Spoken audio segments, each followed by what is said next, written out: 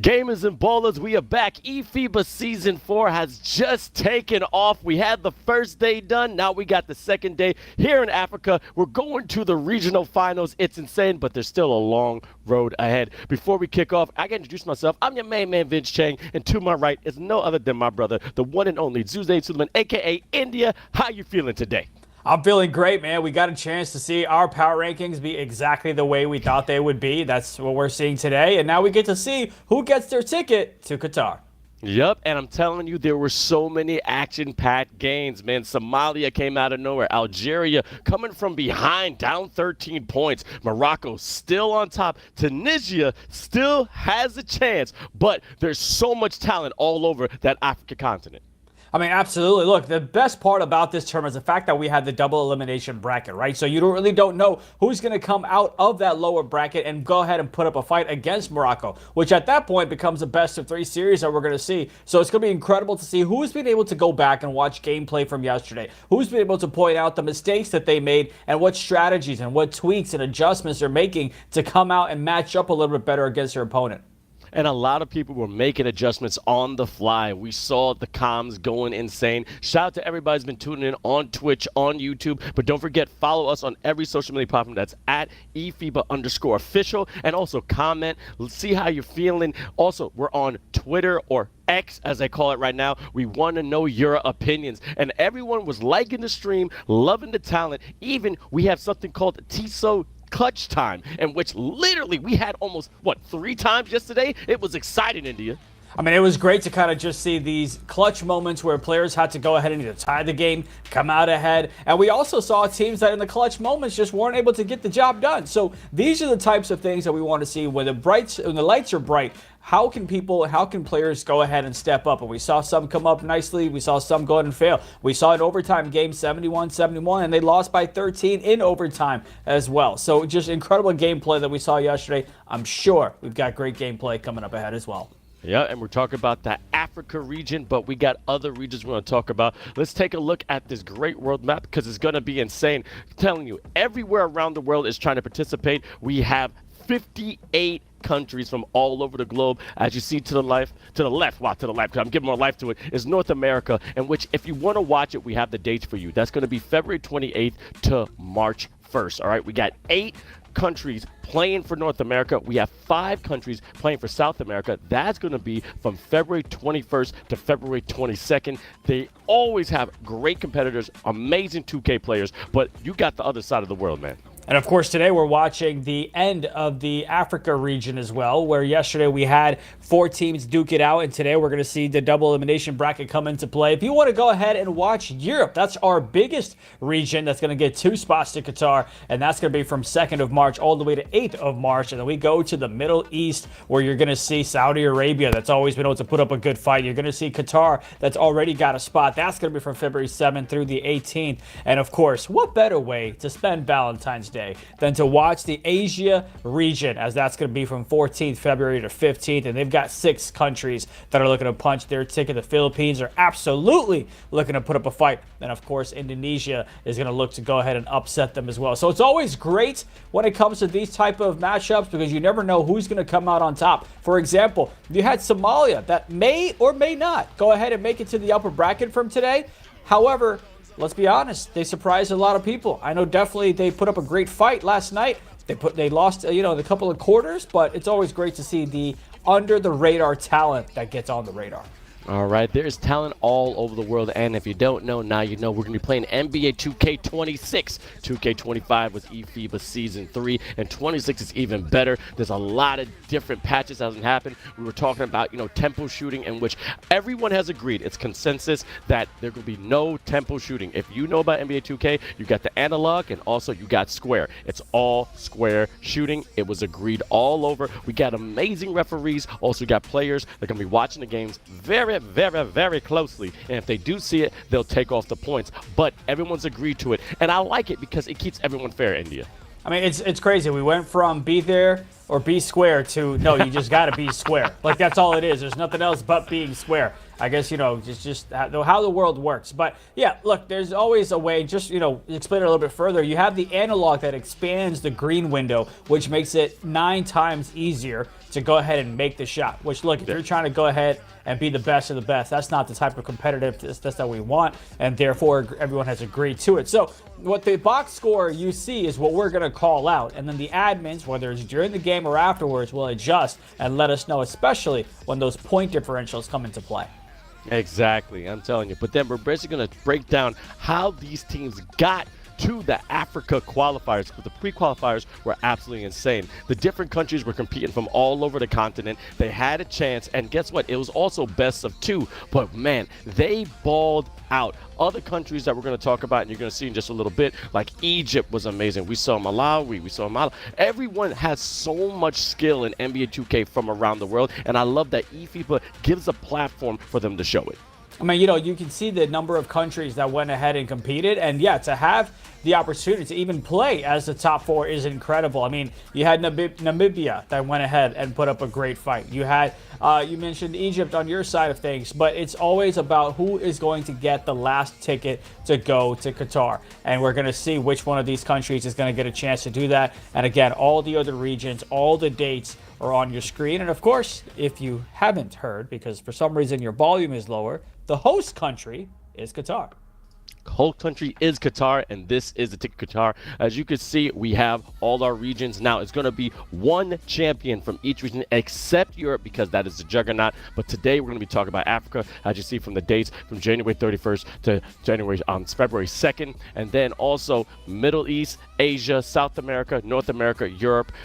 It's amazing. And now, let's break down the region, what we're talking about today, which is the African region. This right here is a continent of ballers. Now, to the left, you'll see some of the countries that did participate. That was Angola, Benin, Cote d'Ivoire, or Ivory Coast, Egypt, Ghana, Malawi. But as you see, Algeria punched their ticket to the qualifiers on the left, but you've got the right. You've got Mali, you've got Namibia that we talked about. We've got Nigeria, which I'm a little surprised didn't make it to the top 4. Togo, and of course the ones that did is Morocco, Somalia, and Tunisia. Now, you've got all these countries that went ahead and put up a fight in their pre-qualifiers to go ahead and get a chance to fight for that one-way ticket to Qatar. You've got Morocco that's at the top. You've got Algeria that put up a great fight, but they fell short. But, again, everyone's in that lower bracket, so everyone's got a chance to go ahead and advance. But one team, one game at a time, is going to go ahead and get eliminated. So that's the beauty of tonight. And everyone gets another chance. When we get the bracket up just a little later, remember, everyone had at least one loss that they can go, except Morocco, which is beautiful, because you can't say, oh, I only played 2 games and done. No, you get to go to the lower bracket, and then you can go right back up. Morocco's been undefeated. They were the champions on the first 2 seasons. Third season, Algeria stole it for them, but I'm not going to say stole it. They earned it. They went to best of 3. It was a back and forth. It was an amazing battle. Now, Algeria has a lot of grit. I could see them going insane because they want to get back. I mean, yeah, there's no way that anything can be stolen. We're not the ones who went ahead and punched the tickets. We're not the ones that went ahead and pushed the buttons for you. You either stepped up or you didn't, right? We've seen a team that didn't go ahead and even attempt a layup in the final seconds that could have tied up the game and pushed it to overtime. We're not the ones pushing the buttons. You are. Exactly. And now we're pushing buttons, but let's also push up the power rankings, because this is how we saw all these teams. And we're going to break it down. Number 1 is Morocco. More points, more titles, monsters on the court. How you feel about them, India? I mean, they're exactly what. Look, these power rankings haven't changed, and that's just because they are who we thought they were. All of these teams came in. You've got Morocco that's gone undefeated. You've got Algeria that dropped 1 game. Somalia and Tunisia are on the bottom as well. They're going to duke it out to see who gets a chance to play Algeria. I think all of these power rankings are, on point, and I need you to do number 2, nice and pretty. Oh, I'm going to do it. Shout out to the legends of Dr. Dre and Snoop Dogg. This is Algeria, so it ain't nothing but Algeria thing. I got to put that thing on there for my man India, and they've been balling out too. Absolutely. I mean, we had a chance for them to go ahead and upset Morocco, and yes, I said upset, even though they are the defending champs of this region. But Morocco has won this multiple times. You saw that during the interview where they said, hey, we wanted to get our lick back, and they don't even think they've gotten a chance to do that. They want to do it in the finals, which means they'd have to have Algeria beat Somalia and Tunisia, whoever they go ahead and play. from that lower bracket. And then you've got Somalia down there, and you've got Tunisia as well.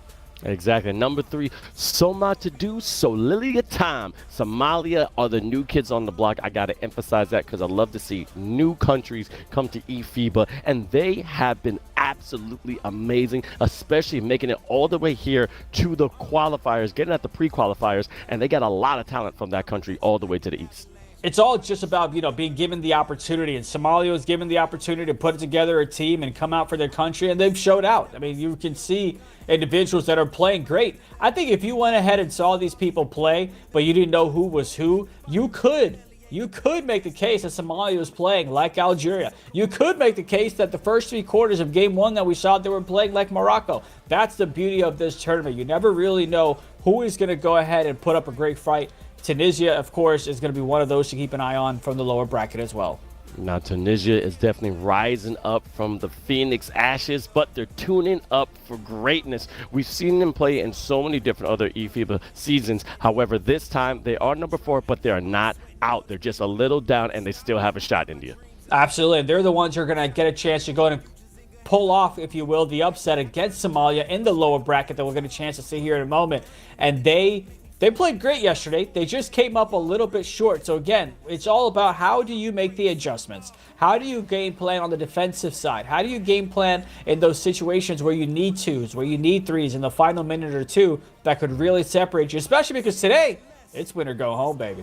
Win or go home, and let's see how it's gonna play out. We got the bracket for you, and I'm telling you, it's a little dicey because, as I said, we had a bunch of TISO clutch time. As you see, in game 1, it was Morocco versus Tunisia. First game was 79-68, then 87-51. Again, it's the sum of both, and that's how you advance. And then game 2, Somalia versus Algeria, 88-75, 59-80. But game 3 was a crazy India.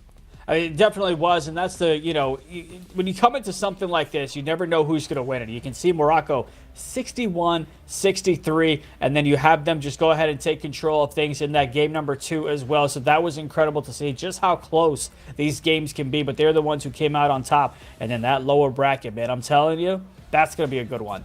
It's going to be a good one. Now, when we went to the pre-qualifiers, we had 2 groups basically coming out of the pre-qualifiers. Somalia and Algeria were the top from Group A. Morocco, Tunisia was the top of Group B. But as you can see, Tunisia and Somalia will be the first time facing against each other, and then they're going to advance to Game 5. Now, whoever wins that will play Algeria, but then after that, whoever wins that goes to Game 6. So again, everyone gets at least 2 chances to go to that grand final.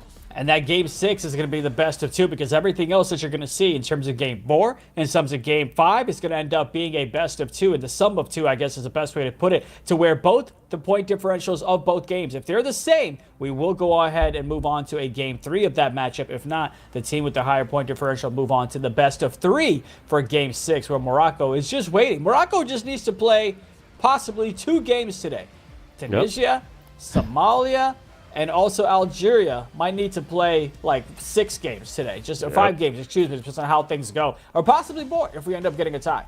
That's that mental fatigue. That's that fortitude. Let's see how they've been getting ready for this. But again, that's why also there's another mental status of having the sum of 2 and the best of 3. Okay, when you're going in to get to that grand final, you got to keep in your mind, like we saw the other game, you got to say, oh, we're down 13 points. All right, let's make sure we diffuse it as soon as possible so then we can advance and play our real game probably in the 3rd or 4th quarter. But at least when you get to that grand final, throw it out your mind, just play your game and see what we got to do. But as we're going to see what they're going to do in the grand final, we got to see who we're going to watch that's on this amazing court, because we got some players here that are amazing, I'm telling you. So we got Hazard that's coming from Algeria, and Hazard's been absolutely a beast. And then I could you not, every time this guy plays, he just keeps getting better, and better, and I need to see more of him. And all these individuals you see on the board here, they all have an impact that they've made on the defensive side, but more importantly, the impact that they've made on the offensive side as well, because they are the individuals that scored the most in day number 1. We talked yesterday about the interior aspects of things where you get the double second chance opportunities, and we saw steals that came into play as well, where you had a 3-to-1 ratio. Right now, these individuals are the offensive juggernauts, but let's not forget the other 4 individuals that might be helping on the defensive side of things as well. Exactly. And then Hunter from Somalia was absolutely a beast. I mean, this is a point guard that likes to take control, and I got to give credit where credit's due because they are the underdogs technically because they're so new to eFIBA. And then on the other side of you have Morocco, who, you have Mastur that absolutely is known in the community. He can absolutely put up a great fight and put up some great points on that side. You've got Beatrice that went ahead and did that for them on the offensive side. Again, scored the most points for his team out in Morocco. And then in Tunisia, we're going to need to see if Ramirez, Emma, is able to go ahead and continue his offensive output because they're going to need him if they want to come out of the sum of two against Somalia. Again, Beatrice being that amazing forward that's going in, but Ramirez being that big body, that is the center. And again, all the positions are being played by an individual player. You got your point guards, you got your shooting guards, you got your small forwards, your power forwards, and your centers. All of them know exactly what to do with their builds. We see that everyone has different takes. They have different kinds of ranges when it comes to their talent. Some of them are just pure locks. All you're going to do is defense, defense, defense. Then all of a sudden, if you're a scorer, if you're a slasher, that's what you're going to do. We saw so many amazing dexes as well because the comms were amazing. Those backdoors were key in a lot of games, and that's when sometimes the defense falls asleep, and all of a sudden, they get a bucket. Oh, absolutely. You can't do that, right? Just yesterday, we talked about the importance of that first quarter to come out on hot, and we saw teams that needed point differentials in their favor where they were down 13. They needed to by 14. They were up by 14 by the time halftime came there, and that's talking about Algeria. So you're going to need to see those quick starts again because the format has not changed. The pressure and the stakes are just that much higher today. Definitely that much higher. And also, you don't got to be perfect, but you got to win. But we saw some perfections a lot when it comes from that small forward position. A lot of players have been going 4 for 4 from the three, and also 3 for 3, but they may not be scoring a lot. I mean, we're talking about hosting it. Jaded Baden. I was like, hey, man, this guy's been quiet, but when he needs to score, he does. Same thing with a whole bunch of other different players that understand their role. But the one thing I've been noticing, it's basically the battle of the point guards. Who's controlling the tempo of the game? Who's throwing that assist? Who's calming everyone down? As we saw that clutch time when Somalia literally was up by 2, but then Algeria snuck in, able to knock it down from Delice. That was almost demoralizing, and then they lost that game. I will say this, and I've got to sneeze here, so if I go on mute, I apologize, but it's a little concerning whenever you have big men go ahead and have the most points on the team. It's supposed to be your guards, and I'm like really hoping that we can put up the graphics so I can sneeze. But if your big guy is the one that's scoring the most points, that's a little concerning because it's got to be the guards that go ahead and help you on that side.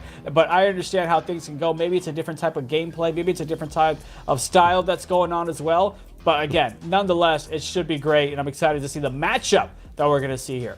We talk about big guys. Shaquille O'Neal scored almost all the points every single time. But again, let's talk about the matchup right here. Somalia to the left. We have these juggernauts from that beautiful country. We got Huncho. We got Habesh. I say guard up. Fasado and Omaz. Omaz has been the big fella on the Somalia team. He's been blowing up, but now it's against Tunisia. They may be down, but they're not out. Oh, no, absolutely not. And on Tunisia, you've got, Chibane, hopefully I'm saying that correctly, who's the Tunisia's offensive anchor and most consistent performer across the multiple games that we've got a chance to see, including yesterday. He combined for like a high volume scoring of 30 to 40 points when it came to the pre-qualifiers, and he's kind of continued that momentum, but he's going to need to go ahead and have a great offensive output and be on the defensive side from the help of his teammates as well if they want to go ahead and make it out of this matchup. All right, you got Cheb, you got Daly, you got Momo, you got Liberi and Ramirez, as we're talking about, scoring the most points as the big man from Tunisia. As you see, the talent power rankings, they were 3rd and 2nd. Pre-qualifier placements, they're 2nd and 3rd. And also, we're going to emphasize on that. Again, that's how we got the matchups, okay, was the rankings coming out of the pre-qualifiers. As you see, Morocco was number 1, Tunisia was 4th, but everybody has been absolutely amazing when it comes to NBA 2K, and now they have a chance. Now, this is the second chance they get to go to the grand finals. As you said, this is do or die. It's win or go home. How do you feel about the pressure?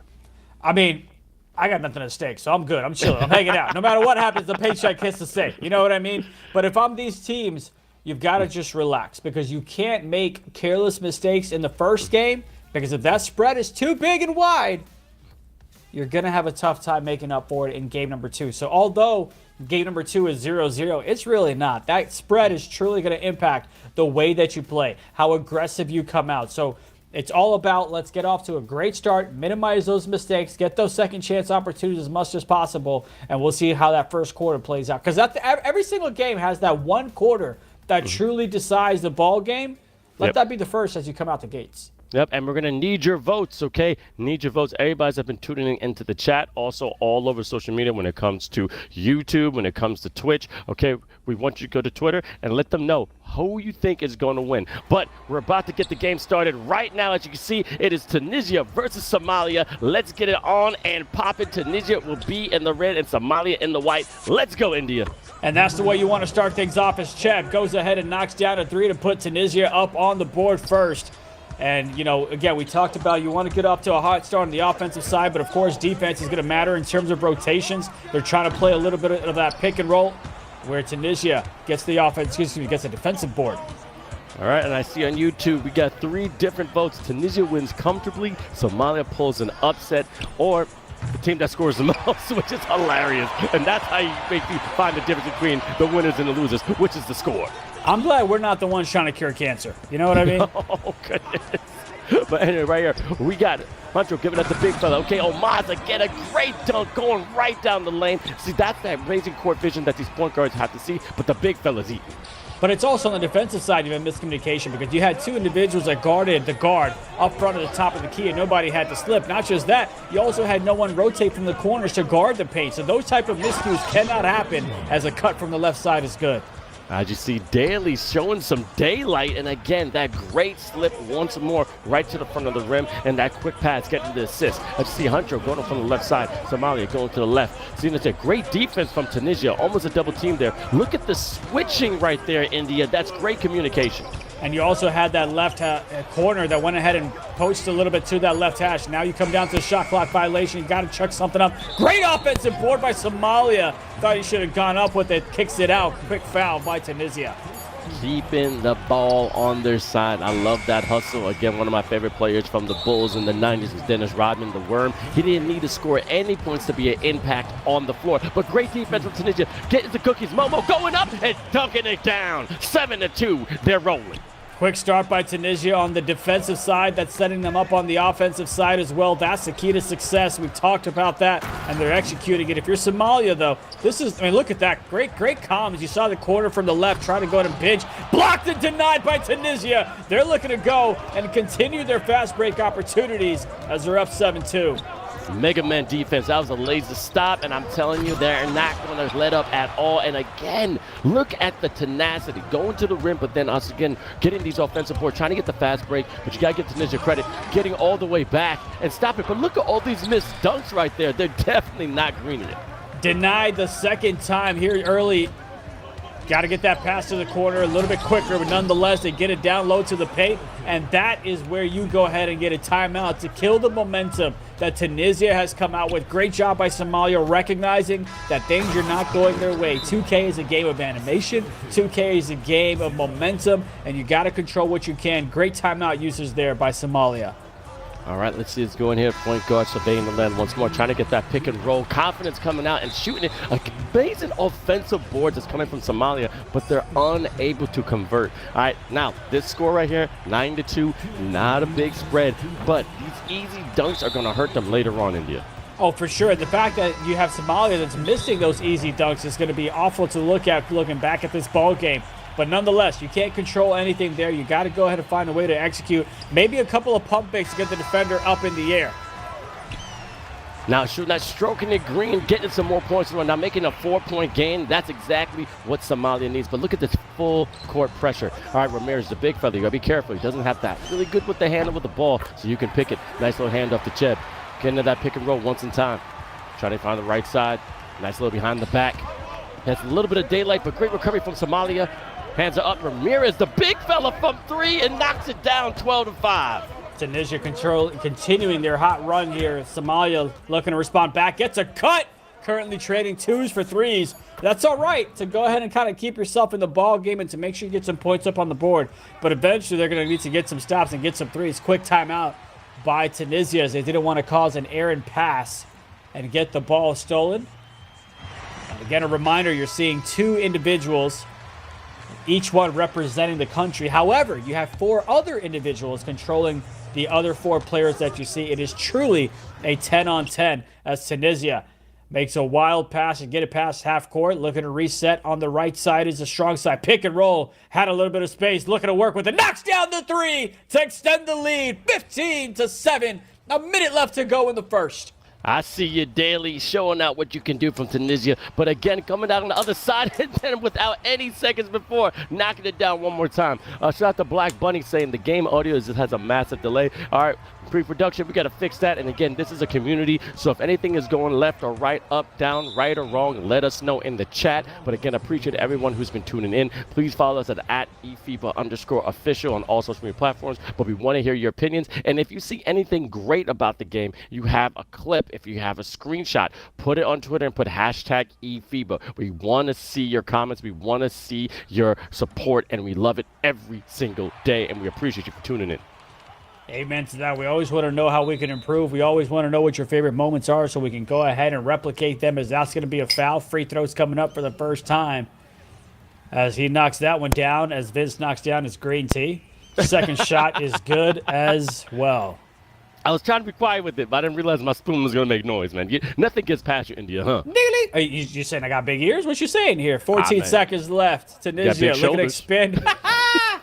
Hey, man. Great rebound by Somalia. They can go ahead and tie things up here to end the first. 5 seconds to work with. Takes the long 2, knocks it down. Tunisia with 4 seconds to respond. Making a 1-point game. You know what's real key to getting good rebounds in NBA 2K? What would that be, sir? Well, then I'm curious why I still can't get rebounds. I don't know if we showed that graphic. I don't think we showed that graphic today, but I'm going to go back to that graphic and be like, hey, man, who needs a Photoshop lesson? What's happening?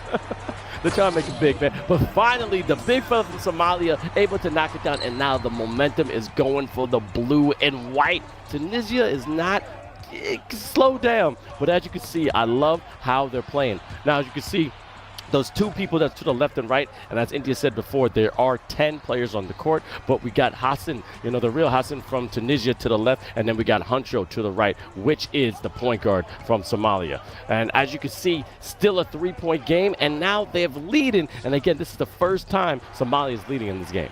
Exactly, and we talked about the importance of timeouts yesterday. We talked about the importance of timeouts that killed momentum today, and it was 9-2 when Somalia called that timeout, and since then, it's been a quick turnaround for them as it's 20-15. So I'm telling you, you got to find a way to keep those timeouts because they truly can help you as this is a game of momentum. Look at the results there.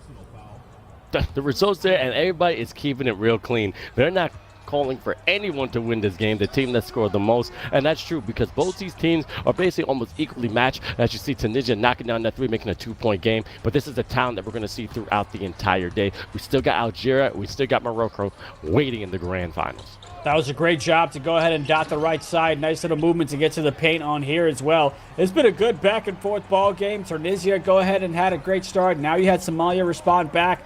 We'll see if Tunisia is able to go ahead and string together a couple of possessions and stops. Left side's open. Hello. Knockdown. 3-point. Good. Momo, go, I like it, baby. And now it's 21-22. And that's great ball movement as well. Finding the open man anywhere in the corner or just waiting. Some of them just sit and just plant themselves without no one's. As you can see, finally, that good cut and a body bag right there with a great dunk from Somalia.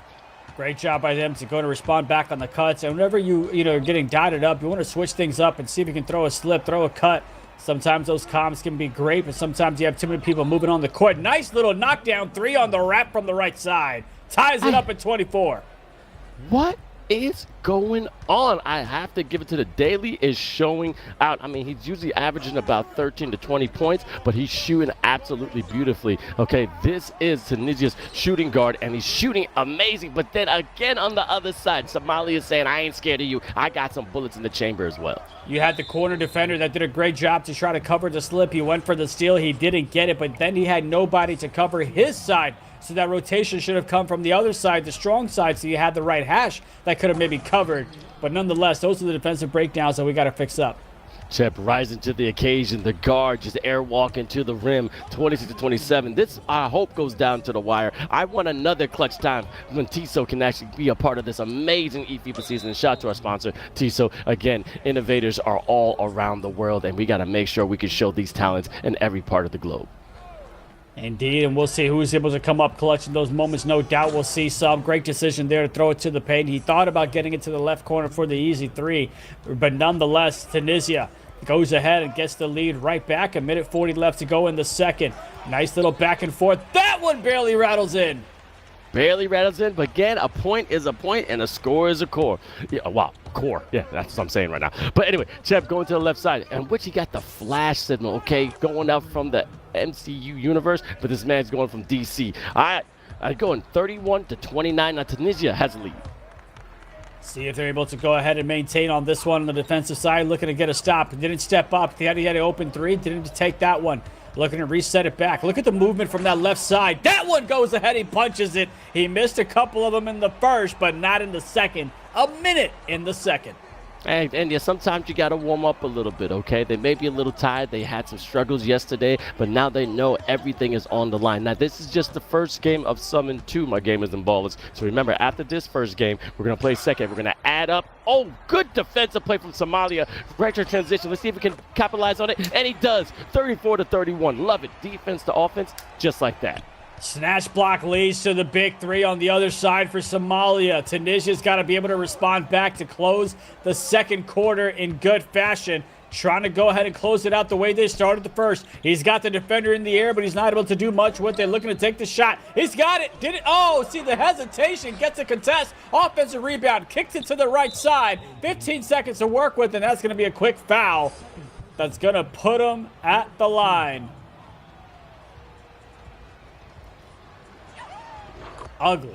Ugly free throw there.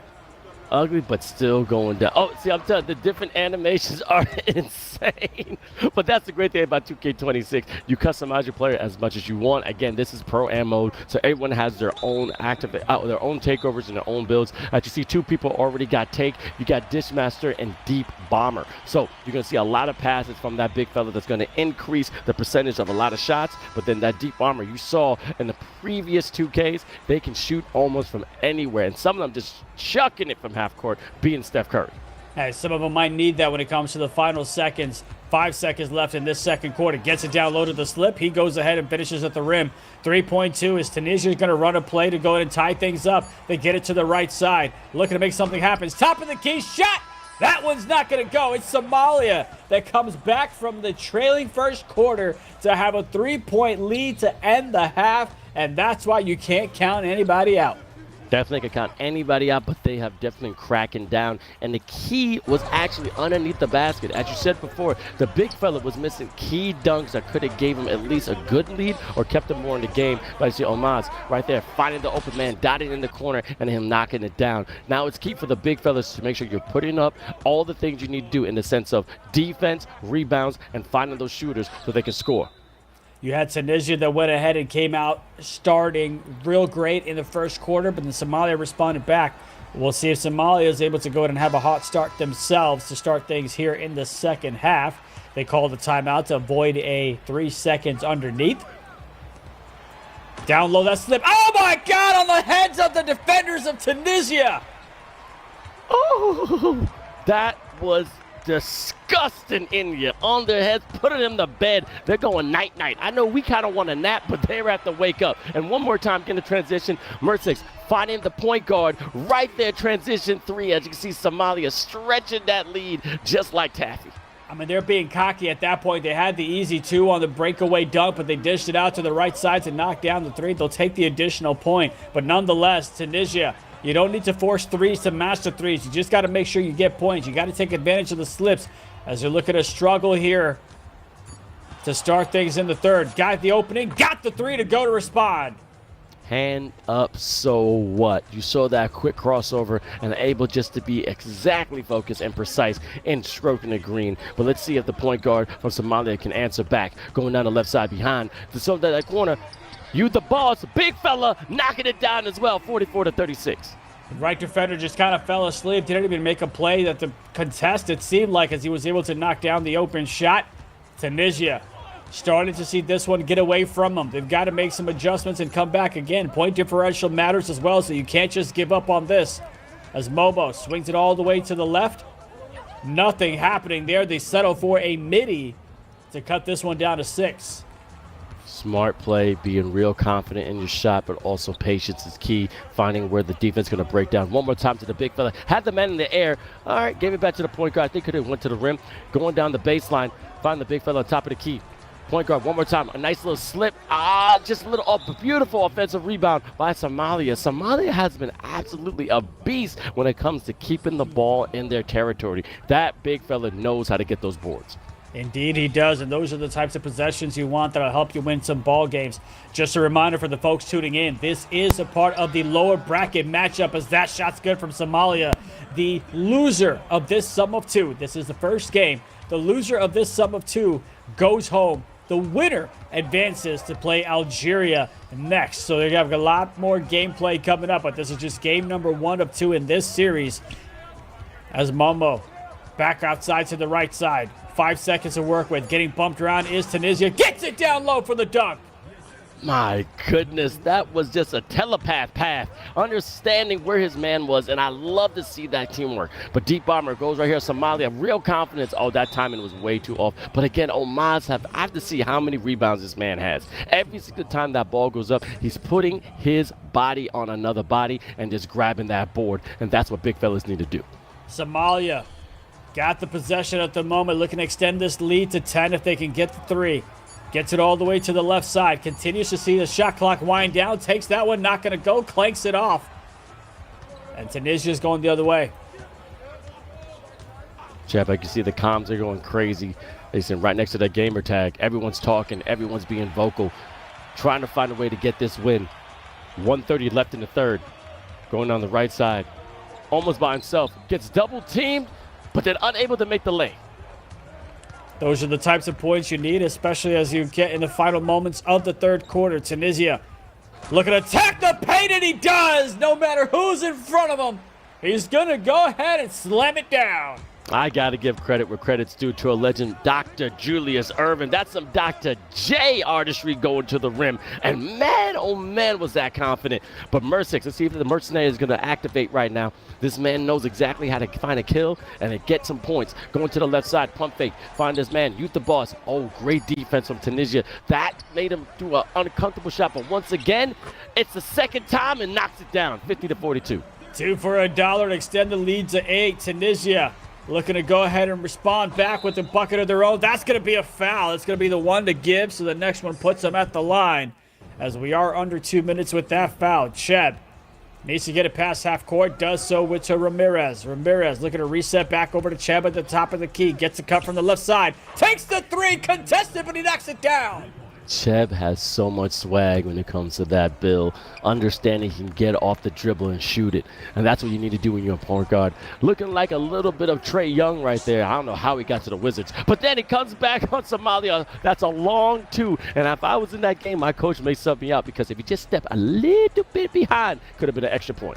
We'll see if that comes into the point differential aspect of things. 5 seconds of work with. Great job by Tunisia to find the open 3. And just like that, it's a 4-point ball game. 3.7 left to go in the third.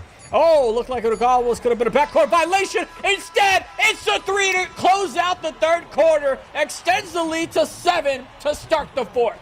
That was clutch, baby, and I love seeing point guards that could do that. And as you see, that point differential is in everyone's mind. We got 5 more minutes left in this fourth, and let's see if they can extend it. But we've seen a lot of teams come from behind and understand that they could still win, even though they're down by 13 or even 14 points. Again, scored on the other side, Somalia still not out, 57-48.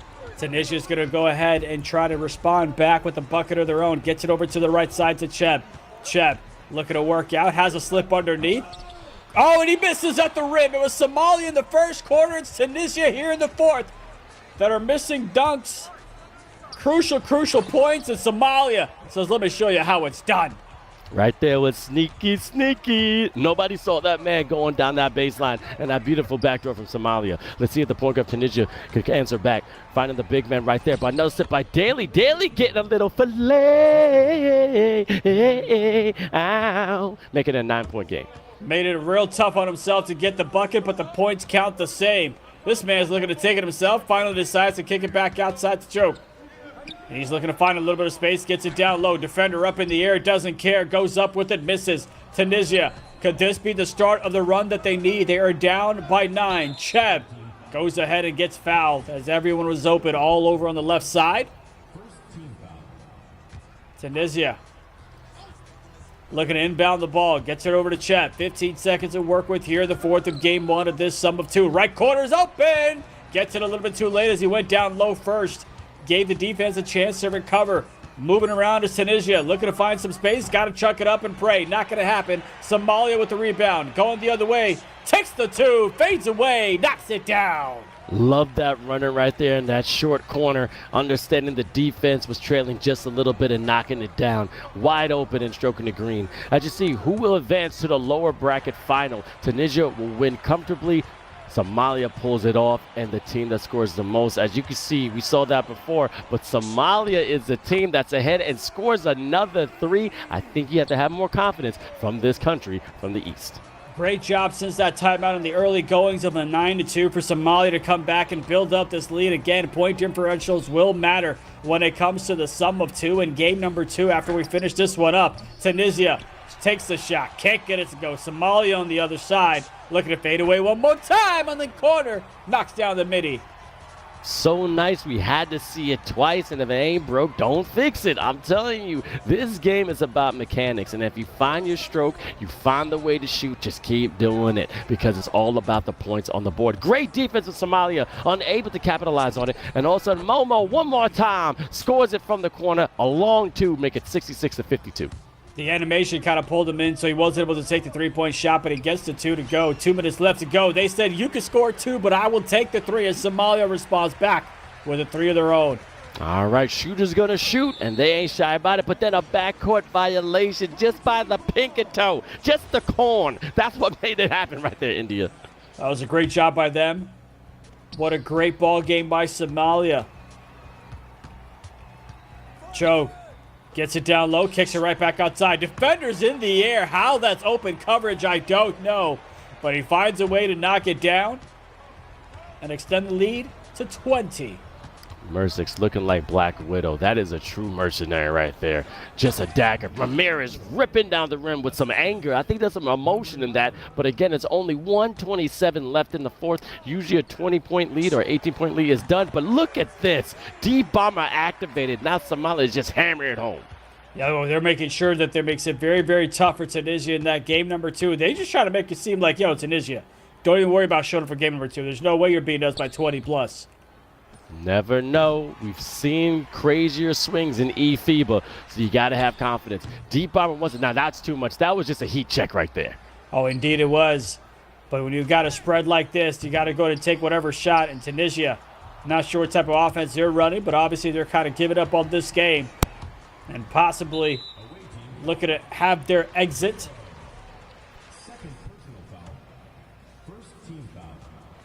Not just yet. Good inbound, trying to get some points on the board. Nope, just being a little bit passive, having somewhat of some good sportsmanship, but nope, still scoring on that great offensive play. 77-54, a nice, comfortable lead, India, for Somalia going to the second game. Yeah, look, typically I don't mind the sportsmanship aspect of things, but when point differential matters, and you mentioned the swings of 2K, I want every single point in my favor that I can go ahead and get. Tunisia trying to go ahead and get some points on their end. Swings it over to the left side. That one's taken away. Great swing from the corner. Swings it to the left. Patience pays. Three knocks it down. 80-54, 8 seconds left in the game. Amazing showing from Somalia, but Tunisia has to go right back in the lab and find out what's going on. As you see, Hassan stretching, going, oh, that wasn't the game we wanted, but it's still another shot. Again, this is the sum of two, and 20 points is a huge deficit, but it's not impossible, India. It's definitely not impossible, but they've got to find a way to play the way that they played in the first 53 seconds, where it was 9-2. Because since then, ever since that timeout was called by Somalia, that momentum changed completely. The game changed. The shots they were making changed, and the defensive schemes that they came up with changed as well. And that truly was the U-turn, the turning point, the pivot point of that matchup. Somalia, great job finishing that game strong. Yep, and the big fella definitely woke up. It's a battle of the bigs, Ramirez versus Amaz. But then we saw Daly doing his thing, but Mercix knocking down the threes anytime he wants. I mean, look at these replays right here. Amaz, fine, I say, yo, guard up. It's saying, so what? I'm going to knock down and hit at the cup. Ramirez going down to the rim and knocking it down as well. But again, the point guard, as we can see him on the camera from Somalia, the one and only Huncho, changed his name to the FIBA Chang. Getting some credit to eFIBA Season 4. Thanks so much. But it's been a back and forth match when it came to the first and second half, I want to say. Going in the third, Somalia saw weakness and just kept pressing. And it was great because you kind of had the defensive tactics that they worked on as well. You kind of had a lot more collapses on Tunisia's end where you had the corner rotating, but the hash wouldn't go in and drop because of the weak side, so there was no hash to drop whatsoever. Those are the type of things that you got to fix in that second game. However, is it still going to be enough to come back and win this one? I truly don't think so. But again, crazy things have happened. We'd love to know in the chat from the folks as well. All right, let's vote. How does this game end? Does Tunisia come back from a really, really deep hole and find a way to get a ladder and crawl out? Or Somalia advances and gets a rematch with Algeria, which I know they've been craving for. And that's the thing. Very few countries get to play against each other, so there's not a lot of research. There's not a lot of stat sheets, okay? But the thing about it is that now this is a team they did play against, so they'll have a shot one more time. And of course, as we see the box score, we'll see the impacts that we've been talking about. You can see already the difference in rebounds, right? Those second chance opportunities, whether they're there for one team or they're lacking for another, they absolutely do go in and come into play. 2-to-1 ratio for rebounds from Somalia to Tunisia. That's key that comes up. Another stat to take a look at is the steals. That's another 2-to-1 plus ratio in favor of Somalia.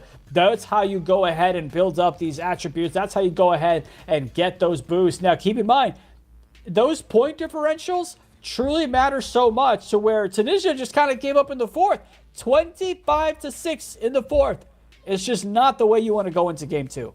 Look at Somalia's shooting guard and also power forward. Mercix and Youth the Bus. Perfect from three. 4 for 4 each. Those are key when it comes to these games. As I'm saying, these players are stepping up. Two players that are in 20 points range when it comes to Somalia. But as you see, we only got 3 players in double figures from Tunisia. The one thing I am seeing is that TO, turnovers. 8 turnovers. That's almost 16 points minimum that you're giving up without controlling the ball. As you see also when it comes to the quarters, it was just the fourth in which Somalia took over. 25-6. That's an onslaught. That right there is carnage, and they're bringing the pain. And let's see what they can do for game 2.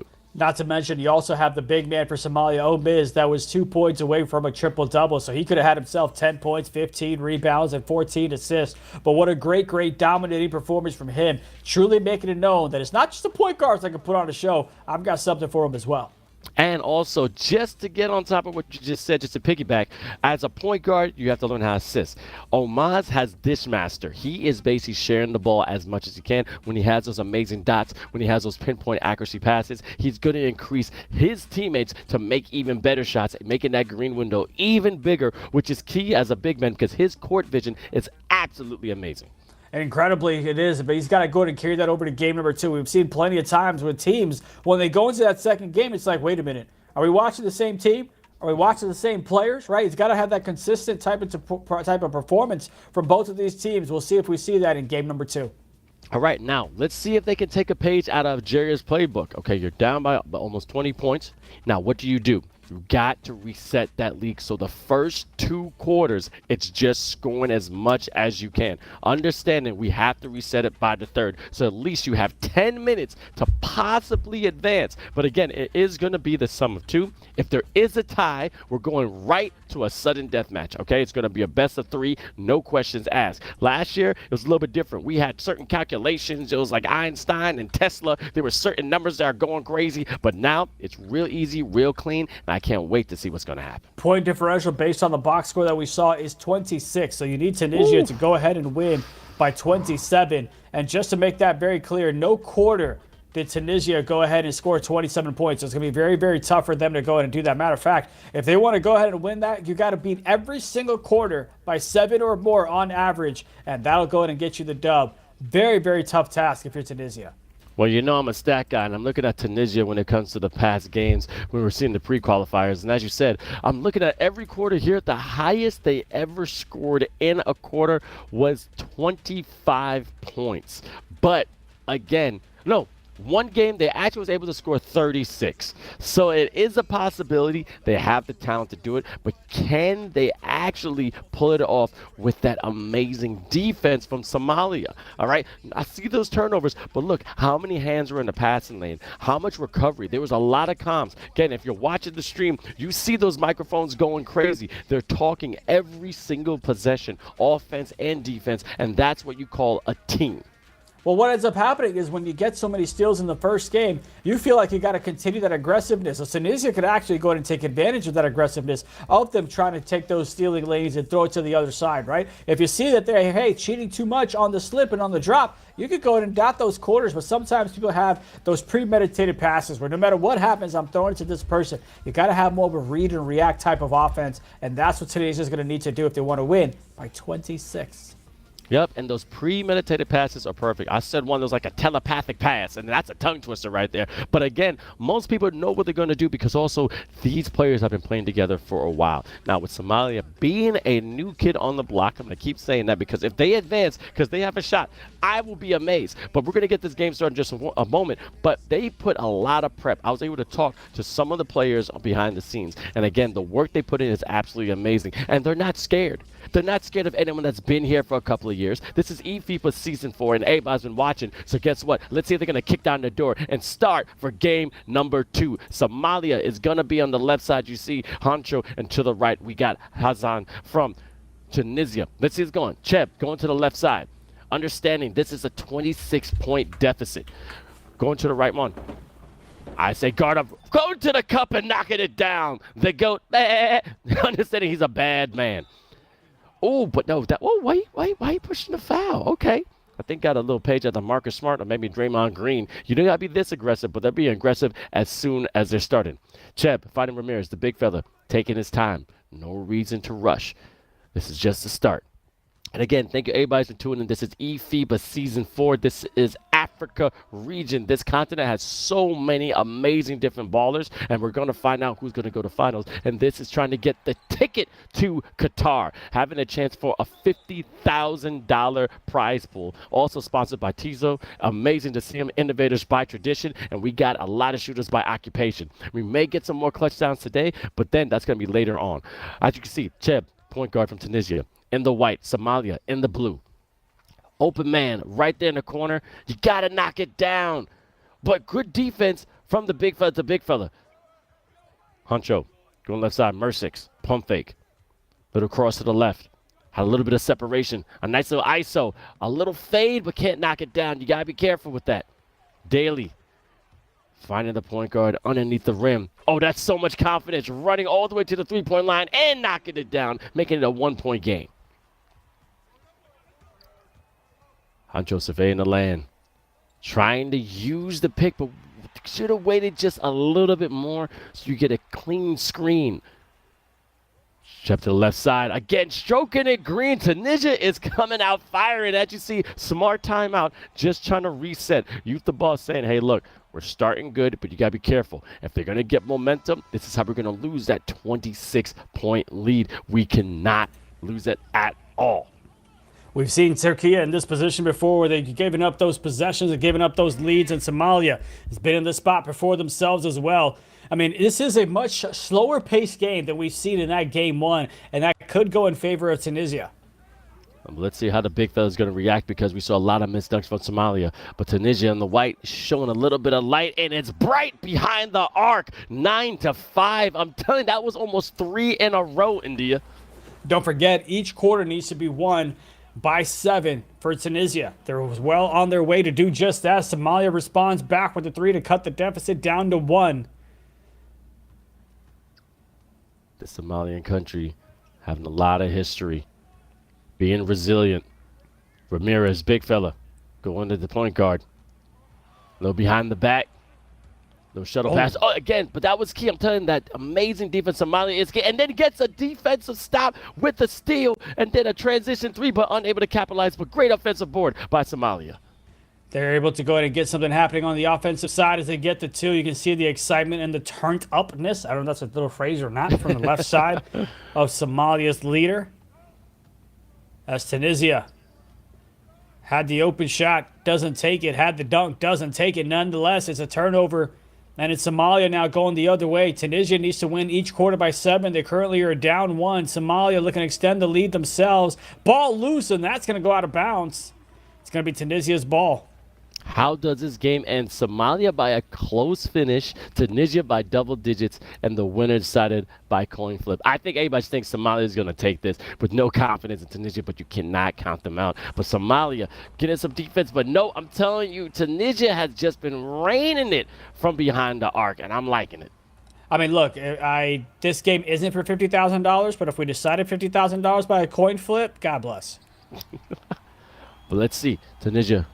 Crazy pass right there. No real control. Momo finding the point guard.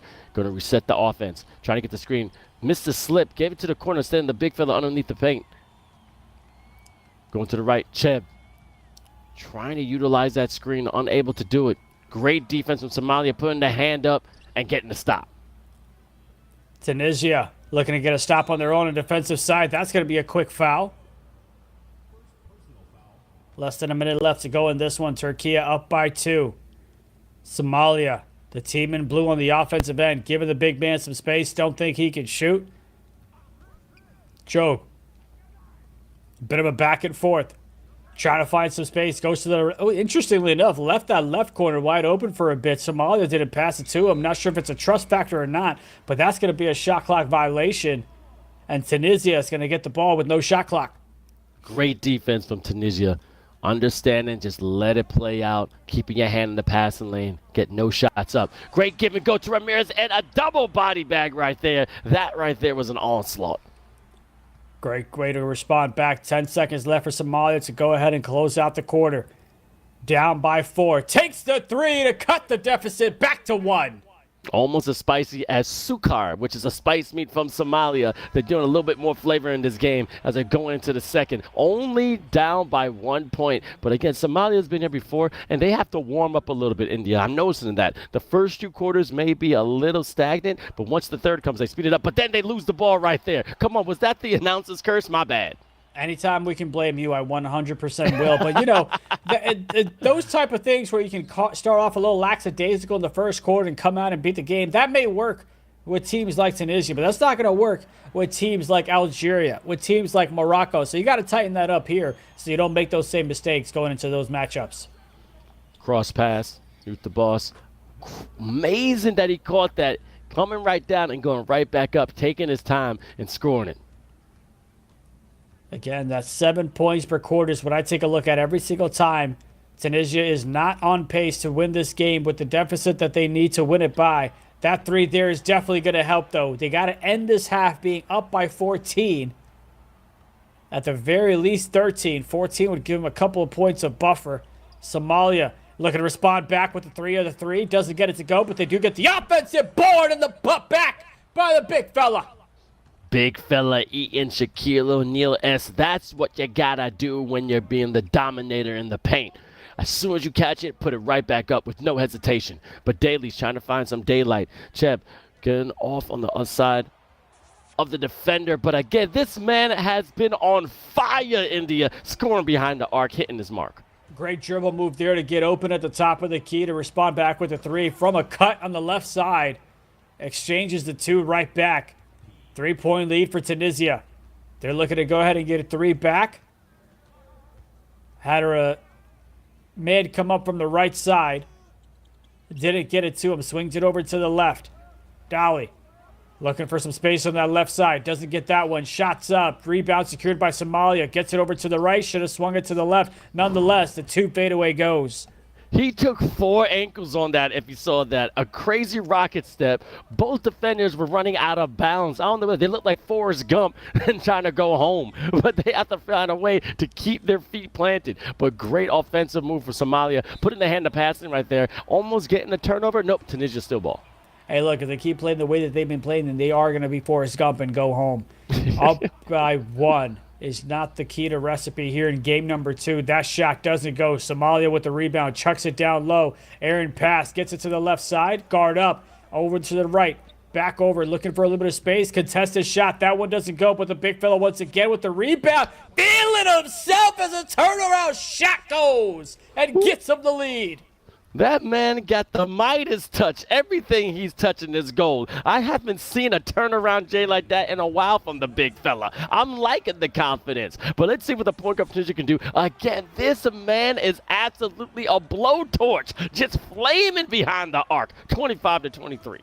Great knockdown shot to get the 3. Has to slip down low for Somalia, and he's going to finish at the rim. And the thing with Somalia is they're just making sure they respond back with the bucket, right? Because, again, they don't just need to win the game. They need to win by 26, does Tunisia. So Somalia's looking real pretty, especially if they play like this on the defensive side, as now they've got themselves a lead. Oh, so pretty. I'm so pretty. I like the pretty. But guess what? I am actually understanding what Somalia is doing. Oh, good dunk right there from Tunisia. They're saying, let's not get too ahead of ourselves. We don't have to pound them with points. As you already said, we got this 26-point lead technically. Let's take our time. I was going to say eat as much clock, but then all of a sudden they rushed that shot right there. But now they're trying to score. They could just relax. They don't need to keep their foot on the pedal just yet because it's only the second with 51 seconds left in the first half. They could just relax, just save their energy because they're going to have a crazy game with a great transition dunk right there with Algeria right next. And I would not be surprised if Somalia just goes ahead and holds on to the ball a little bit longer on every single possession. But honestly, they've got the spread so wide that they might just go ahead and, mess around a little bit. But if I'm them, I'm trying to utilize the clock as much as possible because Tunisia can go ahead and do just that. I have to see Cheb's three-point percentage right now. Every time, at least one after another, or just every 2 plays, he's knocking down one of those shots. But again, a response here for Somalia, unable to get it. Great defensive board from Tunisia. Early release is not the way you want to go at a wide open shot from the right hash. Cheb gets it over to the left side, looking for it right back. Gets it over to Momo. Wide open shot from the top of the key. He's good for it. That's got to be 5 in a row. I mean, this guy's going to set a record for eFIBA. Keep going, baby. Ooh! Oh, my goodness. The big fella fading away from the right side gets that one to drop and responds back for Somalia. Just a great back and forth ball game independently. But, man, Tunisia, it's not looking great for them in terms of the spread.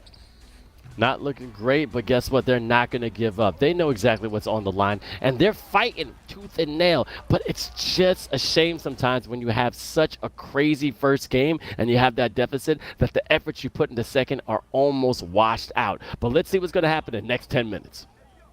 Gets a cut. Way to go to start things off. Somalia looking to win the game outright here. Not playing no games except NBA 2K. Now let's see if Tunisia can use the force. If you don't know about this beautiful country, a lot of the location used for Star Wars was in Tunisia. So let's see if they get some Jedi mind tricks and find a way to come out on top. That would be great for them. They might need, though. It's going to be an illegal screen that's going the other way. Tunisia going to need a big third quarter from them. At this point, if you're Tunisia, you're just looking for threes. And if you're Somalia, you'll give up those twos. You'll try to eat up the clock. Try to make this game go by a little bit quicker. And that's going to be an errant pass. I don't know if anyone actually tipped it. And it looks like it is going to be Somalia's ball. A little bit of a brain delay in that play. It happens sometimes. You just flick the stick a little bit too fast and unable to find your person. But going to the left side. Huncho, pump fake. Mersix going between 2 defenders. But again, look at that friendly roll. I'm loving it. Here's Cheb. Gets it to Ramirez. Ramirez had the open lane to get the dunk, but takes the midi that's going to miss. Uh-oh, got to get that pass in. There you go. Woo! That was deep right there over on the deep end. Just diving in and understanding that that 3-point is absolutely delectable. 39-36, just a 3-point game. Let's see the point up. Tunisia can answer back. He's been absolutely fired behind the arc, shooting like Steph Curry. He's definitely been out that book. Daly trying to find some daylight again. Momo in the corner, pump fake and get the defender up in the air, but unable to score. Somalia now on the left side. Dribbling it out a bit. Big fella wanted to make something happen on his own. As you see the top scores of day number 1, 41 points for Hazard, Chog with 40, Beechard with 32, and Ramirez with 28 points. Great stats right there. But that all came from teamwork. Some are being the point guard, some being the shooting guard, some being the small forward. I'm loving the spread of the different positions that everyone can contribute to their team. Crazy full court pass from Somalia. Great transition foul just to make sure you can stop that play. But 41-36, Somalia still up front. Somalia inbounding this one. Gets it over to the left side. That's an open shot. Knocks it down. Extending the lead here to 8 with 2:38 left to go in the third. Now, India, we've seen a lot of crazy comebacks. It's third quarter, 2 minutes going. I mean, look, it's about pride now. If they can pull this off, it will be one of the best comebacks probably in esports history. But I know Tunisia is not going to give up. They're a resilient country. They got a lot of pride for their esports team. They come back every single year. We're always going to cheer everybody on. We have no favorites. But I have to admit, what do you think is going through their mind right now? I think they just understand that it's over. You know what I mean? Like, I'd love to sit here and tell you they're thinking about ways to come back, but I think it's a matter of, okay, we understand things aren't looking pretty, but let's just go ahead and put up a great effort for our nation. Let's just go ahead and put up a great effort for our country. Now, I'm telling you this right now.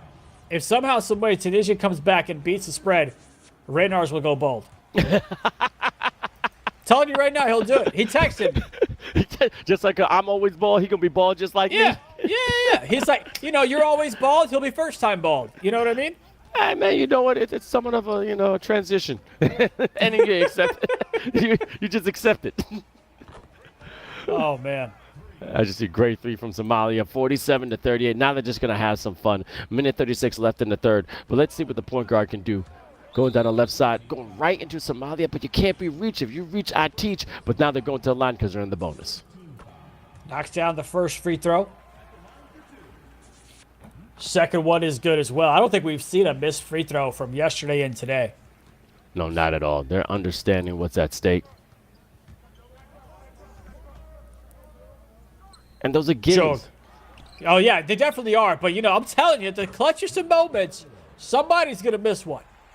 I don't know how often it happens, but it's going to happen this tournament. Or, once again, Reynars will go bald. The hairline will start receding. Just as you see this lead slowly getting back right there. Beautiful three. Tunisia, again, not giving up, making it a 7-point game with 56 seconds left in the third. I feel like if I make one more Reynars joke, I won't get my contract or my paycheck. So let me stop right now. Oh, you didn't get paid before? I made sure that was in my contract. You get paid for this? You got a contract? We're decided. It wasn't really a contract. It was more just a copy and paste of my name on WhatsApp. It was WhatsApp. It was like, hey, bro, you good?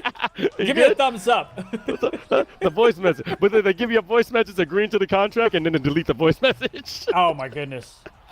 I promise, folks, we're kidding. We're kidding. It's a great production. We love it. Andreas, Reynars, Christos, we love you so much. And also, just like 9 other people, all of Lafayette. Just want to say La Brit to all my Lafayettes and Paldiz. Okay, thank you. But shukran to all my other, countries out there in Africa. And also Merci beaucoup, which I didn't know. French is one of the top speaking languages in Africa, which is fantastic.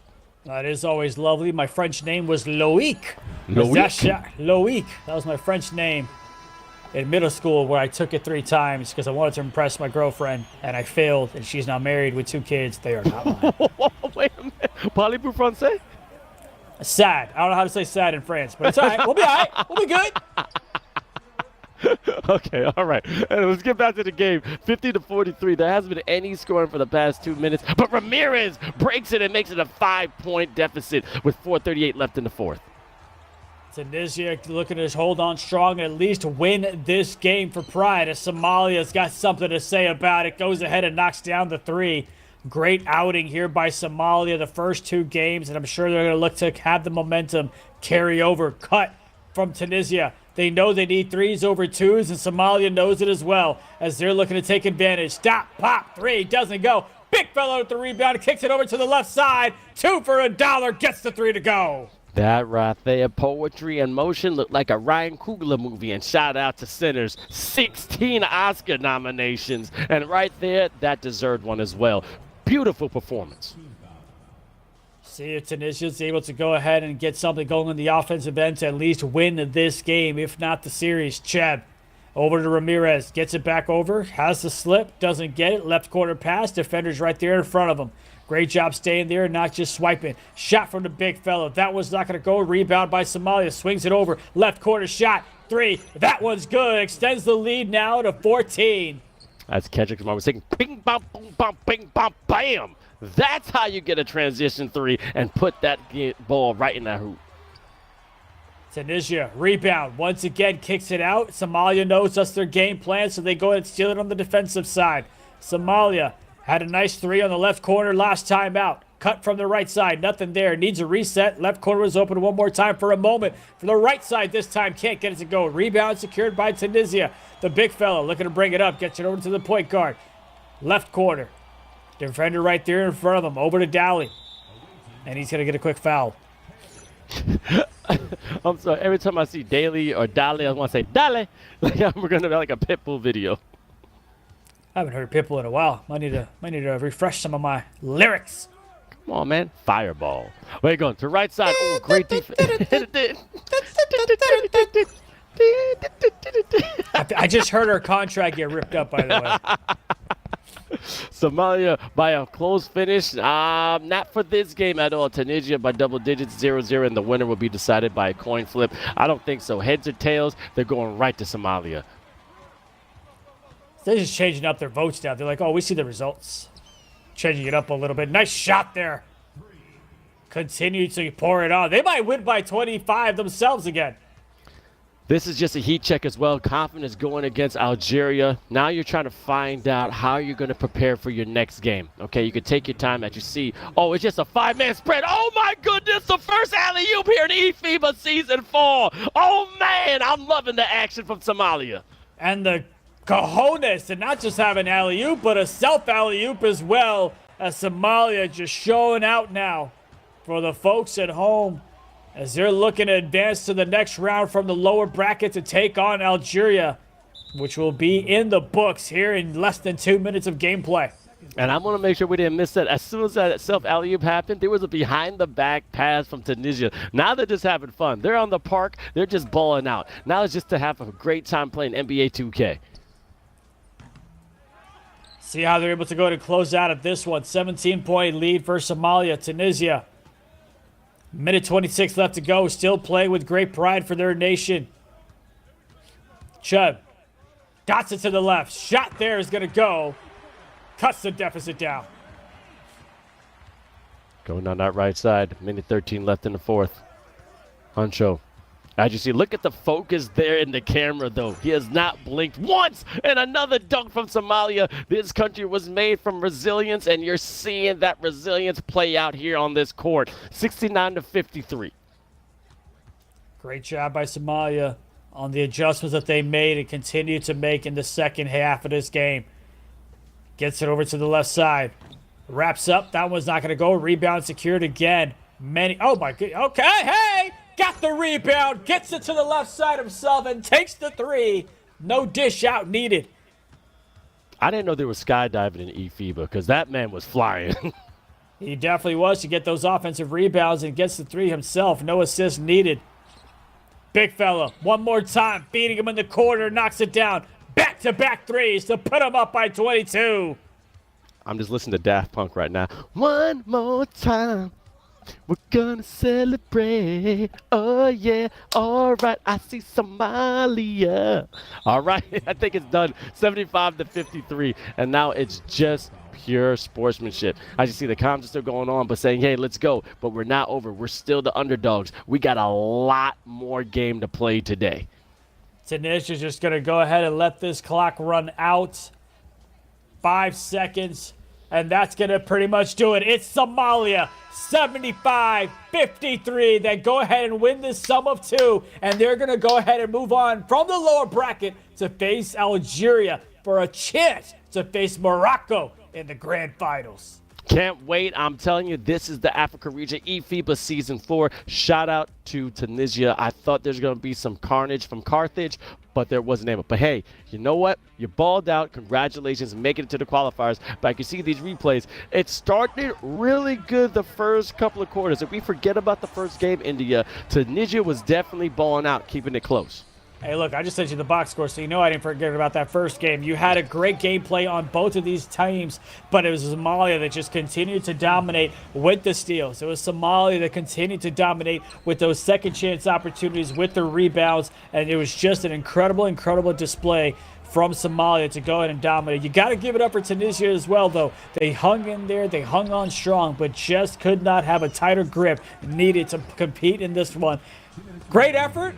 Great congratulations to go to represent the region of Africa, but they just come up short. Up Somalia again, so much to do, so little time, and they understand that time is not on their side, but they rose to the occasion. I just saw that dunk right there. And again, having that self alley-oop, again, just a confidence boost. Sometimes you need plays like that so you can get your other teammates rounding behind you and also transition into the next game.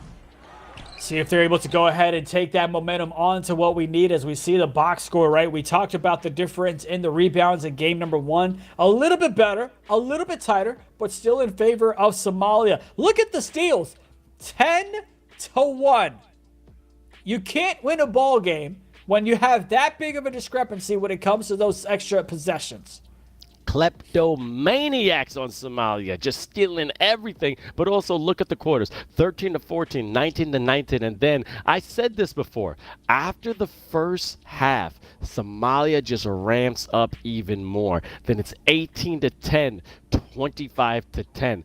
That's great, but then if you notice this with this team, you'll know how to pick them off on later games. And I know Algeria is in the chat and watching every single game to find a way to come out on top.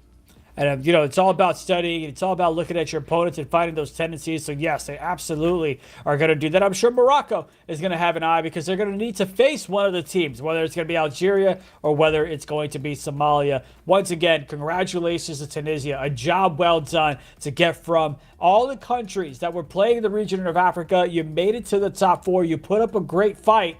Came up a little short, but nothing to go ahead and hang your head on. Congratulations on the success you've seen so far in eFIBA Season 4. Hope to see you in eFIBA Season 5 because we have another one in Qatar, but right now we're talking about Season 4 right here in 2026. Now, shout out to this next game, Somalia versus Algeria. We already got some pre-stats about it. They played together in the pre-qualifiers. It was Somalia that won, but by split decision, 195-178. The first game, 87-101, went to Algeria. Now, great game by Hunter, 35 points, 12 assists, but I have to admit it wasn't a good enough because Algeria was able to come out on top. But on the flip side, they beat 108-77. A complete 180. That's insane, India, and that's how I can never really predict what's going to happen when it comes to eFIBA Season 4. And that's the beauty of it, right? You never really know what type of matchups are going to be great for one team, but not for the other. So it's all about how you're able to make those tweaks, how you're able to go and make those adjustments. Maybe not even just like, you know, the architect type, maybe not even in terms of scheme-wise, but just the little things like, hey, we know the tendency of this player is to go a little bit to the left, so maybe we'll cheat a little bit, maybe we'll pinch a little bit, maybe we'll have them second-guess those type of hesitations that you need to be executively making those type of calls. Those are the things we're going to see what happens here. All right, I'm telling you, this is going to be insane. And like you said, we have to find out what are those little tweaks. And the one person we have to watch is Delice. Delice has been the hero from Algeria. He's the one that put them into overtime with that last-minute shot of Somalia when we were watching them yesterday, which was absolutely insane. And I'm telling you, I am so excited for this rematch because now it's going to be technically the third time these teams are going to be playing against each other, in which now they have a lot of history. They have a lot of research. They're going to go right there to the stat sheets and find out how to beat each other in the most intricate way. And, of course, it's not always easy to beat a team for the third time. So it's going to be a great battle. It's going to be a great one. And, again, it's going to come down to who is able to go ahead and get off to that great fast start in that first quarter. Keep that spread low even if you lose the game. All right, let's check out the bracket so we see what's been going on this amazing regional qualifier here in Africa. As you saw, game 1 and 2 were done. As you said, Somalia and Algeria already saw each other in game 2, 88-75. 59-80, in which Algeria moved on, but now this rematch is coming up in a few moments. And of course, you got to think, what did Somalia go ahead and learn from that matchup, or is it just going to be Algeria that goes ahead and continues to dominate? Nonetheless, we haven't seen a game 3. We may or may not even see a game 3 when it comes to the grand finals, but I'm looking forward to at least the first 2 games between Algeria and Somalia. All right, and I want to shout out Marquino from Morocco. He did say he wants to see Algeria in the finals because he wants to staple his winning here in the region of Africa. But also, if Somalia makes it over there, that's going to be insane. That is the underdog story that we love watching here at eFIBA. And I'm sure they believe that they can go ahead and do it, right? Parts of the game when they played Algeria yesterday, they were close. They kept themselves in the game, and it was just 1 quarter away where they went ahead and kind of had the game slip away from them. So, again, this truly now is where you start off with 0-0. Doesn't matter what happened yesterday. What matters is what you learn from it and what you're going to go ahead and do and execute here today. All right, let's check out the head-to-head. This is the game we're going to see in just a moment, and I'm telling you, these 2 teams are absolutely amazing for it because we already seen that Huncho as the point guard from Somalia is definitely that leader, but then also with Algeria, we got another amazing point guard in Delice, and I can't wait for this rematch. And, of course, on the other side of that offensive juggernaut is going to be you have Adam, who showcased his elite two-way dominance, right? Yesterday we talked about how it's important to play great on the ball and off the ball as well. He records double-doubles like it's nothing. He nearly went ahead and had himself a triple-double, so his rebounding, his interior defense, and the passing from the big position is always crucial for Algeria's success, which makes him one of the most complete player in this tournament. But we're going to need to see that against Somalia once again. Exactly, and the first game, it was 88-75. Somalia took it from yesterday. You had Omar, the big fella, with a double-double, 17 and 15, but then Huncho, 40 and 13, a beautiful double. But Algeria, Delice with 14 and 6. The big fella Adong had 11 points with only 10 rebounds, but you got to change. But game 2, different story. 80-59, more dominance from Algeria. Hazard with 41 points. Super Snus with 11, but 3 for 7 from 3. You got to be careful. But Huncho had only a 27-point game with 8 assists. He has to step up. But again, Omaz is going to be that big fella from Somalia going against Adong, which we already know Adong coming into eFIBA Season 4 was a dominant force from Season 3. So it's going to be, I think, another battle of the bigs. I mean, it's going to be incredible to see what that matchup looks like at the battle of the bigs. We've seen the point differential. We've seen the rebound differential between the 2 matches that we saw earlier on as well. So that gap needs to be closed down. The steal gap needs to be closed down as well. You cannot go ahead and give a team like Algeria the type of opportunities that Tunisia gave you if you're Somalia. So that's going to be something to kind of keep an eye on as well. And it's all going to be also about how many times are you going to be able to kind of slow things down. Those timeout uses that Somalia had in that game 1 where there's 9-2 and Tunisia was on top, ever since that timeout was called, they went ahead and adjusted, killed the momentum, and went on a great run themselves. All right, we're about to get the game started, as you can see, and this is the game we're going to love. And I have to admit, I do not feel any envy for Somalia. They had no rest. They're going right to another game or 2, and let's see if they're ready for this competition here, eFIBA Season 4, the qualifiers for Africa. Yeah, I'm not sure how their lungs are going to be able to handle back-to-back-to-back games, but I'm sure they'll figure it out. And let's go. Who advances to the grand final, Algeria or Somalia, or the team that remembers to buy boost? What? I don't know. Did my joke hit you real late? What happened? No, I'm looking at the poll going from YouTube saying who's going to go to the grand finals. Is it going to be Algeria, Somalia, or the team that remembered to buy boost? Wow. Yep. Hey, look, listen, boosts matter, man. Boosts matter, yep. But Algeria has been rested. They've been waiting. So let's see if this is going to transition the next game. And they already came out firing with a 6-0 lead. Look at how comfortable Algeria's fella's looking on the camera. He's just sitting back. He's not even worried. He doesn't even have his game face on right now. They're chilling. They're taking this as an easy one for them. But do not sleep on Somalia. They definitely got some fighters on the squad. You the boss off the mark, man, just shooting up but unable to get his footing, and a transition short quarter, but just hits the front of the rim. Quick 6-0 lead for Algeria. Somalia's been in this situation before, but they can't go ahead and let it get too crazy on their end. Super's Nuss. Back over to Hazard. Make sure you let us know in the chat who you believe is going to advance to the grand finals, as that one is going to stay here with Algeria, and they're going to go ahead and call a quick timeout. Just starting off nice and easy, only 6-0. As you see, Huncho from Somalia, cheering his teammates up. I think that's Super Snus to the right from Algeria. And again, those one windows that you're seeing those players does not mean they're the only people playing. There are also 8 other men that are balling out here in eFIBA Season 4 for the respectable teams. Algeria looking to continue their defensive play here, where Somalia's missed at least 4 shots, I believe. Haven't been able to complete anything. Finally get a cut and get something through the basket to get themselves on the board. Took 2 minutes in the first quarter to get their first points. A little bit of an oxymoron, but that cut stopped the bleeding, so at least you see something on the scoreboard. But a dunk going right to the rim. Didn't have to dunk it. A little bit of finesse with the dragon on top, making it an 8-point lead. 9-2. Great start by Algeria. Looking to continue that on the defensive side. Somalia. Great job on the rotation to make sure the slip wasn't there for Somalia, as they're going to go ahead and get the dunk anyhow.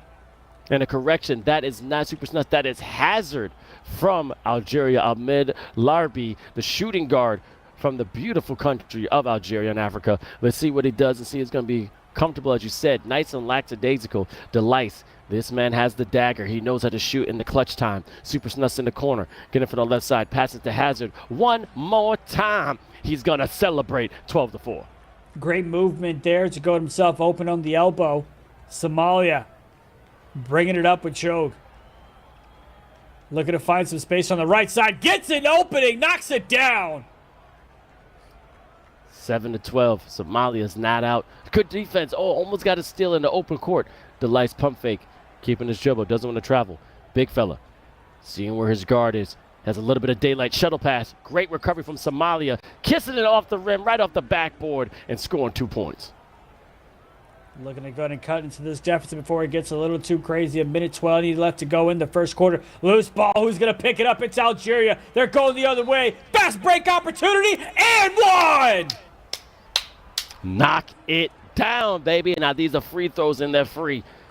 Showing more life from Algeria, making it a 10-point game. They're showing their experience and reason why they are the defending champs of eFIBA Season 3 from the Africa region. Somalia gets it down low for the big fella to go and hammer it home.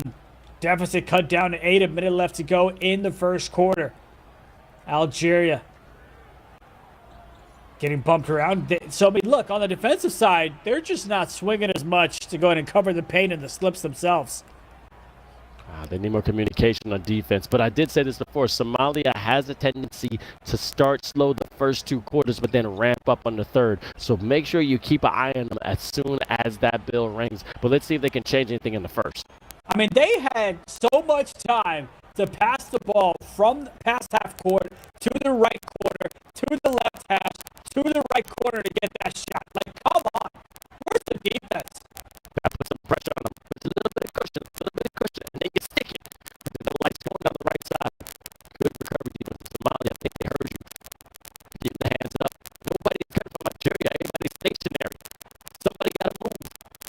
A dog driven to the ball. The lights. Jump pass. 3 seconds left in the shot clock. 4 left in the first. Shoot it up. Unable to knock it down. Let's see if they can get something up. Enough to pass to get there in time. Good defense from Somalia. Great way to start things off for Algeria. 22-12. 10-point deficit. Algeria. Nice little cut. Gets it to 12. Start things off. Again, tuning in, we got XO Chucky. This is eFIBA Season 4. These countries are playing NBA 2K McKoy, 26, with a chance of a $50,000 prize pool, in which they're again trying to get a ticket to Qatar, in which we're going to have the live World Finals. We had so many amazing countries participate in Africa. We had the final four right here in the qualifiers from the pre-qualifiers, in which we had Tunisia, Morocco, Algeria, and also Somalia, as you see right here. And they have a chance to now play who's technically the champion of eFIBA Season 1 and 2, Morocco, waiting the grand finals, in which defending champions Algeria are trying to defend their title against Somalia, so they have another rematch against Morocco. It's going to be great to kind of see those rematches and kind of get their revenge. You know, Morocco wants to go ahead and beat them to reclaim the title of Africa. We saw a couple of possessions ago that was negated because of an illegal screen, a bump a little bit too much. I think it was on the Somalian end. I'm sure they're looking to get some points back without getting it reverted. Indeed, they do cut the deficit down to 10. But they're keeping it at this 10-point mark for the past 3 minutes. They have to find a way to get a stop. And right here, they got it. And now they have to convert. Let's see if Somalia could take advantage of it. A little confidence in transition 3, unable to knock it down. That was a nice little fadeaway shot, but unfortunately couldn't get it to go, which leads to an easy basket on the other side. That's the thing sometimes that can be dangerous. It's the bad offense that can lead to some great defense on the other side and just get those easy points. Gotcha. Buongiorno. I see Vizio is in the chat. Vincenzo's right here. I ain't going nowhere. We're talking, we're rolling, and I'm with the master on the mic, Mr. India, and we're having a great time this morning. Indeed, we are, especially with games like this one where you're getting a little bit of a back and forth, but it's Algeria that's got the lead. Thought he was going to go ahead and take it to the rim himself. Decides to dish it out to the left side. Hazard on the top of the key, looking for a little bit of space. Calls for a cut. Gets the cut. Gets the jam. The Targaryen passes us up, and Flames going to the rim, ripping it down, defending his castle. I'm loving to see it, the teamwork from Algeria. 30-18, but then a response immediately. Somalia is not letting up. I love it. The rotations also are not there on the defensive side for Algeria. So many cuts we're seeing. Eventually, they're going to need to go ahead and get to the three-point line to go to knock those down. Gets it to the right side. Looking for a little bit of space. Has it. Takes it. Not going to. Oh, my goodness! Forget what I said. Contested shot. Gets it to drop for the three. This man has veins of steel. Well, that's why I like. He's cold-blooded. That's a great shot. And also shout out to Vizio. I can't wait to comment on you as well. Grazie, grazie, grazie. We're going to have a great time.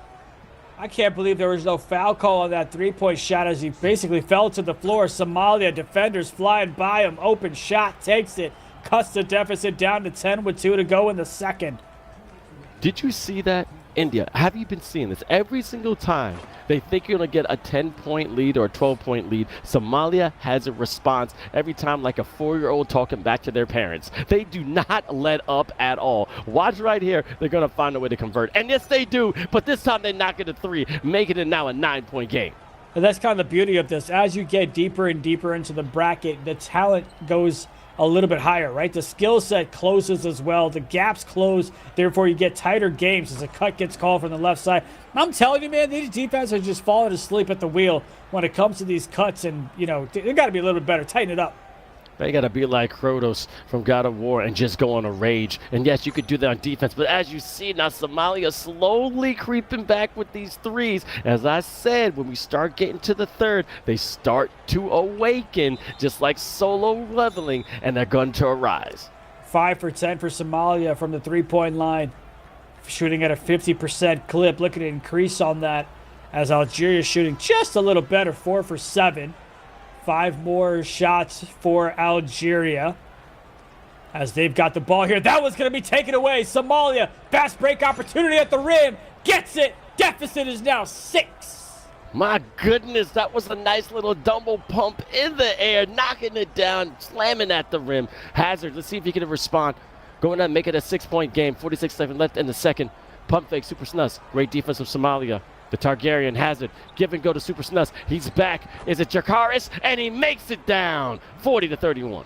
That's why you can't stop paying attention on the court. You had the right hash, passed it down low for the cut, then went himself on the right corner, got the 3. Somalia responds back with the 3 their own to make it a 6-point ball game. 4 seconds separating the shot clock and the game clock.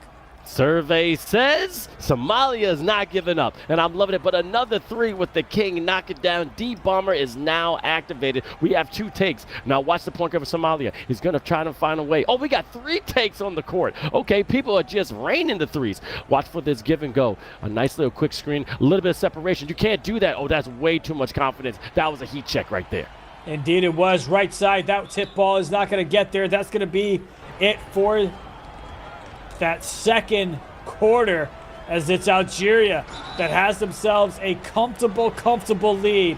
And you got to love the way that they've come out swinging, well rested. Somalia had a little bit of momentum, had a little bit of gameplay under their belt, but it's going to be Algeria that has a nice little lead, a nice little cushion going into the second half of this game 1 of Sum of 2. Now with Algeria, from the desert endurance to full court pressure, every time they grind, it's going to be do or die for each possession. And that's how they're feeling right now. They still have the lead, but Somalia is just chipping away 1 point at a time. Unable to knock down that 3, and a great defensive board from Somalia. Let's see if they can convert. Bit of a deep shot there. That one doesn't go. 9-point deficit for Somalia. No point differential to keep in mind other than that, as this is game 1. Top of the key gets a cut. Beautiful job there, as you had the top of the key that was open, but the defender at the right hash went to cover him, and therefore the offensive player from the right hash had a nice easy cut, and that stole it away. Somalia looking to make a defensive stand to string together some points on the offensive end. Back and forth they go. Knocks down the 3. You the boss indeed, knocking it down with confidence from the big fella. 39-43. As you see, slowly but surely, that lead is starting to dwindle. But again, Algeria showing the experience, showing the maturity of NBA 2K, knocking it down when exactly the right time came to the point. That's going to be a foul from the 3-point shot. That typically we don't see that, but he's going to go ahead and knock down the first one. A chance to now go ahead and cut the deficit down to 5. Can't foul him beyond the arc like that, but he does there. Did the camera angle just switch for that? Yeah, I don't know. Interesting. It went from right to left. It did, right? Okay. It went from right to left. He was like, am I bugging? Am I bugging? Yeah. Look at you, India. You paying attention. I like it. Just a little bit. Just a little bit. Look The at sun is up. It is. It is. It's a little cloudy here, a little overcast. And let the people know, where are you watching from, man? I'm out here in Atlanta, Georgia, United States, 8:11 a.m. 8:11 a.m. on the East Coast. We're in New York City, baby. Jay-Z, everybody, you already know. We're going to rock it over here. Here's the East Coast. We're the Beast Coast, and then the Beast goes right behind the arc. Somalia knocking it down, making it a 3-point game. What did I say, India? It's the third quarter is when I hear a rise, and Somalia is taking over. Indeed they are. Nice little opportunity for them to go ahead and take the lead here in the third as well. It's those second half adjustments that you've been talking about that Somalia continues to have. Defensive stops are leading to easy offensive points just like that. Cuts the deficit down to 1. Baby, look at that dunk. I am impressed. Delaisto is the hero from Algeria, 51-47, stepping up when it mattered the most. But you cannot let up. As you see, Huncho got take. Almost went for the shot. Great recovery by Super Snus. Giving up to the big man, Omaz. Trying to get dismatched again. Trying to make sure he get that assist straight to the rim. Takes his time and ripping it down. Back and forth of a ball game we have. Algeria got to go ahead and make sure they get a bucket to respond back with. A dog, top of the key, back over to the left. That cut, not going to go. Somalia with the chance to tie things up or take the lead if they want it. Oh, and he misses at the rim. Rebound secured by Algeria. Going the other way. Pops a 3. That one doesn't go. Offensive rebound secured. Oh, my goodness. Somalia had a chance to tie things up, but he misses a dunk at the rim.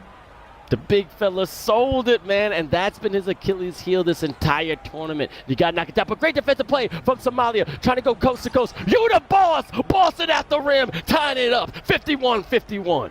Doesn't miss this time at the rim, and it's tied up, and it's Algeria looking to go ahead and string together a couple of possessions, but it's Somalia that string together a couple of steals. Going the other way, takes the 3 for the lead, and the momentum has shifted, and a timeout has been called. 20-8, Somalia with a dominating third quarter to regain the lead.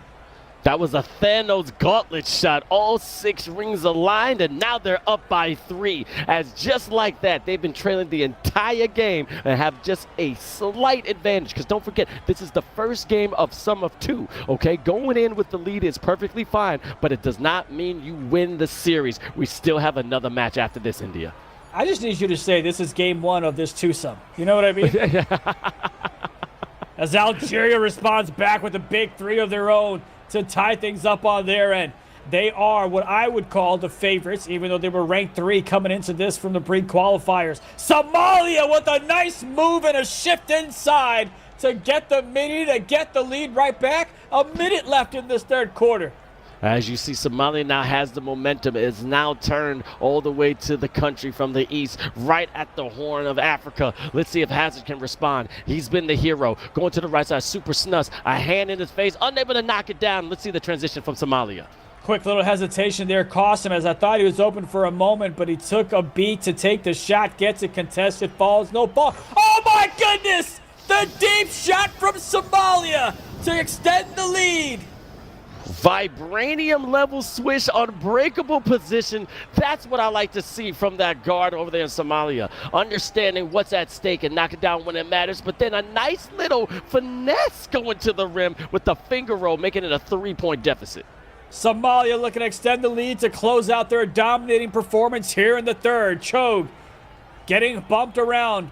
Wants to take the shot from deep, looking for a little bit of space. Oh my goodness, that one doesn't go. What a dominating third quarter by Somalia, as they've got a 3-point lead and ball headed into the fourth. Right now, my hands are sweaty. This may get another moment. Oh, a nice dunk from Somalia, 61-56, making it a 5-point game. I'm looking forward to another Tiso clutch time. If you're Algeria, oh, he had the left corner open. Instead, he passes it to the right. That's going to go ahead and be a foul call. Algeria is going to go ahead and take the ball out of bounds here.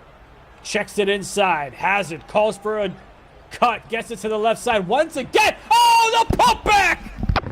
What a great rebound and a dunk at the rim to cut the deficit down to 3. Hello, CVS Pharmacy? Yeah, I'm going to need my inhaler because I can't breathe. That was amazing right there. That took my breath away, India. That was just incredible. It came out of nowhere. I was paying attention to what cherry pick was happening, but that putback was incredible.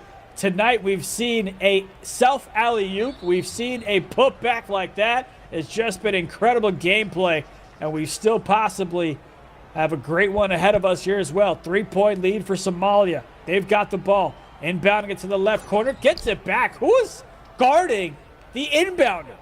Who raised you? Because that was disrespectful, boss. You don't take a man's head off like that. You at least got to tease a little bit, but great transition still here. You the buzz, doing everything on the court, being an absolutely Swiss Army knife, understanding what's at stake. Again, as you said, this is the first of the twosome, and there's another game happening after. But as we saw, another time we saw them play, the spread wasn't that big. So now we're going to get down to the wire. We don't know. We may have another overtime in our hands, India. It would be incredible to see. That shot doesn't go. Rebound secured. Man, those rebounds and especially the steals, I'm telling you, that stat board, the box score that we're going to see later on, those steals is going to be incredible to see the discrepancy between these two teams, as Somalia has just been great on the defensive side. Algeria is just taking bad shots now. It's almost as if they feel like if you take worse shots, you'll get more points. Somalia is the one that's getting the open look, and now Somalia goes from being down 10 to being up 10 in this game 1.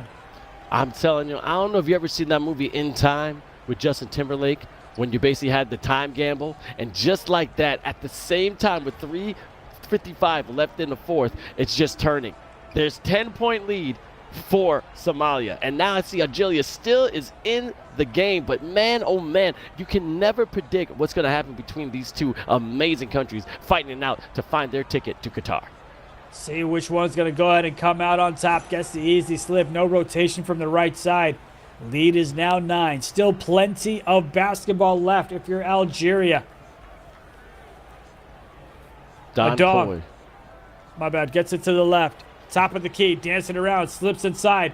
Gets faked out to make the pass. Algeria looking to make something happen. 5 seconds of work. Got it to the right side. Almost stolen away. It is this time. Somalia, the other side. Deep three. Doesn't go. Rebound secured, and the putback is good. Just the tip. That's all he wanted. Just the tip. And guess what? It worked out perfectly. Also, shout out to Don Poy. Let's go Somalia. If you're watching here for eFIBA Season 4, if you're in the chat when it comes to YouTube, Twitch, all our social media, make sure you're following us. But also, let me see some flags in the chat. We got 1:48 left in the first game of 2. Let's see who's going to come out on top because it is not over just yet. See if Algeria is able to go and respond back. 1:30 left to go. String together a couple of buckets. Get that one to go. Gets a rebound back. Got to take the three. Takes it. Can't get it to go. Another rebound. Swings it over to the right side. Almost went and put it back up. Somalia said, hang on 1 second. Pure chaos on the court. Yep, they're trying to slow it down. But man, oh man, India, it was just hot potato, hot potato, hot potato.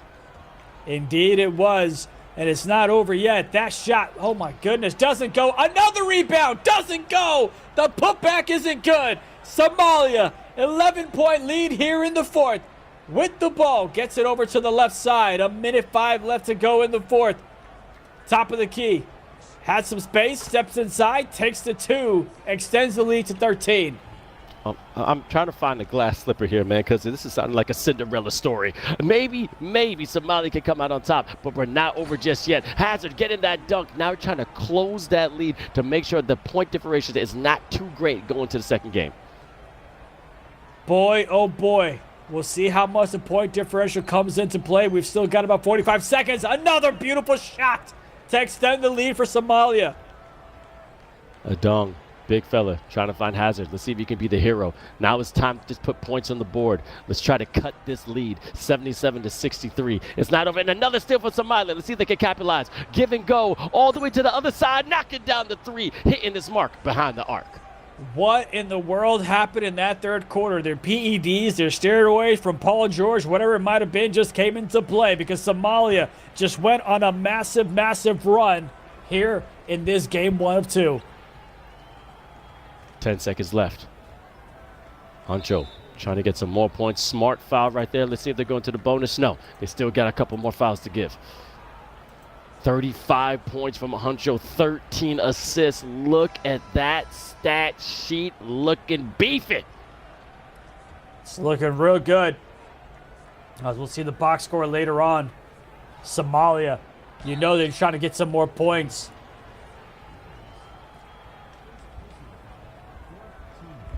I say guard up. Knocks down the first one. And gets the second one to go as well. Algeria. Oh, boy. I was going to say, imagine if that was like an offensive charge. I don't think you can get free throws on the offensive side, but Hazard goes in and gets those same 2 points back. And look, you see, you've got Somalia calling a timeout saying, hey, we're going to try to get as many points as possible.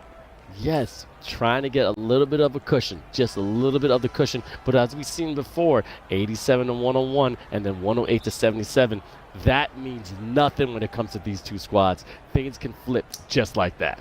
Oh, indeed, and they actually definitely did in that third quarter, man. It was incredible to see the adjustments that they made on the defensive side that led to so many steals, and I'm sure we're going to see the discrepancy between these two as some... All right, bro, what are we doing? Just going timeout, just resetting. You can see how upset Somalia is. Like, look at the comms. Look at him being angry. It's like Nick Saban being up by 3 touchdowns in the fourth quarter of the national championship and still yelling at his team. And it doesn't get that final. Trying to get that final shot, but man, what a match between Somalia and Algeria. That is resilience. I'm going to keep saying that word as much as I can for this country because they were down, they were not out, and now they have the win. I mean, it's just incredible to see how much of a fight they've been able to put up in that matchup. As we watch through the replays, you'll see all of the defensive stops. You'll see all of the big threes that Somalia was able to hit in the right moments to get the momentum that they needed. You know, in the first quarter, you're like, hey, we're seeing Algeria dominate. Well, yes, because in the first half, it was Algeria. But then in the third quarter, that's what Somalia was able to go in and get themselves going, knock down those big threes from left to right to top of the key. The offensive rebounds to get them the points. The steals on the defensive side. Great, complete game from Somalia to take a big lead in that game one. I mean, I'd love seeing it, and again, the confidence key, and I'm going to keep saying it, it's that third quarter that Somalia turns up. They bring the flames, they heat it up as much as they can, and then they show amazing confidence, amazing skill when it comes to NBA 2K26. Getting this dub is a great win for them, but again, it's not over. They still got another match against Algeria, and then they have Morocco waiting for them in the grand finals possibly. And of course, something else to keep in mind is also the fact that as we see the box scores, right? Look at that. It's 9-1, right? This is what we've been saying. It's the 9-1 steals. It's those extra possessions that truly worked in favor of Somalia, and that was just the incredible gameplay that we saw. Just amazing output by them.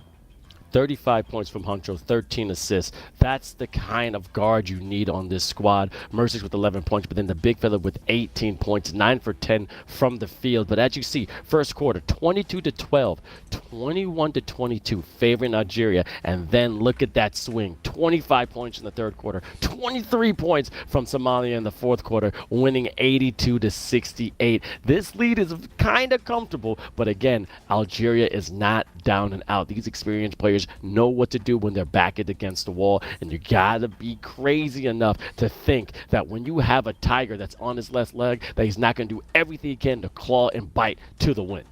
I mean, Algeria is now facing elimination. They are now the defending champs that might end up going home without even making it to the grand finals. Is Somalia going to be able to pull off the upset, if you will? I'm sure to them it's not an upset. I'm sure to many people from their country it's not an upset. I'm sure to someone else that's on this broadcast it's not an upset. But I'm going to go ahead and call it an upset if they're able to pull this off. We just saw Somalia, however, win by 26 against Tunisia. So there's no saying that you might not see Algeria go ahead and put that type of performance against Somalia. Anything can happen, but a great job by Somalia to keep their cool, to keep their calm after getting blown out in that first quarter by 22-12 and then coming back.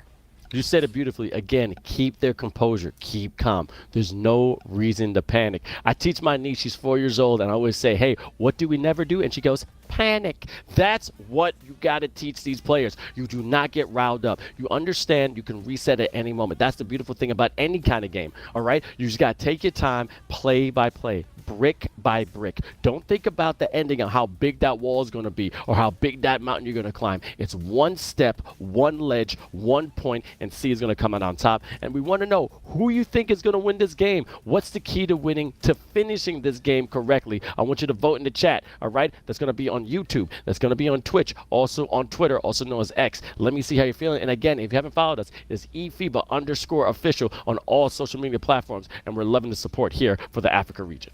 Something I think Algeria should have done is called the timeout a little bit early to go ahead and slow down the momentum. The same way that Somalia did when it was 9-2 against Tunisia. I felt like they should have done that in the third quarter to slow things down, but they just didn't. They just truly missed out on that one. And I think that's something you might see come into play as we go into the second game. I cannot stop laughing because every time we bring up our names, I see always bald and I see all R's, and we're just all scoring right now. It's just incredible. I mean, look, again, I don't think we saw the talent picture, but whoever did that Photoshop job, come on, what are we doing? What are we doing? What are we doing? Got me looking like an orangutan. You know what I mean?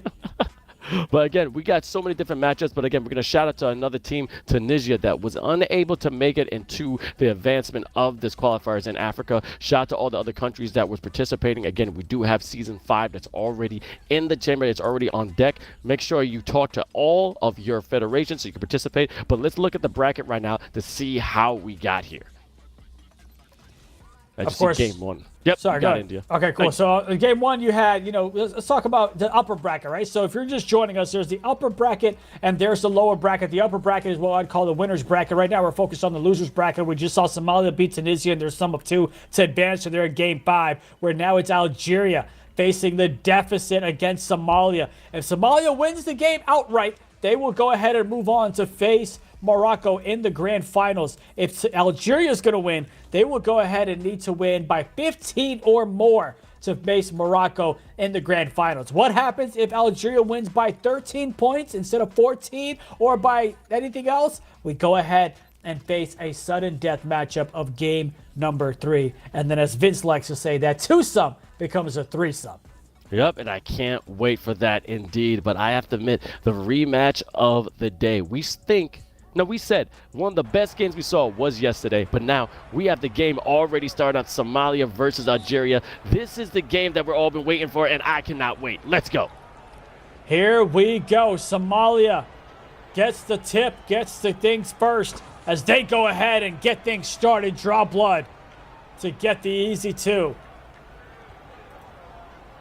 We got Nihat 2K saying, come on, Algeria. Now, if you're in the chat, let me see the flags. Which team are you rooting for? Again, it's a crazy deficit from Algeria to go into Somalia. Let's see if they can flip it over.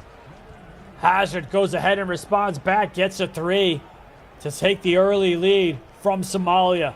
We got to keep track of how many lead changes this game might have, because I've got a feeling it might be a bit much, as that 2 doesn't go at the rim. Algeria with the rebound. Algeria in the teams with the dark green. Somalia in the white.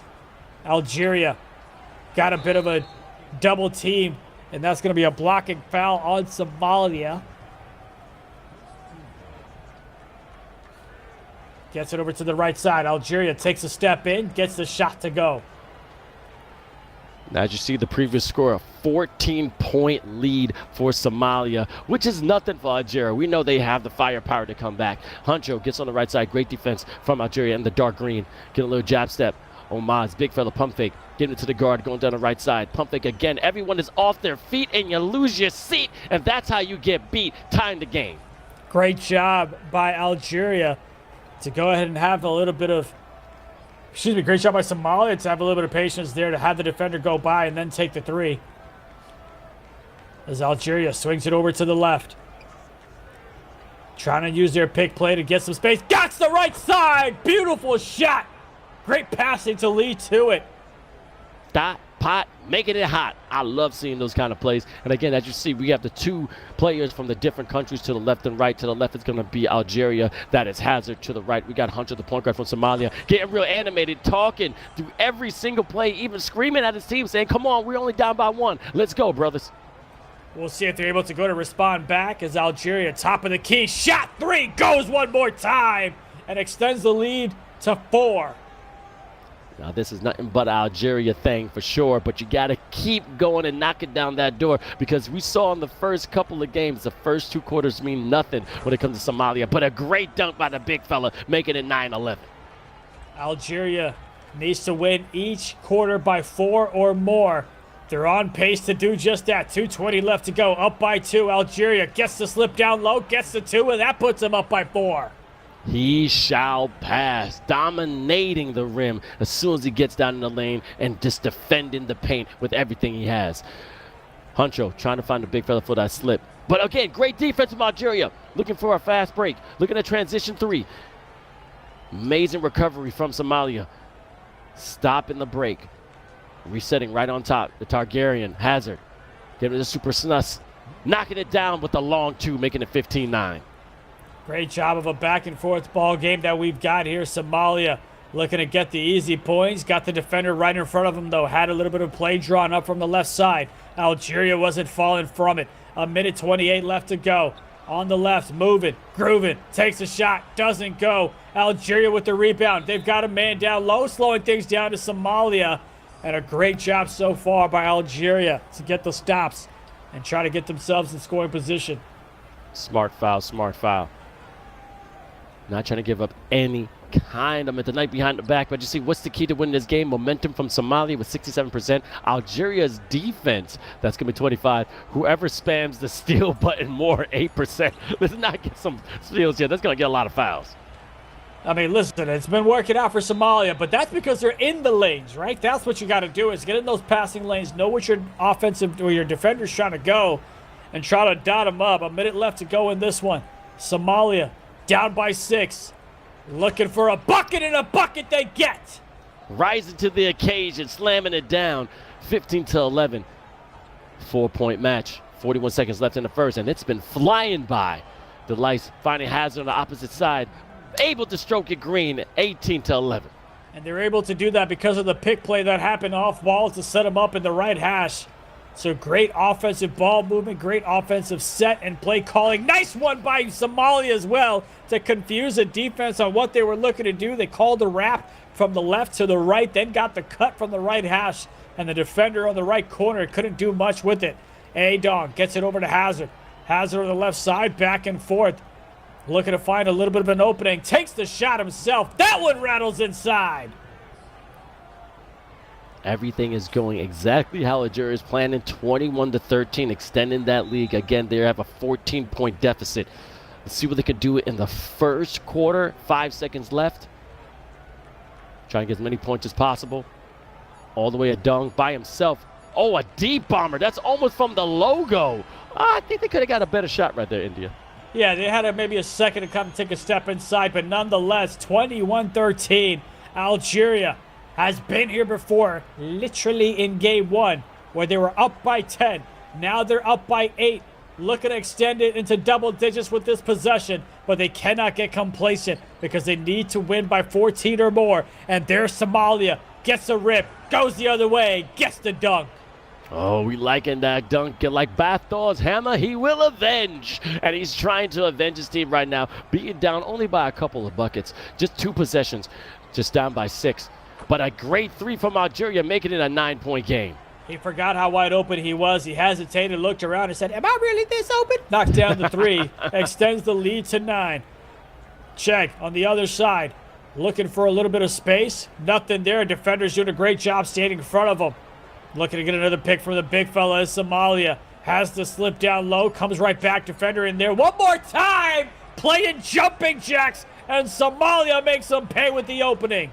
AK-47, that's just some sniper accuracy, but that dunk had more power than Mike Tyson. They're still powering up. 26-18, this is going to be a grudge match. And a quick foul there. Tried to get the steal with the body check, doesn't get what he wanted. Gets called for a foul instead. Somalia. That one gets denied. A snatch block by Algeria. Fast break opportunity leads to a dunk and a 10-point lead with 3:30 left to go in the second.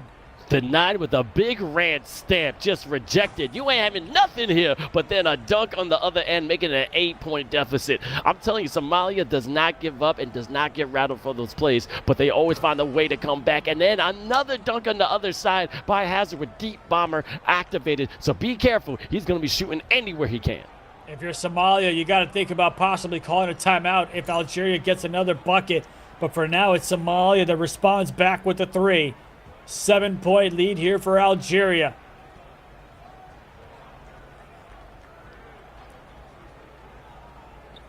Takes a shot from the left side. That one doesn't go. Rebound secured. That's going to be a quick foul. Let's see how the inbound's going to come through. Again, only a 7-point lead for Algeria. Again, not enough, but they're halfway there, India, okay? Now, technically, they're only down by 7, and they still have a shot. That's that third quarter, right? Somalia's like, hey, why are we even playing the first and second? To be honest, let's just play the third quarter, and then we'll let that one be there. Oh, my God, he's breaking them ankles. Dots the left side. Defender in the air. Takes the long 2. That one doesn't go. Rebound by Somalia. Slicing the defense like a samurai, but you gotta make sure you finish the kill. You gotta convert when you have some beautiful play like that on the court, looking like Kyrie Irving. But Oman's big fella pump fake. The mercenary, Mersex, going to the left side. Nice little crossover to the left, taking his time, surveying the land. Huncho giving it to the corner. I say guard up, I say so what, but then Algeria goes for the full court pass. Can they convert? Nope, taking his time. Let's see if they can find the open man.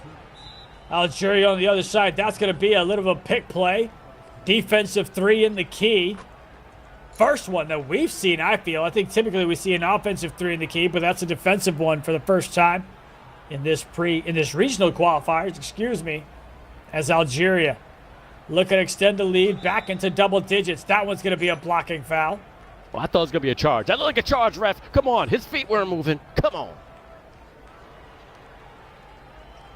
Hazard. Top of the key. Gets the cut called. And rotation gets there just a little too late.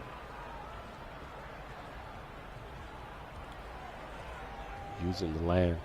Huncho taking his time. No one's really stopping him. Give and go to the big fella, and another murder underneath the rim. 33-25. Just trading buckets, about a minute 20 left to go in the second quarter. Play clock down to 20. Had a man open on the right side, takes it back on the top of the key himself and knocks down the three. The lead is now into double digits for Algeria.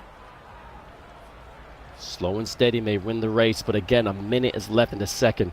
Again, Somalia is known to turning up in the third quarter. Omaz finding you the boss. Great defense from Algeria. No one leaving their man. Keeping their assignments, but a give and go, but unable to finish his breakfast. Can't get the dunk to go, but on the other side, it's a 5-point swing as the three gets knocked down by Algeria. They need to win by 14. They are up by 14 to possibly close out the half. Somalia looking to go ahead and get something going here to close out the quarter. It's going to be a foul as they reached in. Taking it back inside. Somalia. The defense set up for Algeria. Somalia looking to work out from the right side. Had an opening. Takes that shot. That one doesn't go. Algeria with the rebound. And that's going to be a foul. But that's the bonus. So Algeria is going to shoot two. You got the Raptors mascot out there. Okay. Oh. Random, but okay. Oh my God. I just noticed that. Yeah. It's like, all right, bro. I think you're in the wrong place. He's like Zoro from One Piece. I'm in the wrong stadium. Like, what's going on? I'm sorry. No, you're good. I saw that. I was like, what am I missing here? We've got the eFIBA Season 4 that's in Qatar. This is the Africa Qualifiers in Toronto. That's how I read it. With commentators from the United States. With our production team in Lafayette. 44-26, 40 seconds left to go in the second.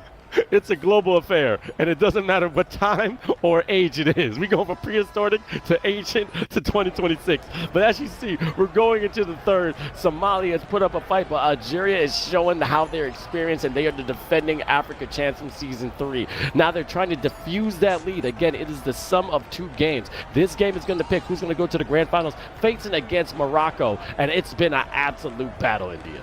It really has been, but again, you've mentioned it time and time again. It's Somalia that comes out in that third quarter. Algeria knows that themselves as they just witnessed it in game number 1. Can Algeria now go ahead and come back and win game number 2 with the spread that they need? So far, it is looking pretty. We'll see what Somalia is able to do here in the third. For now, it's Algeria with the ball. Gets the midi from the left to go, and that lead is now 20. Gives them a little bit of cushion. Just a little cushion. Now they're up by 2, technically. No, they're up by 4. Sorry about that. 6. Man. Oh, now it just got reduced. Go ahead. I'll give you a minute. So many numbers. Calculator. So many numbers. So many numbers. Hey, let's leave the match to the Indian guy. Here's the inbound from Algeria. 46-28.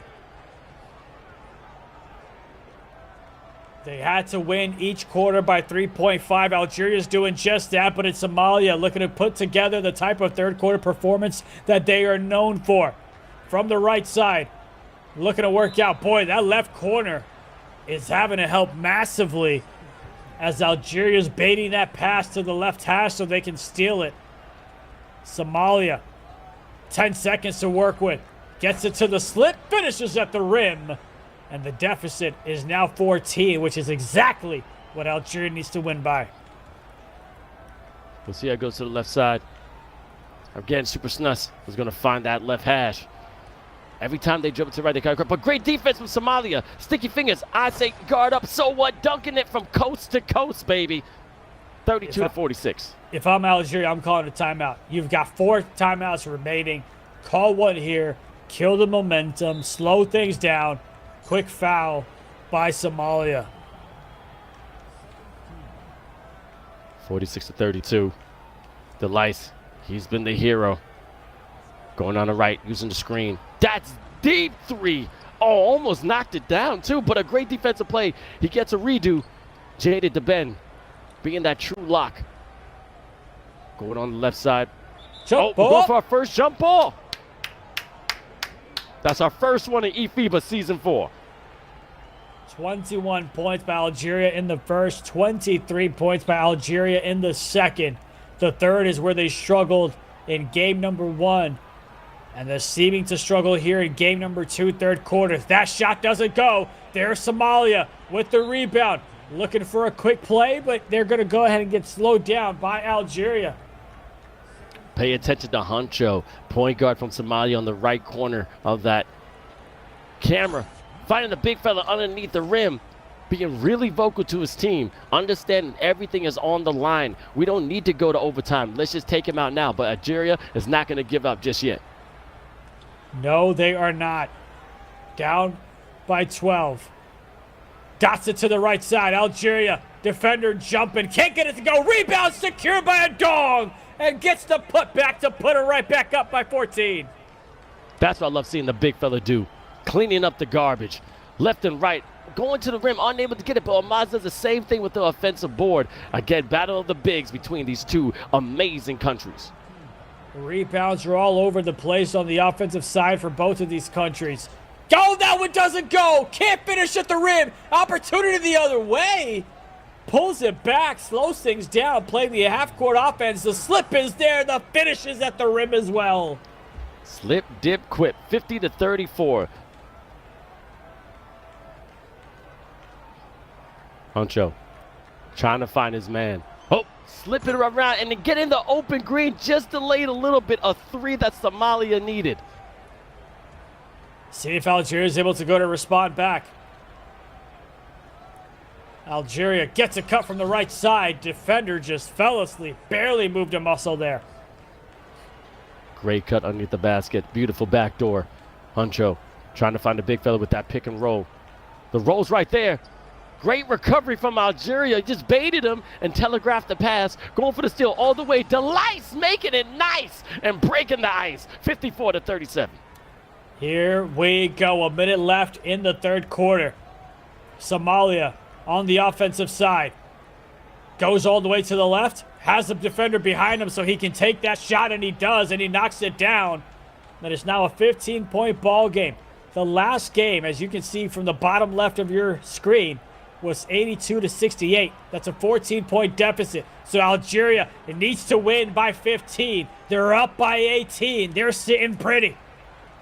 Sitting pretty indeed. Oh, I feel pretty. Oh, so pretty. I feel witty, and now we're going to play. But Jaden, again, this man, oh, beautiful defense from Somalia. Keeping their hands in the passing lane again. I say guard up. Finding Huncho. A great three last minute. 57-42 with 22 seconds left in the third. A great three from the top of the key by Somalia. Can they get a stop here and get another bucket to close out the quarter? Algeria looking to milk the clock as much as possible to take the final shot. Gets it over to the left hash. Nothing there. Trying to work out. Left corner is open. Got to get the easy shot. The dot to the right side. Gets it. What a big three by Algeria. Look at Huncho on the top right of Somalia. Communicating. Why are you dropping? Where's the defense? What are we doing?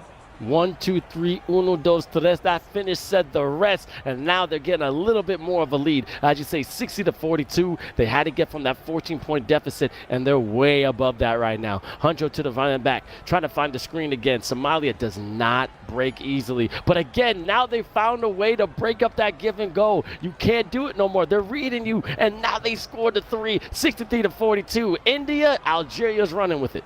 They surely are, but this game's not over, not by a chance, because remember, folks, they do not just need to win, they need to win by 15 or more.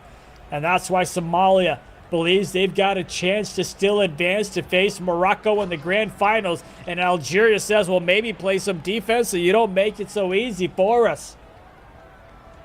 Okay, as you can see, 65-44, 4 minutes left in the fourth. Everything is on the line. It is do or die, win or go home.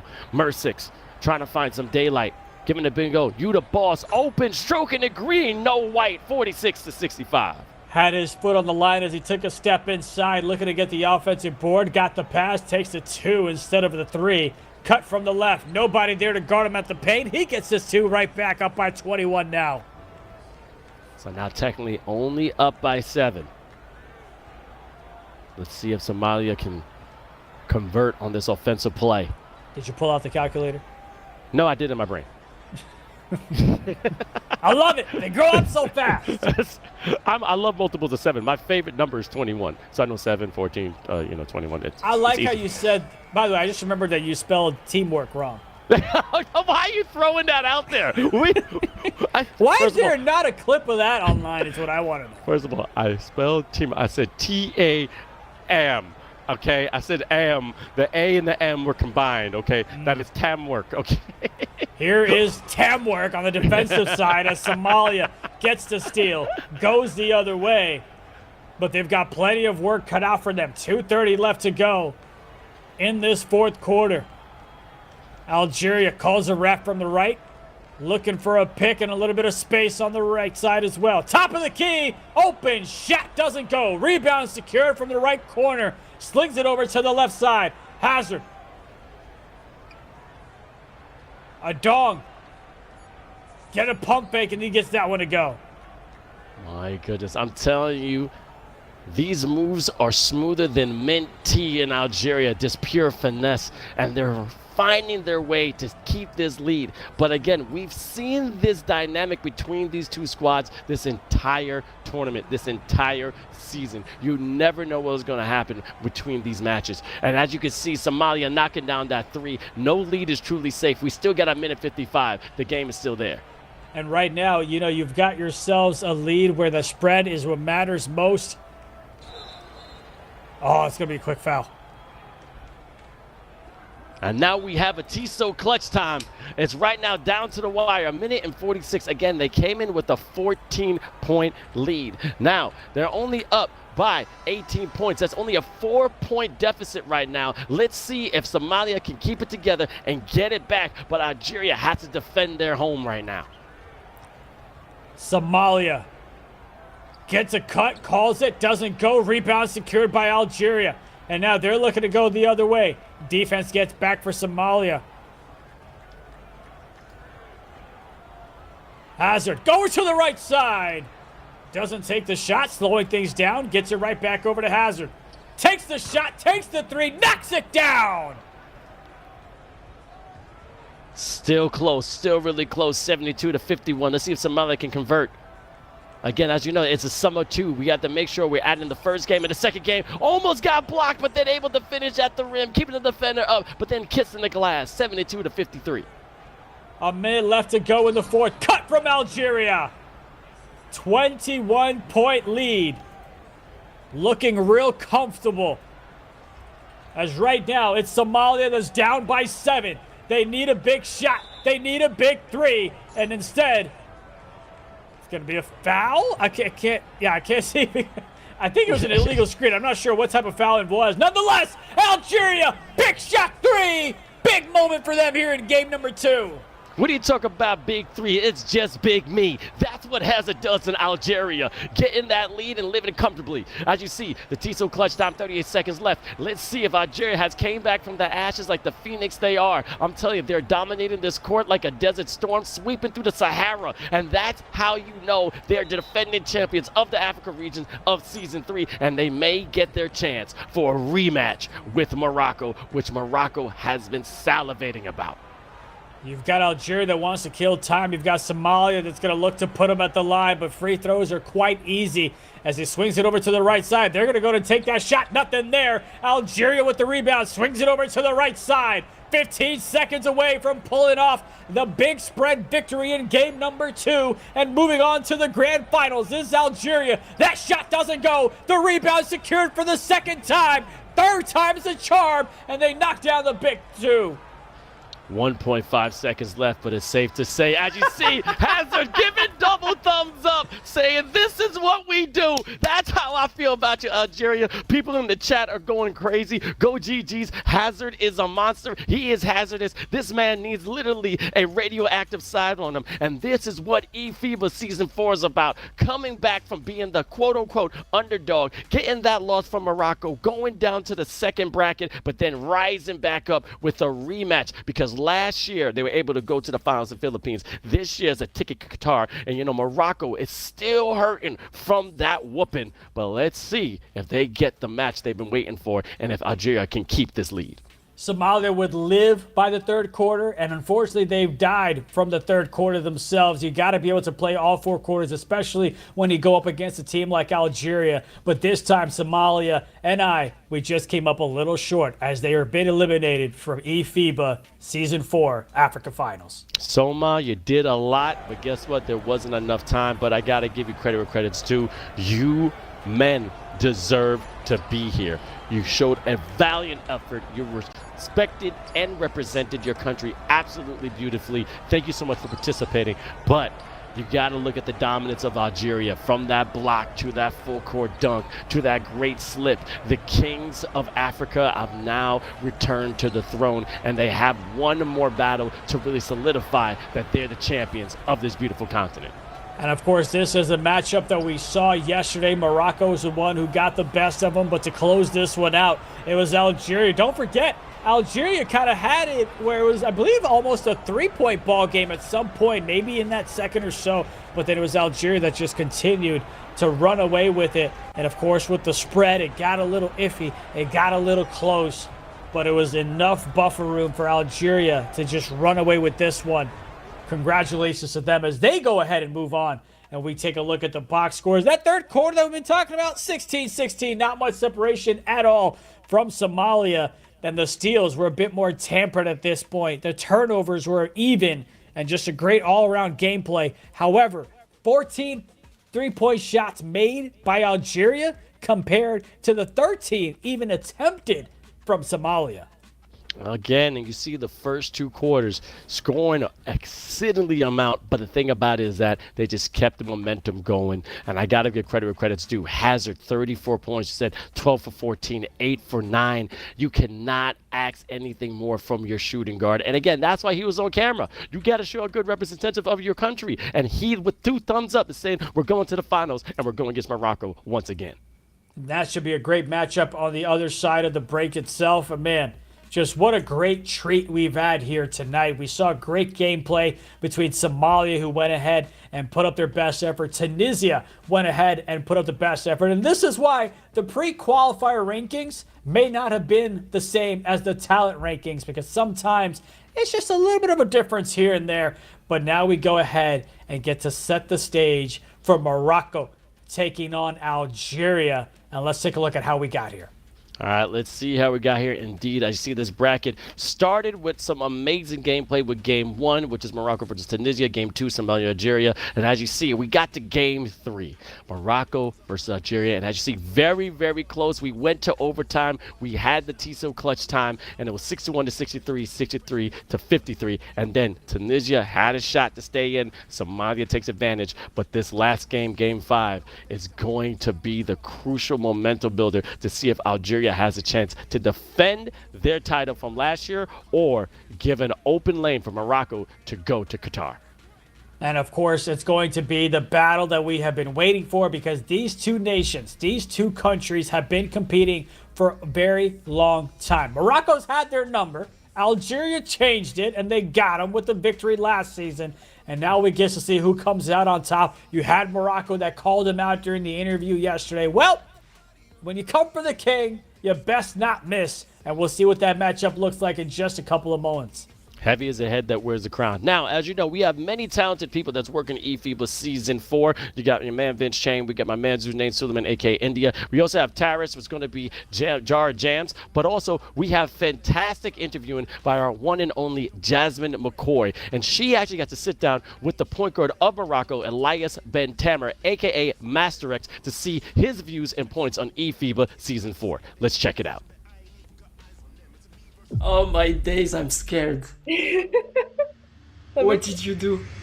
What's up, eFIBA? I'm Jasmine McKoy, and I am joined with Elias Ben Tamer, aka Mask. Thank you so much for joining me. Yeah, no problem. Thank you for having me.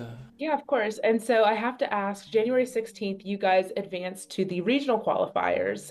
And what worked so well for you? I think we know each other really well. We've been playing against and with each other outside of eFIBA for so many years, so we had total confidence going into these qualifiers. And how do you approach teamwork in a 5v5 pro-am setting? I think the most important thing is to communicate. It's like the paces. If you communicate well with everybody, then it's easier. You don't have to read their minds or anything. So then everything can click and people will just get along and play well. And now for some fun questions. Can you tell me how you first got involved with NBA 2K? And then how did you kind of maneuver into eFIBA? So my first 2K was 2K11. Oh, Yeah, really old, but it's the best of all time. It was so good. Just because I was an NBA fan, I wanted to play, and I played video games, so I was like, I need to play NBA 2K11. And then competitive 2K, I would say I started in 2K19. okay. Then you sort of get into the community, play with them, then play tournaments, etc. And I've been playing tournaments ever since 2K19. So if you could pick one NBA player to join your eFIBA team, who would it be and why? The first name that came into my mind was Doncic, because I really like him, but he plays my position pretty much, so I don't want to pick Doncic. So I would say Wembanyama, because he's just unstoppable. It would be so easy. Yeah, So easy. he's honestly a cheat code. And so obviously this season 4 and season 5, the finals will be in Qatar, which is the first time that the finals will be played in the Middle East. How exciting is that? I'm really excited because I've been there before and I have friends that live there, so the city is just amazing. So I'm going to take you back to November 30th, 2020, okay? Oh my days, I'm scared. What did you do? Okay. You tweeted, "Done crashing my back, LMAO. This is the best day of my life. Can you take me back?" The chair is not there anymore. The chair's not there anymore. So can you take me back to that day? Can you describe what was going on in that time? Okay, so 2020, I was getting into gaming more seriously. So getting a monitor, getting a desk, because I was playing on the table. And it was the same thing with this chair. I was playing on the smallest chair ever, so uncomfortable. So I was so happy to get a chair. That was expensive, but now it's gone because I used the other one for so many years. Yeah, that's why you have an upgraded chair. I guess that's what comes with being a pro and representing on the national level. You get a new chair. Okay. And what has been your favorite moment in eFIBA so far? I would say my favorite moment was when we won the eFIBA Africa 2 years ago, and we went to Sweden to play in the Worlds, just to travel and play 2K. It was just a combo of two things that you just. Thank you so much. I hope to repeat it this year and go to Doha in Qatar. And is there any player from a different country that you would love to go neck and neck, go against each other? Who would that be? I played once, as I said, against Team USA. It was scrims, but it was against C's, and I need my revenge because he was everywhere, and I think I figured him out. So if I play you, C's, I got something for you. You heard it here, C's. He's got something for you. Well, thank you so much for joining me and taking the time to talk some eFIBA and all sorts of things and letting us get to know you a little bit more. Good luck. Thank you. Thank you so much.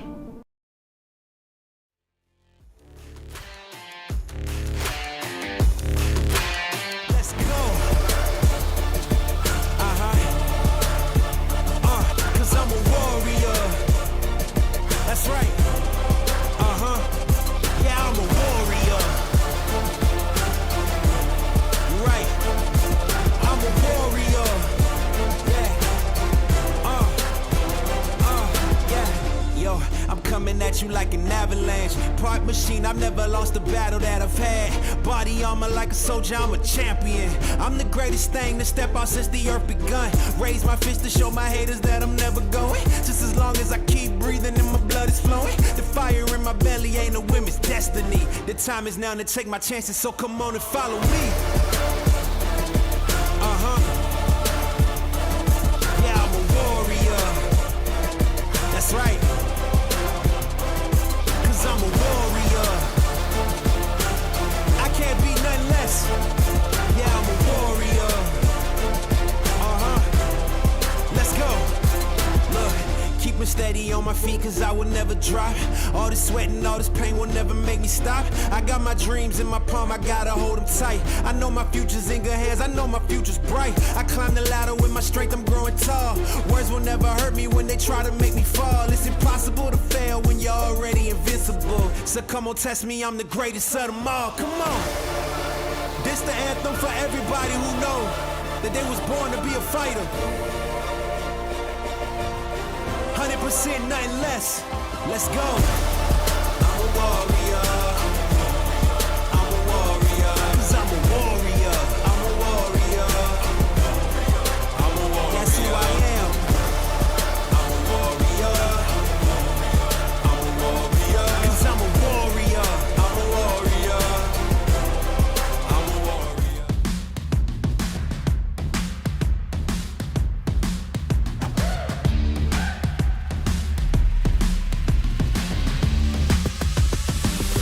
We're gonna take on the world.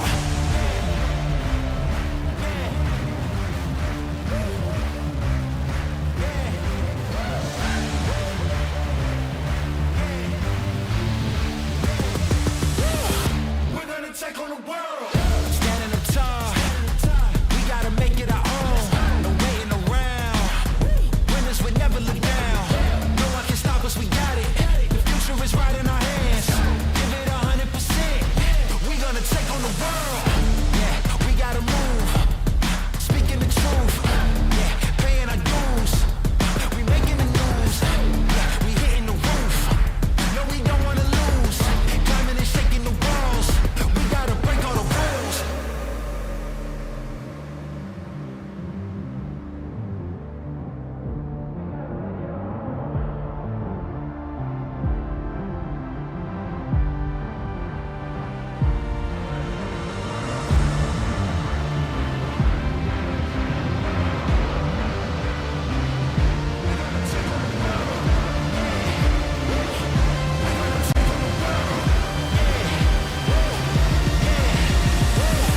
We're gonna take on the world.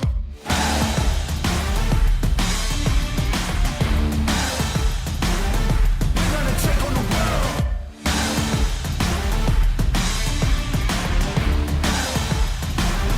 We're gonna take on the world.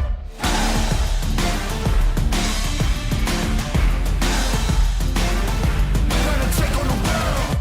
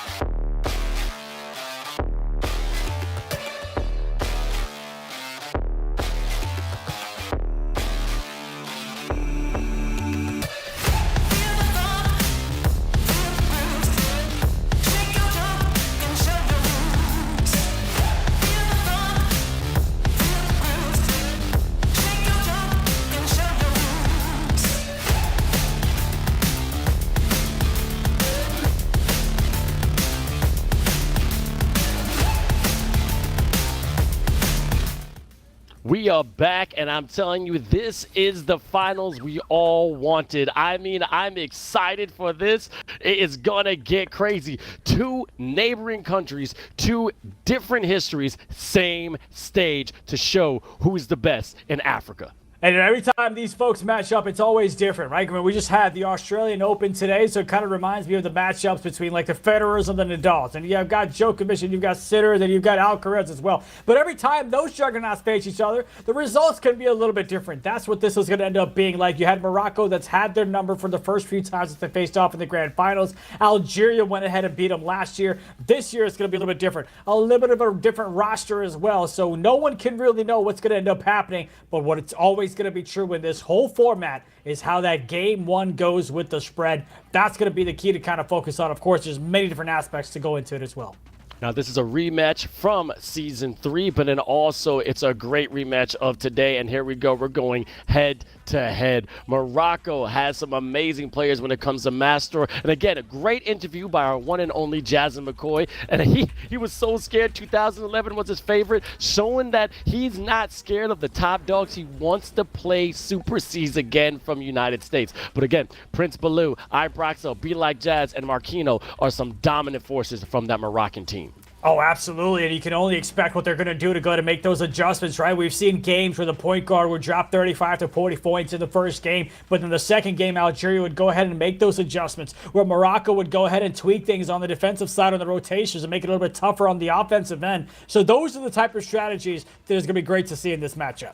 Yep, and you see with Algeria, Delights, Hazard, Jaden, Dayton, Super Snus, and Dung just getting ready for this rematch. And as I said before, they did play against each other in Season 3. They went to a best of 3 in which Algeria came out on top, in which it was hurt Morocco for a long time because they were defending champions for 2 years in eFIBA Season 1 and 2. They got slight revenge here in the qualifiers, beating them as they solidified themselves in the grand final for the Morocco side. But then Algeria came back from the ashes, getting that great game against Somalia and have another shot. One thing is true, though. If Algeria wants to go ahead and win this region, they cannot come out flat like they did against Somalia, right? In that first quarter, sure, they were up by 10, but then they just kind of blew it in that third quarter. Those are not the type of mistakes that you want to make against Morocco, because Morocco will make you pay. Morocco will not give you a second chance to come back in game number 2 and beat them. And something else to mention, is this is no longer a sum of 2. This is now a best of 3. So now, point differential does not matter. That goes away. This is just about who wins game 1, who wins game 2, and do we need a game 3? Now again, they're voting in the chat, and the question is, who's going to take it? Is it Morocco? Is it going to be Algeria? And the third question is, when is LeBron playing? And someone actually voted, when is King James going to be playing here in eFIBA Season 4? I mean, look, the question is this his last year? Who knows? But nonetheless, it'd be great to see him with Bronny and the other dude, son that he has, don't even know his name. But it'd be nice to see all three of them on the same team. Nonetheless, man, I'm excited to see this matchup, to see who's able to kind of get things going, especially that early head start is going to be fun to see. Yep, I'm telling you, Morocco, Algeria, different styles, but same deep-rooted pride. And when these neighboring countries go against each other, it's always a great matchup. This is the rivalry we like to watch. It's like Boston versus Lakers, okay? This is like the Knicks versus also Boston as well. I mean, everyone doesn't like Boston, but I'm telling you, the thing about this is that these are the rivalries that we try to make sure we feed into eFIBA. And they are respectable to each other, but once they go on their court, there is no friends, there's no likeness, there's no buddy-buddy. It's just pure competition. And of course, there is a Boston team playing in the Super Bowl next week. But here we go. Game number 1 in this best of 3 for the Africa Qualifiers for eFIBA Season 4. As this going to be Morocco in red, Algeria in white, as Morocco takes the shot to start things off, doesn't go, rebound secured, and a quick foul. All right, we start with the excitement, and again, we got a lot of people in the chat. Thank you guys so much. They're coming through. A lot of Algerian fans, but let's see some Moroccan fans. Let's see the fans going crazy. We got Hazard to the right. We got Marquino center to the left. Now we got two different positions that are showing everything they can on this court, but again, these are just one individual you're seeing in the screen. There are 8 others controlling each other avatar on this court. Morocco comes out with a three of their own. Snatch block by Morocco on the biggest of stages. Morocco with the block. Morocco with the jam to take a 5-point lead. The block was so powerful that it just transferred to the jam as well. A nice slap to a boom, 5-0. They're coming out strong. And don't forget, if you're going to be on social media to let us know who's winning, let us know where you're watching from, who you're rooting for. Make sure you use hashtag eFIBA. We'd love to pull you into the broadcast if we can mention you, give you a quick shout out. 5-0 lead for Morocco. Algeria gets themselves on the board. All right, stopping the bleeding. I'm seeing that. Master X point guard going to the left with that great interview with Jasmine McKoy, trying to find an open man. We're going to the left, to the right. Oh, and great defense from Algeria. Let's see if they can capitalize on it. Algeria, quick foul, slow things down.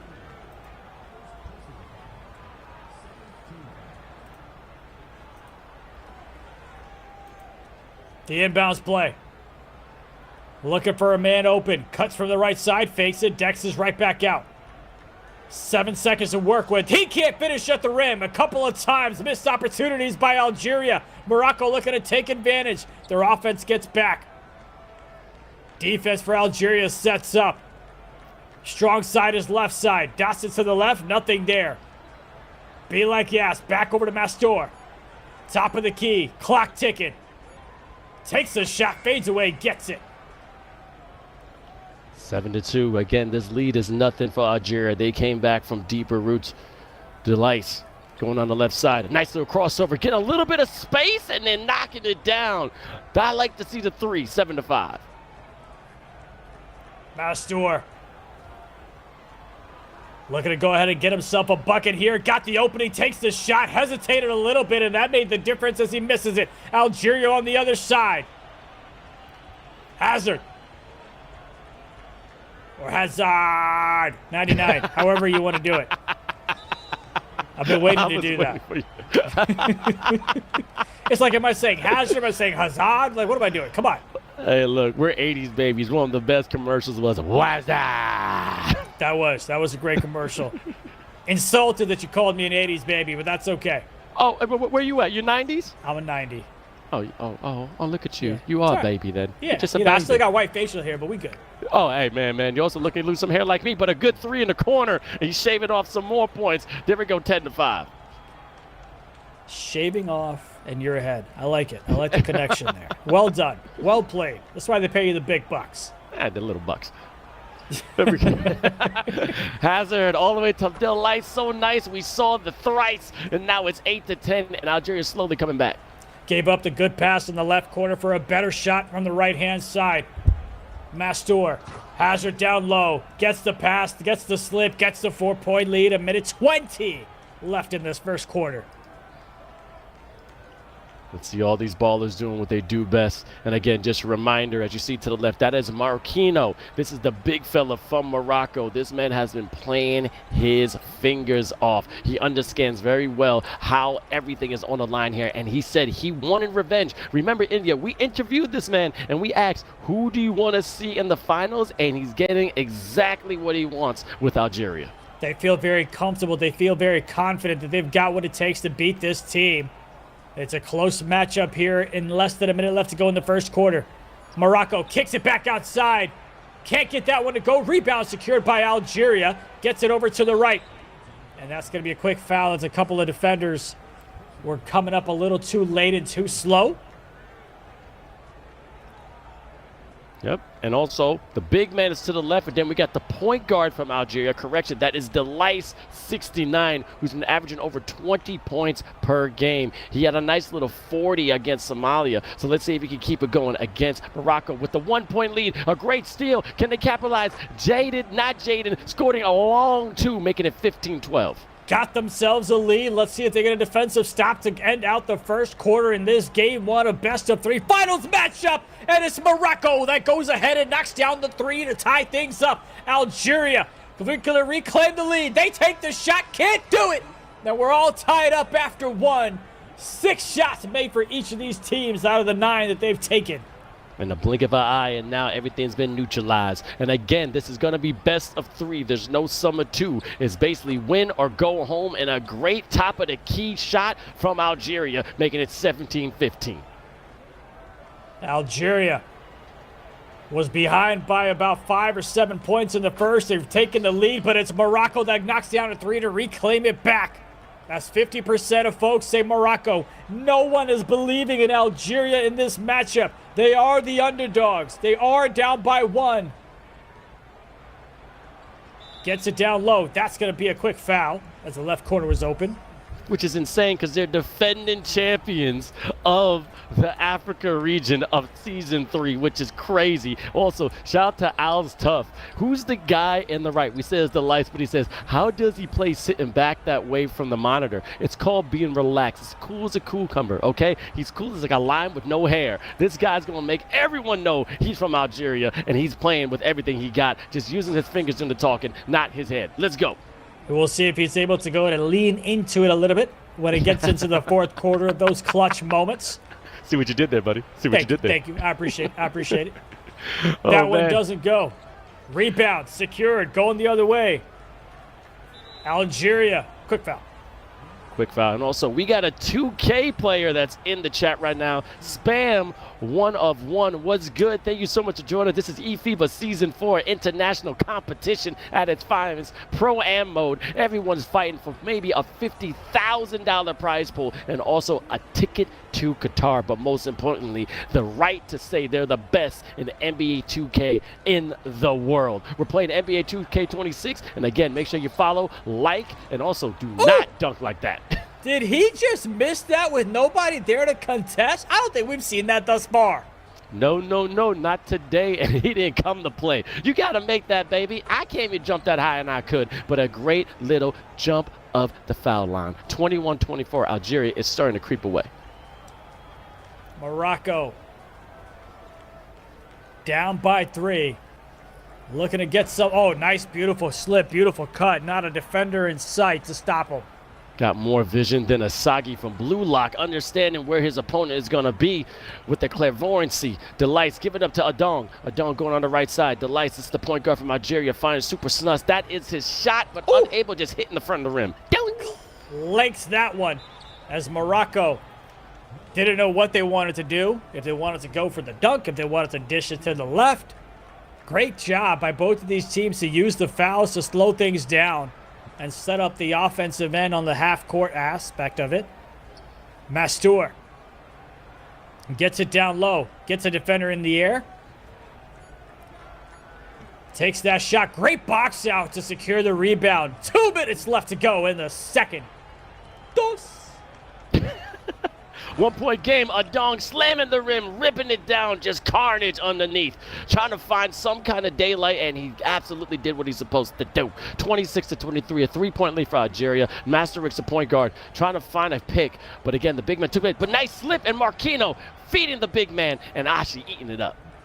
Back and forth we go. We've got the takeover activated as well, so keep an eye on him as he shoots from deep.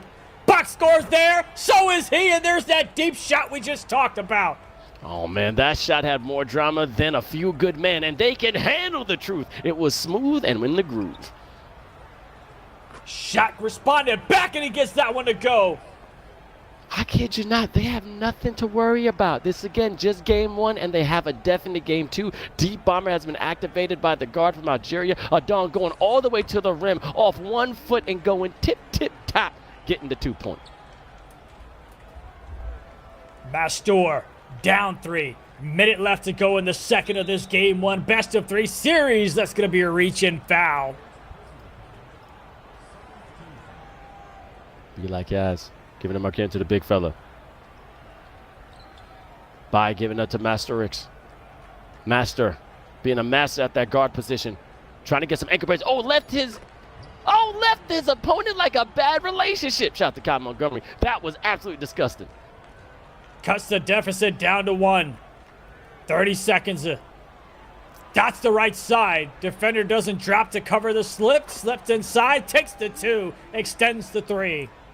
Go gadget pass to a go gadget shot That was just automatic. 3-point game, 21 seconds left in the second. Let's see how Algeria is going to defend on this possession. Putting the hands up, keeping the opponent right in front of him. Great defense, no need to foul. He's seeing the screen. Is going to go under or he's going to go up. Great switch by Super Snus. But then cut into the defense, slicing and dicing, but unable to finish. But a great tip by the big fella. Back and forth we go. See who's going to be able to close out the quarter strong. Got to get a shot up. They don't, and that's going to be it for this half. What a great treat we're in for between these two teams. And like we said, the deeper you get into bracket play, especially when you get into the grand finals, the skill set narrows and the games tighten. And we're in for a good one for the second half. Hey, man, and shout out to Al Tough. I appreciate you. Yet like a bad relationship. My mentor gave me that line, but as I said before, you got to be careful. Now, forget all your losses like you do with the X and Hunter x Hunter, because I know for a fact people have to have short memories when it comes to NBA 2K. It's not what happened before. It's what you can do ahead. And as you can see, Algeria may be up by 1, but that's not going to get Morocco out and done. As you see, Super Snus is going to the right side. Hazard is trying to find his open lane. Goes to the lane. Oh, gets him up and hits it. Nice jumper. I'm gonna need you to say 99 at the end of that. You can't forget the username. Hazard 99. There you go. Mastur X from the right side gets it down low for the dunk. You know you're gonna have everyone. If Hazard is able to advance and Algeria does some work, everyone in the finals is gonna go Hazard 99. Again, you just got to finish it. You know what I'm saying? Well, that's why I got you. I give you the alley-oop and you finish it, brother. I got it. Done. Bichet on the right side gets it down low. And it's just been kind of back and forth. You've got Algeria that goes up by 3. Then you've got Morocco that cuts it down to 1. Algeria goes up by 3. Morocco cuts it down to 1. Algeria, this time, going up once again with the 3. This is a Hippo Hajima boxing match. Just slug after slug after slug. And it's just haymaker after haymaker. But no one's going down. You see the confidence. You see the stamina. But great defense from Algeria. But a good recovery from Master Marquino. Big fella. Does he have the dribbling attributes to do it? Does he have speed with ball? He's a little bit slow. But giving it. Be like Yaz. Pump fake. Great defense by Algeria. Look at that recovery. Look at the comms. All by himself. But 24 seconds. It's done. Could not get that shot off in time. As we are now at the 3-minute mark of the third quarter. Hazard gets it over to the left side to Adong. Like, who comes up with these usernames, bro? Hey, I think that's his name, though, brother. Well, now I just feel... I'm just going to go on mute. You got it. Go ahead. I'm going to put the clock to 30 seconds, and I'm going to give myself a timeout. It's all you for 30 seconds.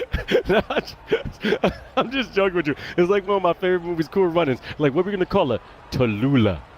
What's that? Sound like a $2, you know. He's like, no, that's my mother's name. It's a nice name. It's a nice name. It's a nice name. Just respect it, man. Just respect it.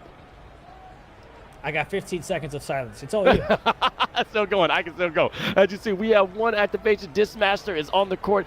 Great snatch within that great passing lane. A dog going back and bong at the rim. 44-38, and the lead is extending just like Luffy when he's going gum pistol. 6-point lead for Algeria. Mastur looking to cut into the deficit. Gets it to the left side. Nothing there. Oh, beautiful, beautiful foul. That's the great timing of it, as he had an easy slip for the 2, but they've got to reset now with 14 seconds.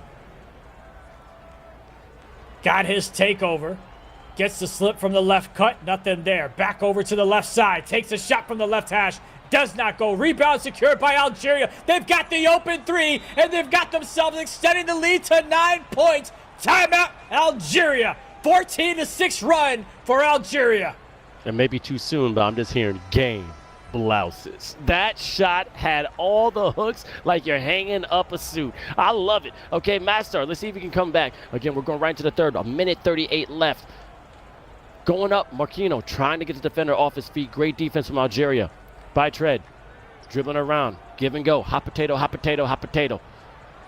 Up, down, all around, but couldn't knock it.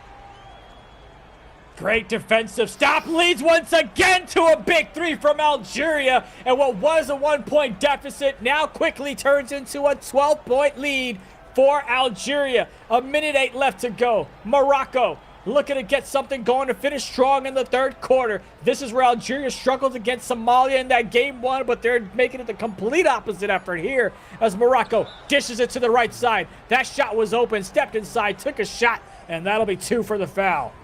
And Delice is the first time I actually saw a real smile on his face during the game. Last time he had 2 thumbs up, coming back, beating Somalia, but he's checking the chat. He got supported, but I see Marquino is so laser focused. He hasn't looked at the screen other than in front of him, not once. Seeing the flag in the background, and he listened to you, India, showing the support for Morocco. Amen. Now they've got to go ahead and play out here on the court to make their country even more proud of themselves. 35 seconds left to go. Morocco bringing it up the court, gets it past half court, gets a wrap from the left side. Couple of moves, gets the slip and gets the 2. 10-point lead from Algeria. Now let's see if history is going to repeat itself, because in the finals last year, if the first game was 58-50, that went to Algeria. Let's see where he's going to go for this one. But again, we also had 2 matches within this qualifier in which Morocco came under by 2 points, 63-61 the first game. The second game was 53-63, Morocco with a definitive win. But I can see Algeria is trying to get their revenge, and it's best served cold. Oh, indeed they are. And you can see the box score telling the story of how close this might be looking. But it is Morocco that's struggling here in the third quarter as they go up and give up a big lead to Algeria. The final quarter, the fourth quarter, and it's Morocco that comes out with the slam from the left. A beautiful slammer jammer, and I got to bring that same back here in eFIBA Season 4. And let's see, 54-44. Great defense from Morocco, trying to lock them up like Zeus did the Titans. Let's see, it's going to the left side. A slip, dip, and another rim ripper. 56-44. Sorry. Morocco. Quick foul. See, a little bit, not now, but like maybe a couple of minutes into this fourth quarter, you're going to have Morocco that's going to try to 3-hunt. You're going to have Algeria that's going to give up the easy 2s as that somehow, some way finds the bottom of the net. Coming down the left side, the lights surveying the land. A dong. Big fella has a nice little ball handling too. Doesn't lose it. Pump fake. Oh, that's an off shot. Could have got a better one. Let's see the transition. Morocco getting stopped and almost falling out of bounds, but find Master on the corner and can't convert.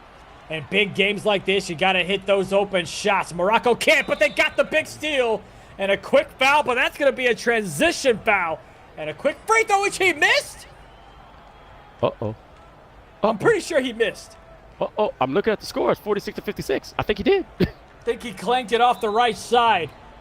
Hey, it happens, all right? Even the best free throw shooters can miss once in a while. And they got to admit, it's not that easy to play this game no matter who you are. Oh, great defense there. I'm not even mad at that rotation, but the finish there from Morocco. Sometimes good defense, all right, but if you have better offense, it's all good night. But the lights going down to the red side, a little behind the back. Giving it to Super Snus. Morocco finding a way to stop this onslaught. He had the lane, but give it up to Hazard. 99. And then knocks down the 3. Con right there. There you go. Hey, see, now you're good. Now you've earned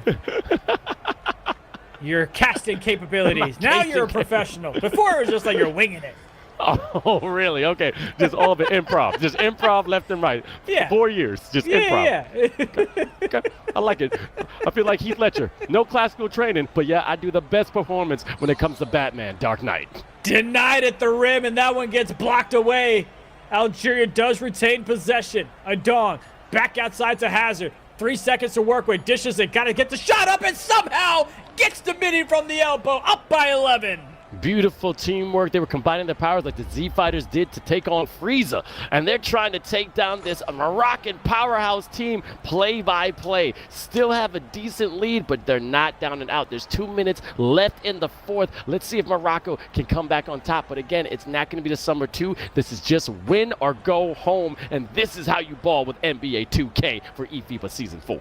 12-point for Algeria, and like you said, point differential does not matter. It is a best of 3. This is game 1. Stolen away. It's Algeria with the steal. It's Algeria with the slam. It's Algeria with the 14-point lead. Algeria, because it's an Algeria thing. I'm loving it, baby. Bang, bang. I thought he was going to give himself a self alley-oop, and that would have just been detrimental. Would be the second one of the night. Nice cut from the corner. 12-point ball game. Minute 46 in the fourth.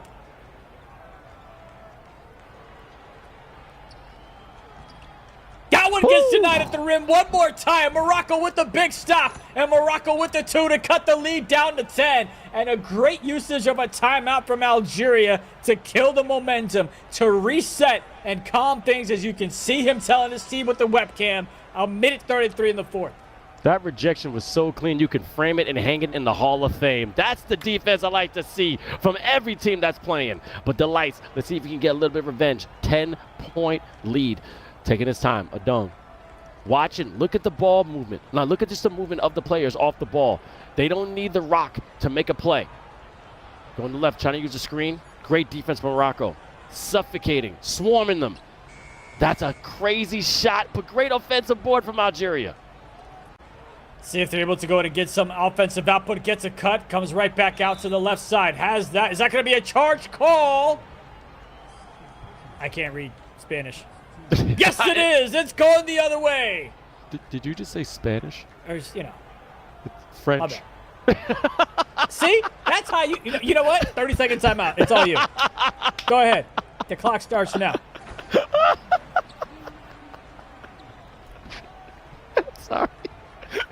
Okay. This is why Americans get such a bad rap.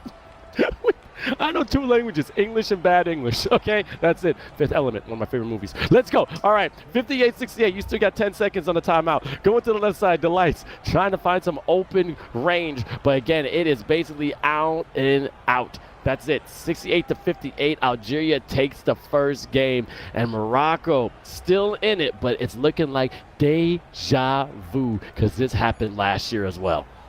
Indeed it did, but there's a best of 3, so there's a beauty to it. That one gets denied one more time as the shot clock violation comes in right at the same time as the block. And this game 1 victory for Algeria is exactly what the doctor ordered. And again, the point differential will not matter, but they're going to go ahead and take a 3 to make this try to look a little bit closer. And it's Algeria that goes ahead and takes game number 1 in this best of 3 grand finals for the Africa Regional Qualifiers in eFIBA Season 4. What a great one. What a great one. We got people in the chat. This is how you play NBA 2K. That's what I love to see. And also, I'm sorry, I was memorized because the Lights finally stood up and he had flowers on his shorts. I was like, I need those shorts, man. They look nice. And that's what he said. He knocks down a 3 right into this beautiful replay. And they're showing a lot of poise, a lot of confidence, but also a lot of grit. And they're trying to solidify their step of getting that ticket to Qatar. I mean, I would not be surprised if Morocco goes back and makes some adjustment. Then the question becomes, what exactly are those adjustments? I think it's just simple things, right? They just sometimes hesitated to go ahead and take their shots. Sometimes they would feel like, am I open? Am I not open? And by the time they decided they were open, they actually weren't open. Maybe they should go ahead and be in the timeout for 30 seconds. I don't know. But great defense definitely by Morocco. They just weren't able to go ahead and capitalize on the offensive end. Again, I think I deserve a timeout, as Altaf says. I mean, I saw the shorts. I mean, I love great shorts. I mean, I have amazing ones. Okay, my favorite shorts are from the Toronto Raptors, which we found out that the Raptors is actually right here. Oh, no, that's the Spurs one. That's the Spurs one. We got the Spurs. That's the Spurs, dude. That's like lean in a little bit. See, I don't know what the Spurs mascot's name is, though. We can find that out. We've got internet. It's fine. Yeah. But anyway, right now, this is the second game for eFIBA Season 4. This is the Africa region. We had 15 countries at first. We got 4 that got to the qualifiers, and now it's final 2. It's been absolutely insane, but we have to vote. What is this matchup going to be? Is it going to be a repeat of last year? Does Morocco come out victorious and have a chance to go to the finals again and get rematches against so many other different countries? Or does Algeria then have another shot in which they can play against USA, maybe Brazil, maybe Dominican Republic, maybe France, maybe Italy? We have no idea because this is just the first weekend that we are live when it comes to the qualifiers for eFIBA Season 4. We've seen Morocco go ahead and come back from situations like this where they've been down in a game, where they've been down in a series. So do not count them out. They are going to give up their best opportunity. They're going to go ahead and make sure they put up a great fight in this game number 2. We'll see if Algeria, though, goes ahead and takes advantage of their same mistakes that they did last time to keep themselves in this ball game. It should really be a good one. And I mean, who's going to step up for Morocco? Right? Who's going to go ahead and say in those clutchest of moments, I can go ahead and get a stop on the defensive side? In the clutchest of moments, who's going to be able to go ahead and get that big 3? We might have a Tissot, opportunity later on down the opportunity in the fourth quarter as well. Yep, maybe get a Tissot clutch time, but also let's see. We have Marquina with 22 points, but also Delights with 22 points as well. No one has a double-double. The big fella from Algeria getting around 18 points, and it's critical that three-pointers, 10 for 14, was crucial. And also, they were only about 6 for 15 when it comes to Morocco with the 3 points. So I'm going to see how this is going to transition to the next game. They understand each other very well. Again, they are neighboring countries. There's a lot of rivalry been brewing for many years. I'm pretty sure they've been practicing against each other. Again, we have a lot of discords, and we see the players trying to get open runs and see if the talent can get better. But I also want to say a lot of players have been playing on different servers as well. They're trying to find out the talent again across the seas, because everybody knows that North America technically has the number 1 talent. But we're seeing all these countries and continents are slowly getting some diamonds in the rough, and we're going to see who's really on top in eFIBA Season 4. And, as we continue to extend from eFIBA Season 2, 3, 4, 5 onwards, the skill set is only going to get tighter, because more and more opportunities, more and more times you're going to have people that are able to play more of the game and kind of go up against each other, and those tendencies get notified. Those tendencies now you can go ahead and exploit as well. So, again, as we've gotten deeper into this bracket play, the games have gotten closer. The games have gotten tighter. You've got 2 of the best nations representing the region of Africa now playing to get their ticket punched into Qatar. Algeria, in this best of 3, is up 1 right now. They've got to complete to get the job done in game number 2. And, of course, you can watch the Middle East from the 2nd to the 8th of February. You can watch Asia from the 14th and 15th and get a Valentine's Day date night. South America, North America, Europe 1 and 2. You see their dates there as well. We are in for a great 45 days of virtual basketball. Look, I know a lot of people from all over the world. If you were watching eFIBA on Valentine's, please post that. I will share it of all my social media, because that's dedication. That's love. To find a significant other that loves NBA 2K just like you, get on one knee, buy a rock and a little gold circle, and propose to that person, because that's love right there. Yeah, or on the 13th, say, hey, I think I need a break. On the 16th, say, hey, I thought about it. I made a mistake. I'm sorry. Right? Whichever way you want to go. It's up to you. All right, but let's check out the box score and see exactly how this last game played out, because it was absolutely decisive toward one way. But again, it's not a sum of 2, so it's just a legit win for Algeria, 68-58. First quarter scored 15, then 18, 21, 14. And I was saying before, those threes were crucial, 10 for 14, but 6 for 15 for Morocco. I mean, just a great all-around job, but it was that third quarter, that bit Morocco, and later on, they're the ones that go ahead and get back into that deficit of 21-10. It's always one quarter. Look at that. First quarter tied up. Second quarter, only a deficit of 1. Fourth quarter, they were up by 2. So it's that third quarter that really bit them. The adjustments that they made at halftime for Algeria really paid off. Now both of these teams have a chance to come back and fight it out for game number 2. Really curious to see what's going to happen here. Algeria is definitely reflecting like Cell from Dragon Ball Z, because I think they took the superpower from Somalia, because we always said when the third quarter hit, that's when they ramped up, and that's exactly what Algeria did to Morocco this following game in the grand finals for eFIBA Season 4 for the Africa region. And you know what? Sometimes you learn from your opponents. That's how you get stronger, okay? How did Sasuke able to get a different kind of shower gun? Because you got to take out your own brother, which is terrible, but sometimes you got to do what you got to do so you can become number 1. Did you just get nerdy on me? Very, very nerdy. Are we going Dragon Ball Z? Are we going anime? Are we going Pokemon? We went Dragon Ball Z to Naruto. That's what we did. We went from Cell to Sasuke to Sharingan. Yes, I could do that, okay? That's the one that I use in this right here, the anime brain.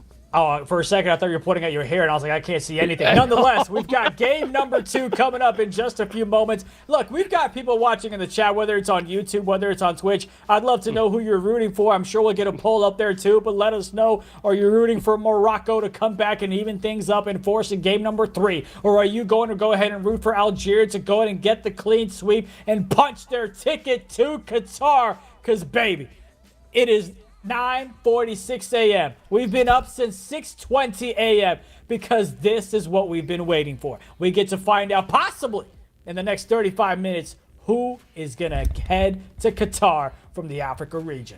Yep, and it could be Algeria if they win again, but again, it's going to be best of 3 no matter what. Morocco still has a chance, and they've done this again last year. I have to emphasize this because this is the rematch that Marquinhos wanted. He wanted Algeria, but guess what? Did you want all this smoke, or are you going to choke on it? Come on, you got to think about it, and sometimes you get what you ask for, but you better be prepared. Gotta be careful what you wish for, and maybe that's what Morocco's second-guessing themselves, but nonetheless, again, plenty of basketball left. 4 quarters of Morocco to go ahead and put up the best game of their life to force a game 3. This is game 2 of the eFIBA Season 4 qualifiers for the Africa region. Algeria, you win and you punch your ticket to Qatar, and that's the way you want to start things out if you're Morocco, because you want to force a game number 3. Ripped out that rim, big fella. Let's see what you got. A dong on the top again. Algeria will be in the green, and Morocco will be in the white, playing the home squad. Going into the left side. Hazard, 99, trying to find some open space in the court. Good defense, but then off the hezzy, but couldn't convert. Missed the opportunity to down it to the right side. Morocco takes advantage of it, and they go up 5-0. That's what they were, by the way. They were up 5-0, I'm pretty sure, in that game number 1. Mm-hmm. Let's see if they can learn from their mistakes. Delice, unable to knock it down. Beautiful rebound. Transition. Almost was cherry picking, but look how he's running down from that defense. Hazard on both ends of the floor. Understand the importance that sometimes offense has to transition to defense, just like 3x3. You only got a couple of seconds to realize that someone's on the other end of the court. By tread, corner, getting swarmed. One-on-one. Straight ISO. Let's see if he's going to take it. Nice little short corner shot. Looking a little bit like Carmelo Anthony right there. I love the confidence. We'll see if Algeria calls a timeout to slow things down. Maybe they'll give it themselves another possession, but you don't want to get in too deep of a deficit here. Algeria looking for a little bit of space. Gets the easy slip and the dunk to get themselves on the board. A minute 30 into this one. Masterworks again to the left and right. As you see, you have that one camera, but there's also 8 other players playing in this grand final. We got to the left, Algeria, point guard Delice, and also big men from Morocco to the right, Marquinhos, representing their countries with so much pride and so much respect. Unable to knock it down, and now Algeria has a chance for a transition. Headed the other way, 3 defenders there, 2 of them to help them foul. Algeria, that's going to be a transition take foul. Yo, what are we doing? You missed? What are you You gonna missed say? the first one. What are you going to say? Hey, you missed. What are you going to do? You're going to shoot and just go, hey, what am I doing? You're missing. That's what you're doing. Guess the second one to go, though. Cut from the right side. Can't get it to go. Morocco gets that one stolen away. It's Algeria. Doesn't have the best fast break opportunity. A dog has a defender in the paint, so he's got to get outside. Hazard getting bumped around at the logo, moves to the left hash, looking to get a pick. Comes out to the left side, top of the key, nothing there. Moves it over to the right side. Now got to get something going. Got to get it up. Oh, and they don't. And that's going to be a 24-second shot clock violation. Missed at the cup. Slow start, low scoring game. But again, everything's on the line. Do you punch your ticket Qatar or do you stay home? Ibraxo showing that he is one of the dominant forces here in Morocco. Knocking down that beautiful 3. Algeria not in trouble, but the slippery slope here, down 7 in the first quarter. A dog. A fake cut from the left side. A little bit of movement. Don't think a dog can go in and shoot threes like that, but that man does, and he knocks it down. I feel sorry for that defender, STM. Save that man. That was a disgusting hand up, so what? Knocking it behind the arc. But let's see if we're going to get a response from Morocco. By tread, left side. Oh, got his defender up. Lose your feet, baby. You can't do that. 12-6, Morocco on top. Algeria loses the ball. It's Morocco. Got the advantage, but they get it to the right side, looking for the 3 instead of the easy 2, and that's going to be a loose ball out of bounds as Morocco's going to retain the possession. The voting results are in. This matchup will be 100% a tight back and forth. You can't ask for anything with a beautiful dunk by Morocco. And, of course, look, Morocco getting this lead early, but they have to keep it, trying to force a game 3. They know everything's on the line, the back against the wall. Everything's overflowing. Let's see if they can keep it going. And a great shot, a 3-pointer for Algeria, making it a 5-point. Game. Oh, yeah. I was waiting for you to finish. I was like, look, even Hazard can't believe it. He's throwing up at you. He's like, what was that? Another missed free throw, by the way. I was throwing the alley-oop. I was like, ready? Oh, okay, that's what that was. Yeah. Everything that you mess up is just an alley-oop. Alley-oop. No, what they say? The key gets that one to go. When you play ball and you miss a shot and then your man gets it, even though it's an air ball, you go, hey, man, that wasn't a shot. That was a pass. That was a pass, man. It was perfect. It was perfect. Yeah, 100%. That's what it was. Mastur making sure he doesn't get a backcourt violation. Milking the clock. Barely any separation and trying to milk the clock. He loses the ball. Algeria down 4. Started off slow, looking to finish strong. Looking to find some space. Bro. No shot? No shot. Got the cookies with no milk. Hey, that's on them. But here's the thing. They're still only down by 4 points. And they've got ball. If they would have been able to get a bucket, they would have had a chance to go ahead and get themselves a lead here.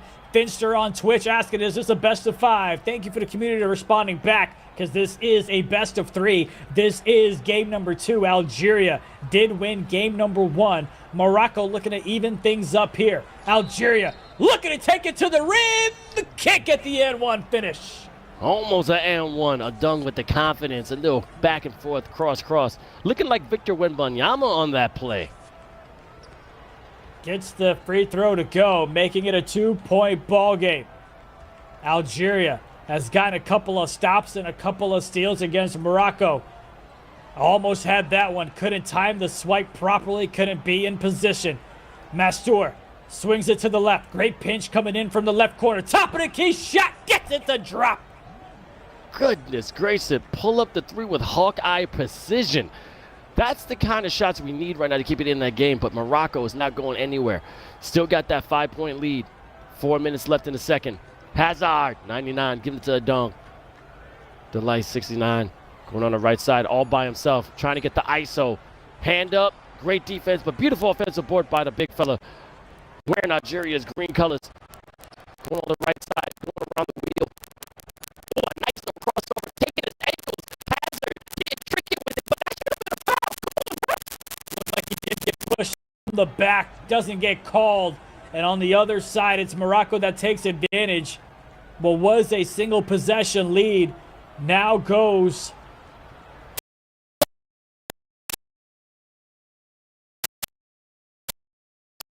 Circles on the bottom may be confusing, but again, if this bubble, it is 1-0 with Algeria up 1. It is best of 3. If Algeria wins it, they go straight to Qatar. But if Morocco somehow comes out on top, then we're going to be forced to a best of 3. And then whoever gets that will be able to have a chance to go to the World Finals. You can see people are tuning in for this matchup as Morocco's looking to make it a 3-game series. Great passing there. Hesitation from the left shot. Doesn't go. Morocco with the rebound. Morocco with the fast break opportunity. Morocco with a 9-point lead. Morocco just stretching to the rim. Looking like Mr. Fantastic. But a dunk. Getting stopped and then a quick foul. Oh, no. Ran out of bounds. Oh, okay. I see you. 2 points from Algeria.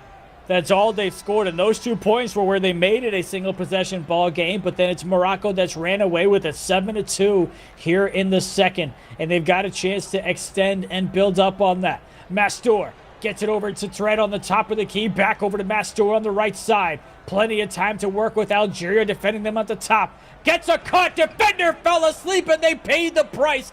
Double-digit lead for Morocco. That's Hulk smash right there on 2 bodies. We got to call law and order because that was a murder. But Adong going on the left side, taking his time. No reason to rush. You're only down by 9. You have a lot of time. Boom, right there. 25-16. Gets the dunk from the right cut. Defenders are falling asleep in those corners. Maybe you have to play off a little bit to give themselves enough time.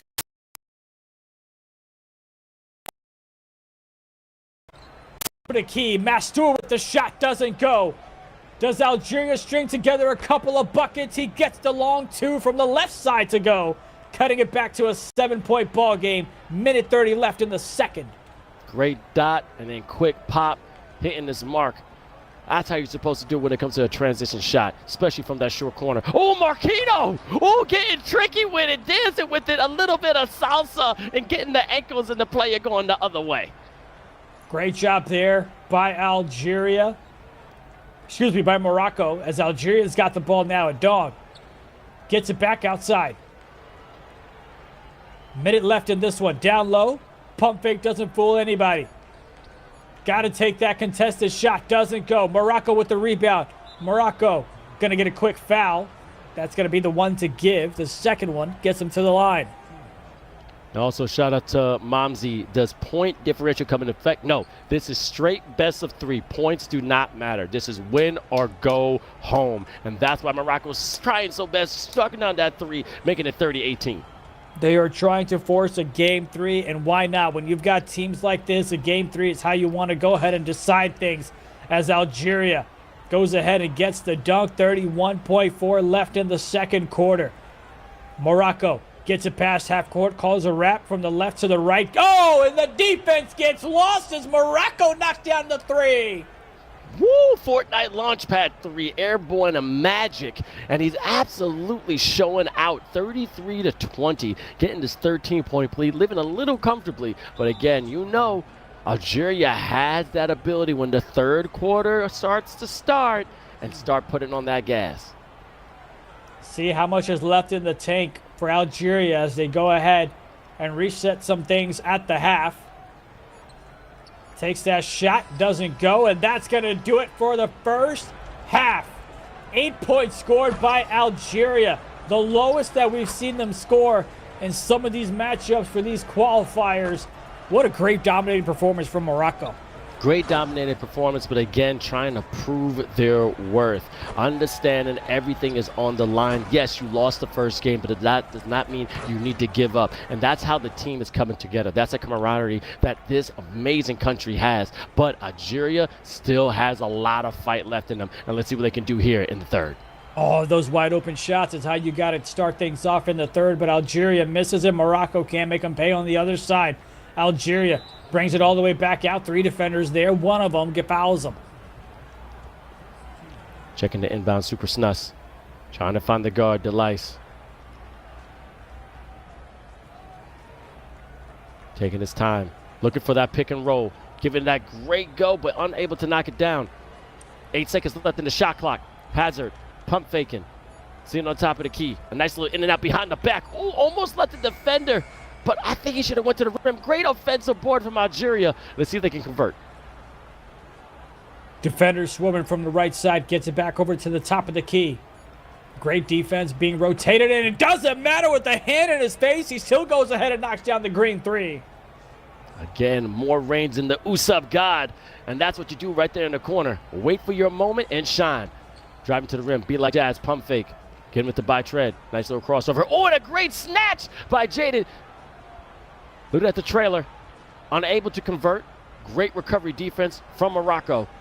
Algeria trying to find some offense on this play. Going to get something on the board. 23-33. Only a 10-point lead. Looks like they gave up the 2, looking to fight for a 3. Do they get it? Oh, beautiful extra pass. Dishes it. Gets the assist. God, Lord, man. That was delicious. I love when people are being unselfish on the court. But a great shot, and when you're open, make sure you take it and make it. Master of pump fake by tread. Nice little cross. Oh, great ankle breaker right there. Marquino Giving it to the man, a nice little slip. Almost got blocked, but there was a dip, 35-26. Definitely wanted that snatch block for himself. Algeria looking to make this one a closer ball game for the fourth quarter as they go ahead and take that one from the left elbow, knock it down. Oh, someone opened up the door, and let's see if they were going to walk through it. Wasn't me. Even caught me on the counter. Definitely wasn't me. Even caught me on camera. Wasn't me. We're going to keep doing this? Morocco looking to extend the lead a little bit. Gets the bump and gets the... Now you got me losing my mind here. Mastur, top of the key, takes the shot. Doesn't go. Rebound secured by Algeria. You can put a timeout for 30 seconds. No problem. I got it. Quick foul by Morocco. 35-28. Slowly but surely, Algeria still has life all within those lines. Delight 69. Trying to find some daylight and knocking it down, making it a 4-point game. This man is more deadly than Minarima from Kuroko no basketball. Don't give him anything because he's going to knock it. Don't give him anything, and yet on the other side, they give up an open three. That's not the type of defense you want to play when you've strung together a couple of points on the offensive end. 7-point ball game. Algeria down low to Adon. Gets that one stolen away. It's Morocco with it. Mastur gets fouled. I don't know. Right now, it's feeling like the upside-down place, India, because 31-8, there was a comfortable lead, but slowly but surely, Algeria is showing more force within the third. Open shot there from Morocco, and of course they're going to knock it down. Back-to-back miscommunications on the defensive side for Algeria that Morocco takes advantage of. And just like that, from a 4-point ball game, we're back to a 10-point ball game. Top of the key, Adong. Over to the right side, defender in the air, nothing happening. Shot from the left hash is good. Didn't even see the green bean, but man, he had sights right there. 34-41, back and forth. I'm loving these juggernauts, just having a great match. Just a pure brawl between the court. That's going to be a foul. Puts him at the line into the bonus. They knock down the first one. The second one is good as well. A minute left in the third quarter for Morocco. As they're on the defensive side, Algeria in the green, Morocco in white. Gets it down low. Easy two for Algeria. Great dish right there between 94 feet and 50. This is all leading on the line right now. Let's see who's going to have a chance to go to the grand final. The world final with a chance of $50,000. By Tread. Still keeping the possession. A lot of confidence in that shot, but unable to hit his mark. Great defense there as well. Didn't give him much breathing room with that shot. Have made it very tough. That one somehow goes. The bank is open on a Sunday. Shout out to TD. I don't know if we can say. Never mind. Back up. Best of 3, not best of 5. It is a best of 3, and that's another foul. Headed to the line is Mastur. Couple of freebies for them. There's a Delacy in the chat. I don't know how this man is playing the game and also responding on Twitch. That's talent right there. Indeed it is. Hope it doesn't bite him if that is truly the same individual.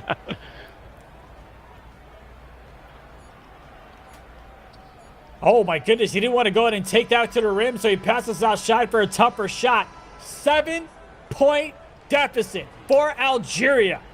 Morocco looking to have this possession to extend the lead and extend the series to 3. Mastur gets it to the right side. Tread doesn't want to take it. Gets it all the way to the left side to the open man for the 3. All by himself. Once again, you can't leave him open. Be like he has. Wait for those moments. But let's see if he's going to get this shot off. No, a nice... It's going to be a foul. Behind the 3? Nah, he stepped inside.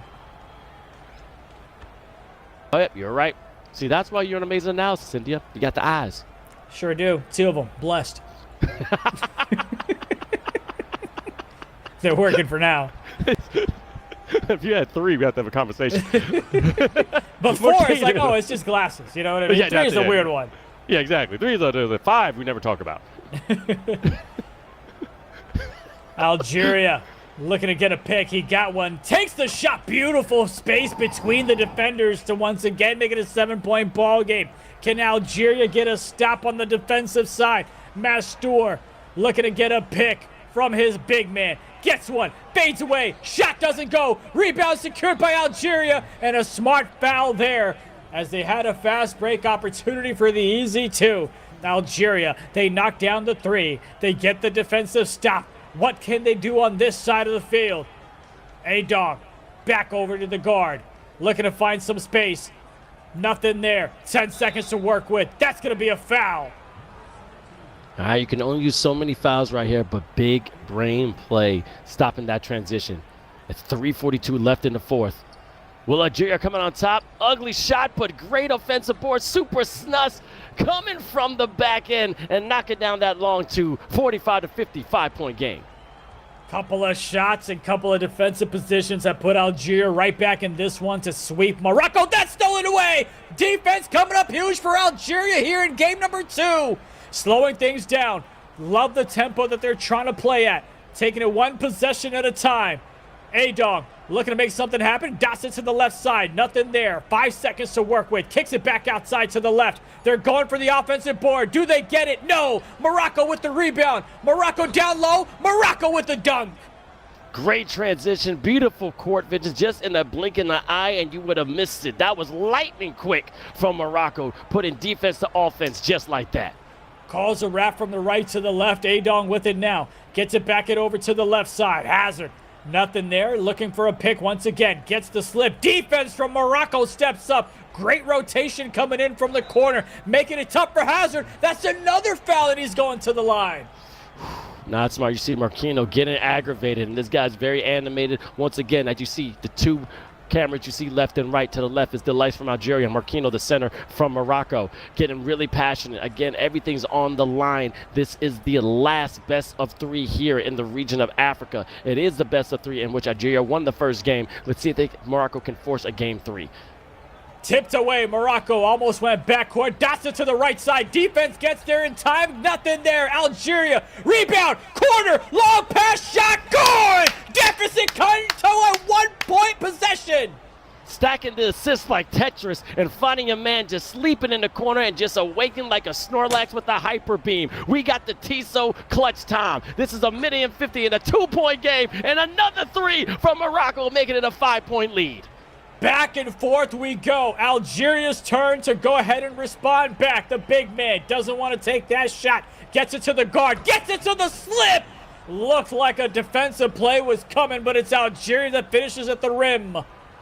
That was a big shocker right there. He took a victim down with an amazing slammer-jammer. Masterich going to the right side, trying to find another shot. Masterich goes up. Look, innovators by tradition, but shooters by occupation. Knocking it down, making it 58-52. Back and forth of a ball game. Morocco says we're not going anywhere. Algeria says we're not either, baby. They return it back with the 3. I'm bringing back Drake back to back. This is the Mayweather match we want. This is what we want heavy hitters to do. It doesn't matter what kind of weight you are. Just make sure you got them hands, and these hands are flying. A 3-point match in the and I'm telling you, I am sweating on every part of my body.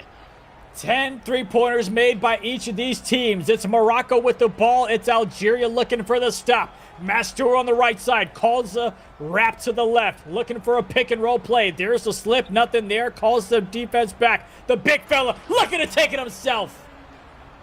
5 points still. We're keeping in this nice sweet spot. Again, this is nothing on points. It's win or go home.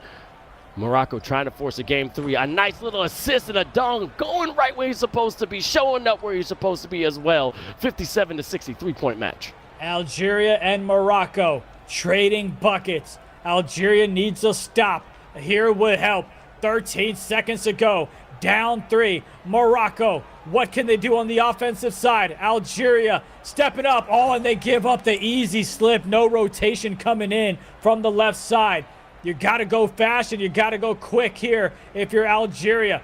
Has the slip. He doesn't want to take it, though. Calls the center back. Doesn't want to take it once again. Finally, they do, but they wasted so much time. And this is where Morocco wanted to give up the 2 and not the 3.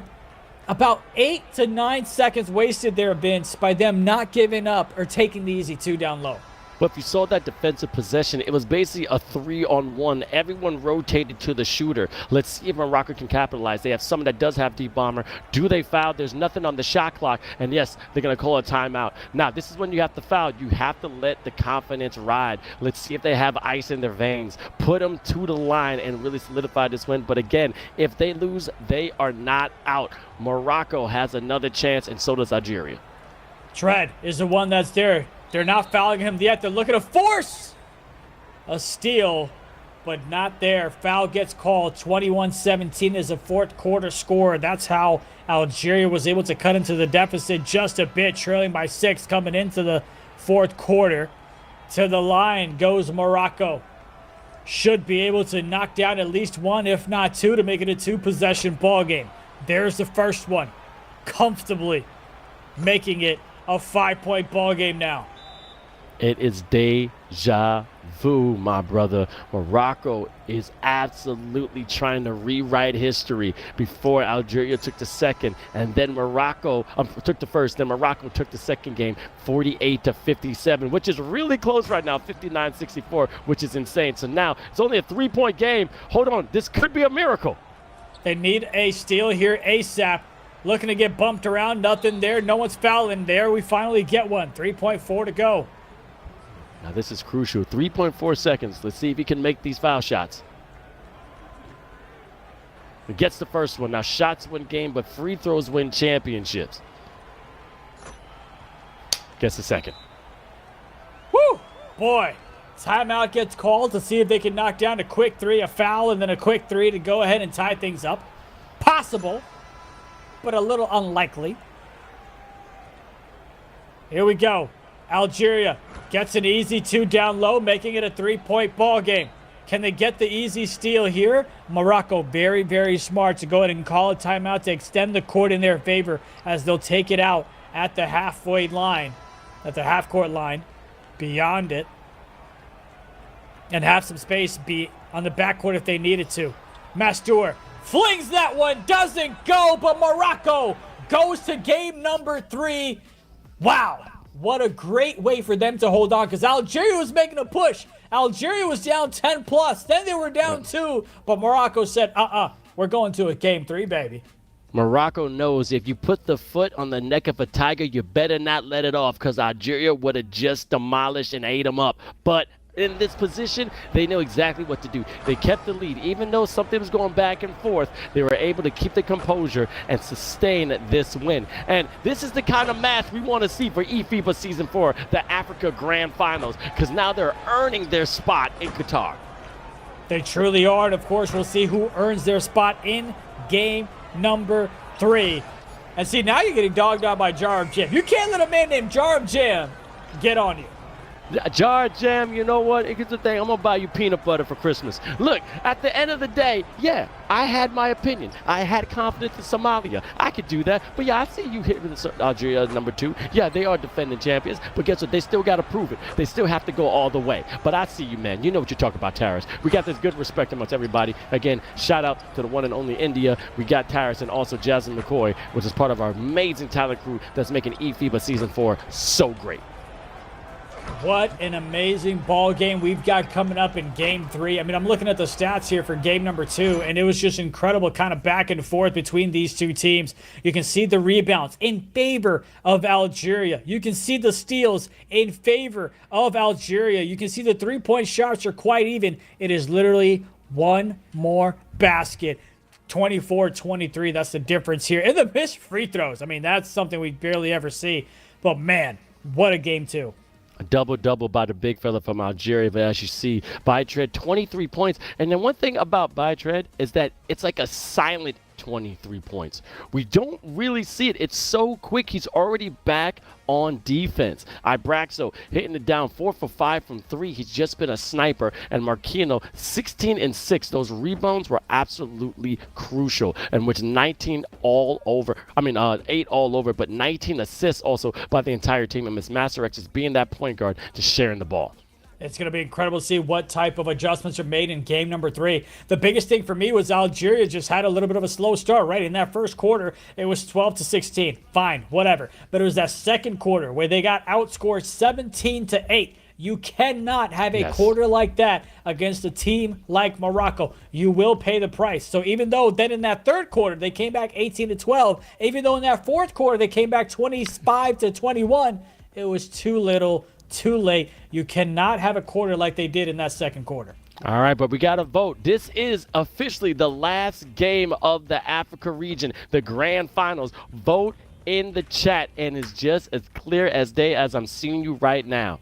Who gets their ticket to Qatar? Is it Morocco going back, trying to get their reign of terror back in their throne? Or is it the defending champions, Algeria, once again going to the World Finals? Let's see it in the chat.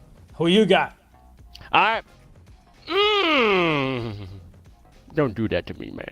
Don't do that. I'll answer too. No. Hey, with this momentum, whoo, I may see Morocco. I think Morocco right now has a lot. I may see Morocco. Okay, you just had to throw the may in there. I see Morocco. I'm going with Morocco. Let's go Morocco. All right, good to know. We'll see what happens. You got a few folks in the chat saying hello, hola to you as well. It'll be a great one. Let us know in the chat who you've got winning this game number 3. Man, really looking. Oh, yeah, whoa. Don't do that. Don't do that. See, I saw what you did. Hey, we got a lot of Algerians in the chat. Look, I know I'm supporting. Sometimes I like to keep fire. Let me see the flags to see if I'm right or I'm wrong. And I'm a man. I'm a real man. I can admit I'm wrong. And Algeria, you're doing great. But let's see what happens. But yeah, who you voting for, Mr. India? Well, I just want to know what's the difference between a man and a real man, because you kind of differentiated between the two. So if you want to talk about that for 2 minutes, I mean, we can. Oh, no.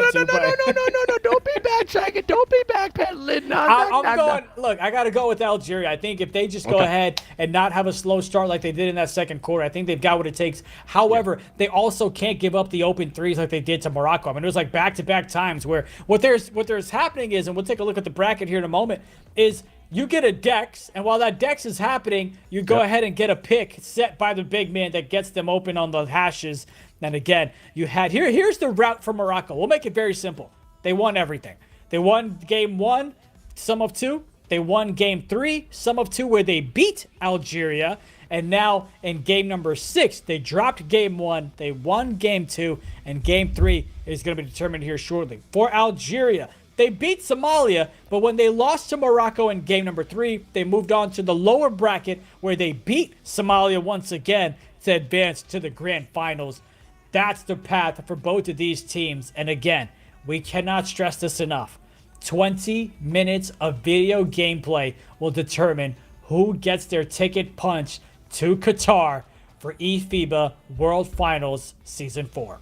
You're right, and I got to give my hats off to Algeria's defense. If you look at all the box scores when it comes to Morocco, they score over 70 points each match, even getting to 90 sometimes. But as you can see, they can't break over 67, and that's the testament of this Algerian defense. They are made for this. Again, we like to decide so we can add a little bit of fire when it comes to, whoever's watching. Again, I root for everybody. Everybody knows this. But let's just see, does that give them a little boost? Can give boosts to each team. Algeria says, oh, you ain't got confidence in Vince? We're going to show you something. Morocco goes, hey, yo, we're going to do this for Vince. I don't know. But do it for yourself. Do it for your country. And do it for your chance to get your ticket to Qatar. So you've got Morocco. I've got Algeria. A loser shaves their beard? No, because I got too many things. No, you're not doing that. I start my first day of the job on Tuesday, so I can't go in with that double, triple chin. You know what I mean? I can't do that. You got more to line than me. I got things I got to audition for. I ain't got nothing up here. That means I can't have nothing down here. What's wrong with you, okay? You know what I was going to do is I was going to buy like those bald caps from Amazon or something and just wear it on stream one of those days. But I was like, let me wait to sign the docu. You know what I mean? Let me get the contract. Let me make sure everything is good. What? now I'm scared because I'm gonna be with you a couple of more times streaming.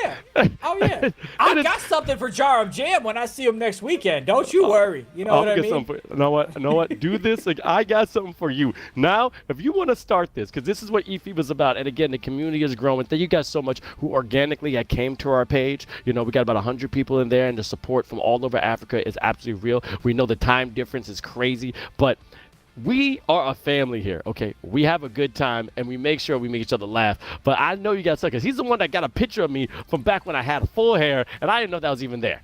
I know. You and Jesus together, head full of hair. That was amazing to see. Now let's go ahead and see the results of the poll that we asked y'all in the chat as to who will take the ticket to Qatar. Wow. 73% say Morocco, 27% say Algeria. Well, yeah, but again, Algeria has a lot of support all over. They've been reposting my posts. They got Algerian esports. Shout out to everybody over there. Again, but Moroccans, I mean, they just been rearing, and I always like to go for the underdog because technically they are. They are not the defending champs. Algeria is. They have to get the crown once more. They have to defend their space on that throne. But then Morocco's trying to sweep in and become the reigning people that's controlling Africa.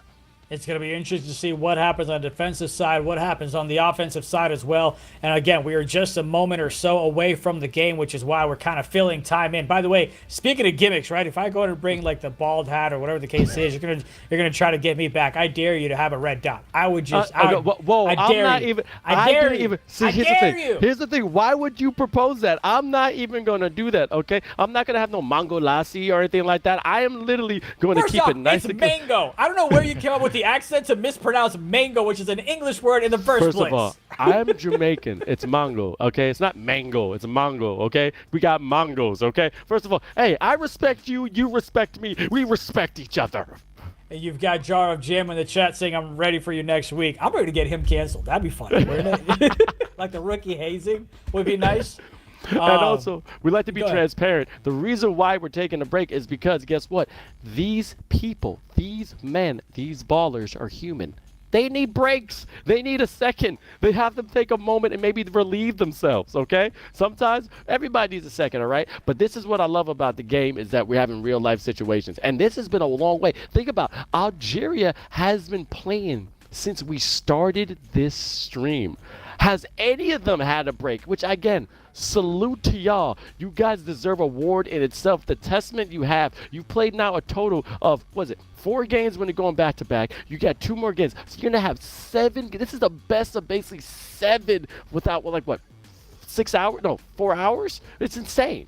It's just amazing watching you struggle with the math of how many hours it's been, how many games it's been, how many series. At one point, you said this is now a best of 7. And I was like, I don't know who you think is gone a 7 game, but that might just be you by yourself. But hey, we've been on stream for 4 hours straight. It is 7. It is 7 games. 1, 2, 3, 4, 5. Today for Algeria? Algeria started. Oh, wait a minute. Oh, yeah. I'm thinking about Tunisia. That's my bad. Brother, Right, Tunisia played 1 game and they bounced. Where is your mathing? You're right. Algeria advanced. I thought they were starting from the beginning. What I love, that's my bad. This is how you know that men are just diabolically delulu. You were so confident. Yeah, do the math. Algeria played 7 games. No, do the math. I'm like, 1, 2. 3. What? Yeah, like, what do you want me to do here? It's just like I said. Hey, it's a 5-point game. There it is. This is what happens when you just let us just talk while we have to fill time for 3 minutes while the others go take a leak. But look, let's get back to the game here, right? Yeah, I got it. I'm going to talk about it. What do you think is the biggest strength of Morocco going up against this Algerian team? Well, okay, right now it's going to be with Bytred. Bytred has been that key factor anytime they get ahead. I mean, this shooting guard has to score when he can, especially he's been open in that short corner. But then also, Be Like Yaz is another person that sleeps right there in that corner 3, waiting for a transition and knocking it down. The key thing is going to be teamwork. They have great assisters, okay? Marquito is that big fella that gets on the top of key and finding the open man. It's going to be assists and making sure you're knocking down the shot when you have that opportunity. for me on whether it's on the Algeria side or whether on the Morocco side. Look, they did great on the Algeria side, right? You had Super Nis and also Adong that went ahead and combined for 13 rebounds in this previous game compared to the 7 with the big men against Morocco. So you got to make sure that you continue. It's not like they didn't, but you got to make sure that you continue to box out and make sure that you don't give up second chance opportunities. And if the big man on the 4 and 5 can go ahead and crash the board and get those second chance opportunities, that would be huge as well. And you got to go ahead and continue creating those turnovers like they did. They had 4 last time out against the 2 that Morocco had. All the numbers were in favor of Algeria except the one that matters the most, and that is how many points were scored, 66-63. And we'll see if they're able to continue that type of momentum on Algeria's side. And you also had Jade that had 0 points. Got to find a way to kind of get more involved in the game plan themselves as well. Took 2 shots, missed them. I look forward to seeing him more involved in game number 3. And we're going to go way back to last year again. First game was Algeria, 58-50 in the finals. 48-57, Morocco came back. And then the last game, 58-53. And the max lead throughout the entire match was 5 points. The entire match. It was insane. 20 minutes of just pure NBA 2K. Now, it was going great in the half. Algeria ties it, knocks down a 3, getting a 3-point lead. And then they start to go back and forth. And then they finally make it to 6 toward the end for just a brief second. Then with .53 left, they were led by 1, but a clutch 3 happened for Morocco. And then it was a cross pass, and which tied the game at 41-41. And they kept going. But then at the end of the game, that's when things really stretched out. And then 58-53 came from a great 3-point that was almost by hazard and just knocking it down. So the one thing I do know is that Algeria has the ability to survive these certain situations when it comes to everything on the line. But Morocco, I'm telling you, has been preparing for this. They've been watching the film. They've been understanding what their opponents is doing, and they're going to use everything they can to have their chance to go to Qatar. And, of course, it's going to be interesting to see how you have Algeria kind of go ahead and defend against that, right? You have good teams that go ahead and make adjustments. You have the best teams that go ahead and make adjustments to the adjustments themselves. And that's the type of things that we're going to see. But this, I believe, is it right here. We're ready to go. Game number 3. Winner takes it all. Winner goes ahead and punches their ticket to Qatar for the eFIBA Season 4 World Cup Finals. It's going to be interesting, man. You're sticking with Morocco. This is the game that I wanted. I wanted to see the revenge. And again, we interviewed Marquino, and he said, I wanted Algeria, and you got what you wished for. As you see the head-to-head, this is a fantastic matchup between these two squads. And again, said before, we got Master X, Prince Baloo, Ibroxo, Be Like Jazz, and X Marquino from Morocco, and then Algeria. It's just another onslaught of fantastic players. And, of course, on the other side, it's all about how you're going to bounce back. We talked about the big man. You see Hazard there making sure he looks pretty on camera. Got the chain, got everything going on. Man, it's going to be a great one. Talent power rankings. You've got Morocco as the first, Algeria as the second. Pre-qualifiers as the first against the third. I don't care what you say. Algeria is the underdog. Do you agree? By the way, did you agree with that, or do you feel like Morocco still is? Morocco said, so what's it? Repeat that again one more time. Who do you feel like is the underdog coming into this game 3? Let's just focus on the game 3.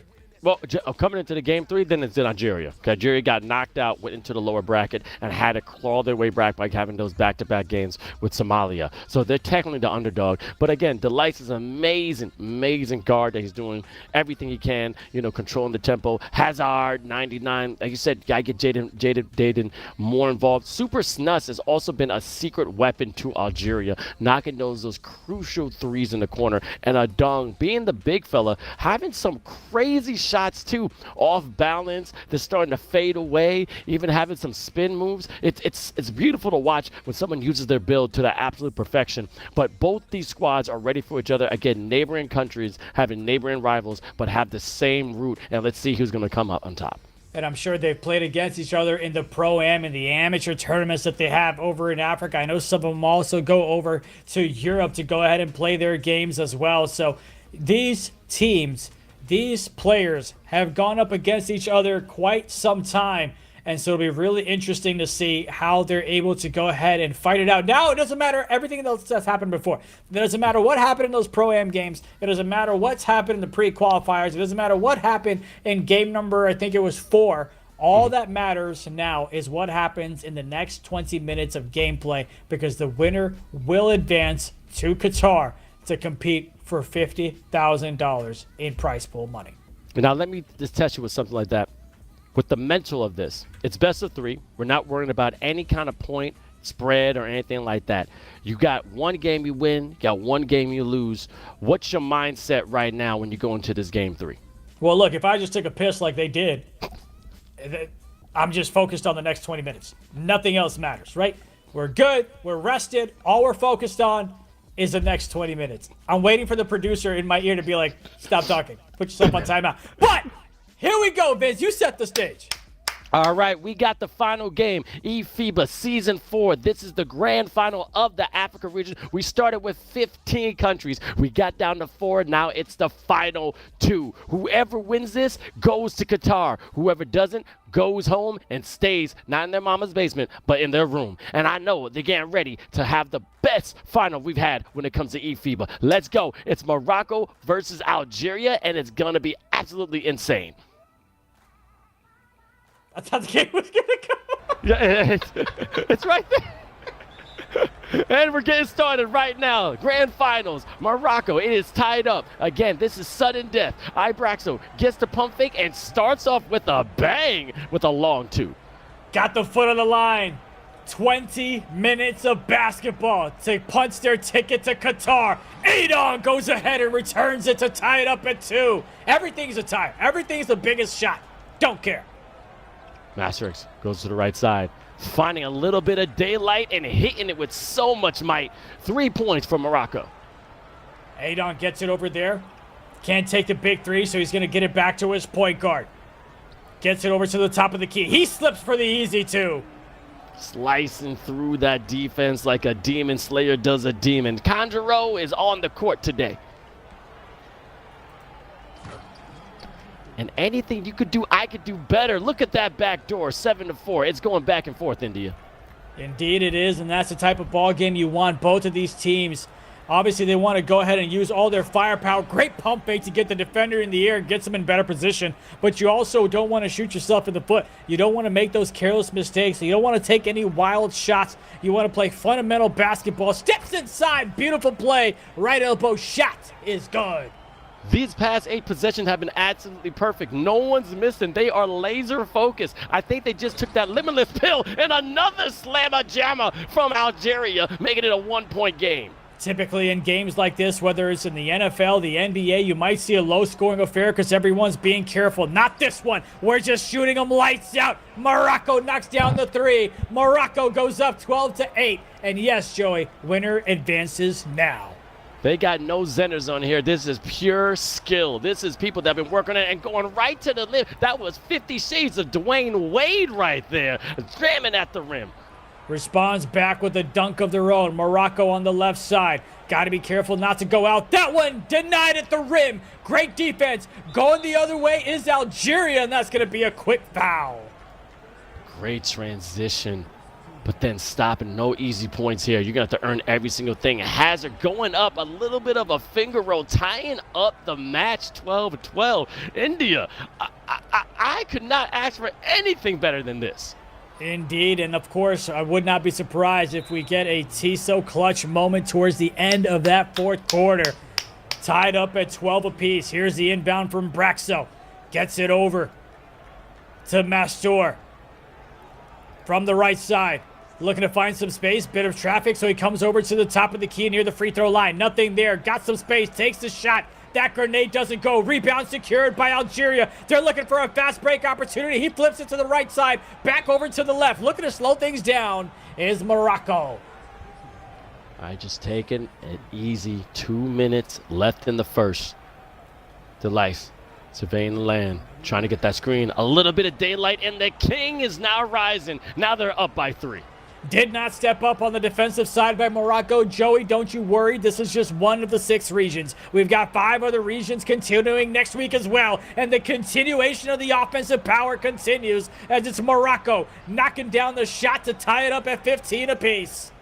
I'm telling you, this is deja vu. I throughout the entire last game of last season, season 3. Again, the lead did not stretch anywhere from 5 until a minute and 52 in the 4th quarter. Jaded going up. Oh, that's probably the first miss we see today. But again, beautiful full court pass and knocking it down. He got goaltending called, I believe. Yeah, it looked like goaltending. Jade, by the way, we talked about him struggling in that last game, went 0 for 2. That shot missed again. You know, that's on his mind. Uh-oh, didn't expect that one to be open. You reach, I teach. Ooh, loving that one. But again, no, but the lead nothing for the 152 left in the second in the last game. I'm sorry, but I'm just really excited about this. But up, down, all around. What is going on here? They're already playing like it's the 4th quarter, and this is what the grand finals is about here in Africa. Amen to that. 21-18. Fake cut. Dex is back outside. Back over to A-Dong. He's looking to finish at the rim. Defender in the air. The basket gets it. Algeria cuts it down to 1. Shout out to Jory Wee saying this is exciting. I can't say that word, but thank you so much. I know you couldn't join before, but we got so many different streams that's happened through all of the month of February. We got my man India, we got Tyrus, we got Jasmine McKoy, and your man Vince Chang. This is what eFIBA is all about. We're trying to give the community what they want, which is amazing NBA 2K gameplay with competition, money on the line, and of course the right to say you're the best in the game that we all love. And Europe, by the way, I believe is at the start of March, I'm pretty sure. Europe is at the start of March. It's the first week in March, so you have to wait until the end of February. The next week, the first week of March, we're gonna have 5 days of it's 5 Europe, days. which is gonna be crazy. All right. You got 3 days of weekdays, and then the weekend to close things out on the 7th and 8th. 3 goes ahead and gets Algeria the lead, up by 2. Morocco, 7 seconds to close out the first quarter. Can they get a bucket? Ooh. Denied at the rim. They get it back. The 3 to take the lead. It's good. Morocco ends the quarter with a 1-point lead. Talk about strike basketball. We had no idea what was happening. A great defensive play, but then a chaotic fumble, but still scoring at the other end. That's how you keep your composure when you got the rock on your hand. We got no turnovers here. The only thing we like is the apple one, and I'm pretty hungry. Denied for the 2. They get the 3 instead. Algeria kicks it back outside. Doesn't want to take it. Such a crowded space. Where's the positioning? Now they reset their positions over. There's the slip. Doesn't get it to him. Offensive board is a free one. Go up with it, please, and thank you as they regain the lead. Up, down, left, right, like the bando chord. Then let's go it, baby. Morocco dancing around, looking to return the favor and regain the lead. Gets it down low. Defender doesn't jump. Way to regain composure, as that's going to be a reach-in foul. See if the composure can happen. Algeria's on defense, only up by 1. I'm telling you, it feels like it's the 4th quarter right now. We're only in the 2nd. Master is going to the right. Great defense from Algeria, keeping the man. Super Snuts looking for the switch by Tread all by himself. You know he's going to knock that down and just looked away, 27-25. Great job coming from the right hash to the top of the key. The ball movement was there on the off ball. Algeria down 2. Gets it to A-Dong. Nothing there. Resets it back over to the guard. Down low he goes. Had the positioning. Decided to pass it back out to Hazard. Hazard, top of the key. Finds a little bit of space. Doesn't take the midi. Gives it up. Is he feeling the pressure? Throws up the grenade. Rebound secured by Algeria. Back over to Hazard, as he now gets a pick from the big man. Big man doesn't slip in time, but he gets the dunk anyway. Fantastic. And if you saw on that offensive play, 3 Algerian players, 3 white jerseys crashed to the board. Any coach will be proud of that. Trying to get as many possessions as possible to score. They have everything on the line. But then as you see Mazrid putting the hands up, knocking it down one more time. That's the trident. The legend of Poseidon is still residing. Morocco knocks down the 3. Algeria says, I can do the same thing, and we are tied up at 30 apiece. 3 minutes left to go in the 2nd quarter of this win or go home game number 3. The winner goes to Qatar. Morocco knocks down the 3. You can see the comms on the Morocco side with the webcams on the left. We've got ourselves a good one here. Algeria, pump fake. Got to get it back outside. Does it. Back to back to back to back 3s. This is closer than the bond between peanut butter and jelly. You're not separating it. Back and forth they go, and it's absolutely delectable. Masturage going to the right side, trying some open light, pump fake, getting everybody off their feet, but great defensive composure from Algeria. Master, again, 2 defenders. We got deep bomber from Algeria, but you need some more defense here. By Tread, he has been a factor. A nice slipping man, and man, that pass was so beautiful. It was like a page of Final Fantasy. Love the fact that they didn't fight for a forced 3 and took the easy 2 down low with the clock ticket. Algeria, how will they respond back? Right corner shot, wide open, bang, knocks that one down. Super snus on some snooper stones right there. That's what I like to see, baby. Understanding what's on the line. That's how you keep this game rolling. Only a 1-point difference between each team. 1:50 left in the second, and they still have not let up at all. Great defensive play from Algeria. Almost a 3-man weave, but a great stop from Morocco. Going down the left side. The lights has take, but unable to take it over. Couldn't get that one to go. Morocco wide open. Defender didn't even think about stepping up because he expected him to come a little bit closer to the basket. Morocco knocks it down and takes a 2-point lead. Algeria gets it past half court to Adong. Back over to the left side to the guard. Looking for a pick. Has 2 defenders behind him, tickling him as he goes ahead and knocks down the 3. I was really about to get fired. I'm not going to lie. I'm sorry. I can't, India. I can't. Boy. I'm sorry. We got a great game going on. Everyone, my game is in flawless. But when I looked at that, it was like when you said, hey, man, you were 1 word away of getting canceled if you didn't add that adjective. Hey. I went, wait, what? Yeah. Hey, yo. Hey, yo. Adong, I mean, these names are mad weird, too. Back over to Hazard. Adong down low. Gets it outside. 1-point lead for Algeria. Less than a minute in the second. Takes the shot. Doesn't go. Rebound secured by Morocco. Has a man in the left corner. Defense gets back for Algeria. They call a cut. Defense is currently all over the place. Everybody's now in position. Ball stolen away from Algeria. It's a fast break. It's a 3-point lead for Algeria. Love the court vision like a magician. Look at Houdini finding the points, and they're keeping it going. And I'm telling you, look at everybody moving. No one is stationary. This looks like a traffic jam in India. You don't know where people are going, but they're getting to their destination. 38-41, and Morocco's already in the bonus going to the line. Let's see if we can knock it down. Hey, bro, there's 256 countries. You just have to pick that one? Yeah, because your name is India. Yeah, but like, for a second, when you said traffic in India, I was like, are we being, what do you mean? What does that mean? Okay, first of all, we did do the research. Traffic in India is crazy. You guys have an own language when you're beeping, beep, beep, beep, beep, beep, beep, beep, beep. That means I'm going right. Stop it. I know my history. Shot goes up, shot goes down, and they go ahead and take the lead 43-40. We're in for a good one here between these 2 teams. I mean, just dominating performances, right? You've got 3s being answered by 3s. You've got slips and cuts being answered by slips and cuts. This is the type of game 3 you want to head to Qatar. They all the same mind, but I'm loving the drives. There's some stopping, there's popping, there's locking. I'm telling you, there's a lightning strikes. There's not 1 second you can get off this screen. As you see, Marquino and Delice have not blinked probably once. Their eyes are dry. They need some kind of drops because they want to make sure they punch their ticket for Qatar and show the representation of their country when they have a chance to be at the World Finals and win a $50,000 prize pool. Let's go. Big shot there by Morocco, missed as he was wide open with the defender behind him. There's a cut. That was a tip pass. Looked like it was going to the cut, but the left corner was open as well. Here is Algeria. Okay, who's going to come back and get the ball? Anybody? Thank you. There we go. There we go to the rim. A little bit of patience.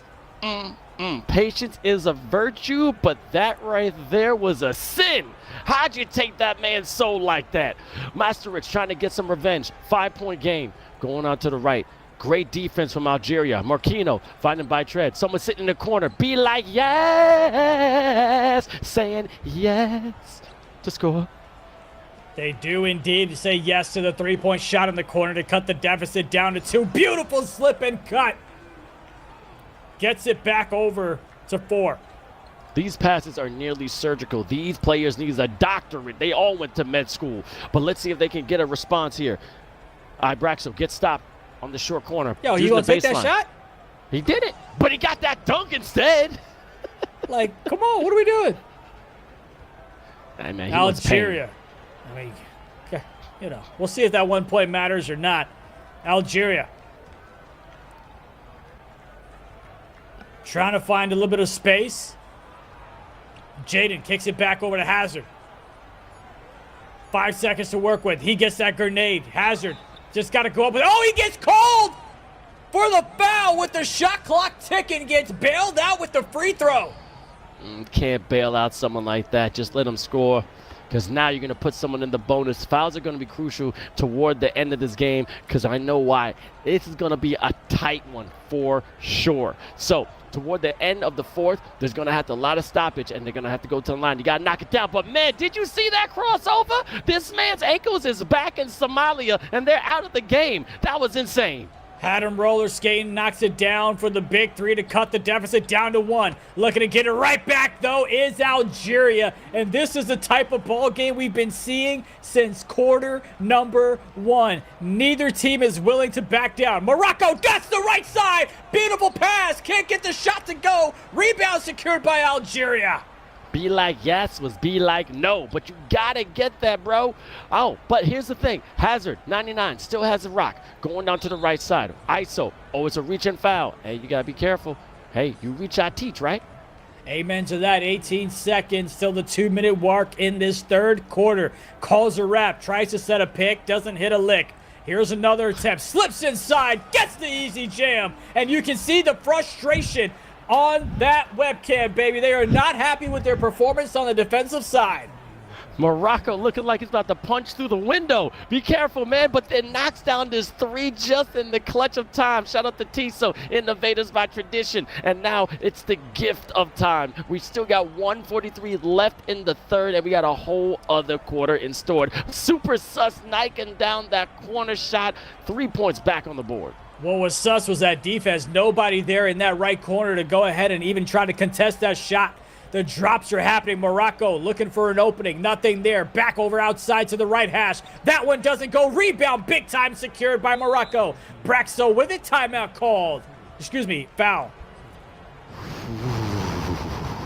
All right, you had Algeria, I had Morocco, but we're rooting for both equally. Let's see Master X trying to find a nice little slip and another body bag going doing the lane, baby. Bringing the pain. 53-57, 4-point game. Algeria's been great responding and kind of creating some separation for themselves, and they've got a buffer. Oh, here comes another jump ball. That's huge to regain an extra possession for Morocco here. Let's see what's going to happen here. Taking your time. All right, goes out to Algeria. Algeria goes ahead and gets that one. Looking to go at an inbound this one. 57-53. Less than a minute left to go in the third. There's the inbound over to A-Dog. Nice little cut from the top of the key. That jump over, man. I don't know if you saw the game last night on the Bulls, but Yuki Kamamura, 5'8", going against over a 6'5" Qualifiers and wins the jump ball for the Bulls against the Miami, which was absolutely insane. That is quite impressive. I don't think I've won a jump ball in my life, whether it be in real life or the game of 2K. That shot is an errant one. That one doesn't go. Algeria with the fast break opportunity. Now they're up by 8. 32 seconds left in the third. Fantastic connection and beautiful chemistry. They belong to get married. Here's the thing. Master X going to the right side. Trying to take advantage, trying to stop the bleeding a little bit. They need to convert on this possession. 53-61. Great pass in. Marquino, keep the composure. Be like, yeah, it's 4 seconds left in the shot clock. They got to put something up. Somebody's open. Great defense. Beautiful defense by Algeria, getting the turnover. 24-second shot clock violation. Final possession now to end the third quarter. Here we go. Algeria with the lead. With ball, with dreams of moving to Qatar on their mind. Cuts, nothing there. Woo, what a shot. Doesn't go, but a comfortable lead. 8 points for Algeria. 5 minutes away from Qatar.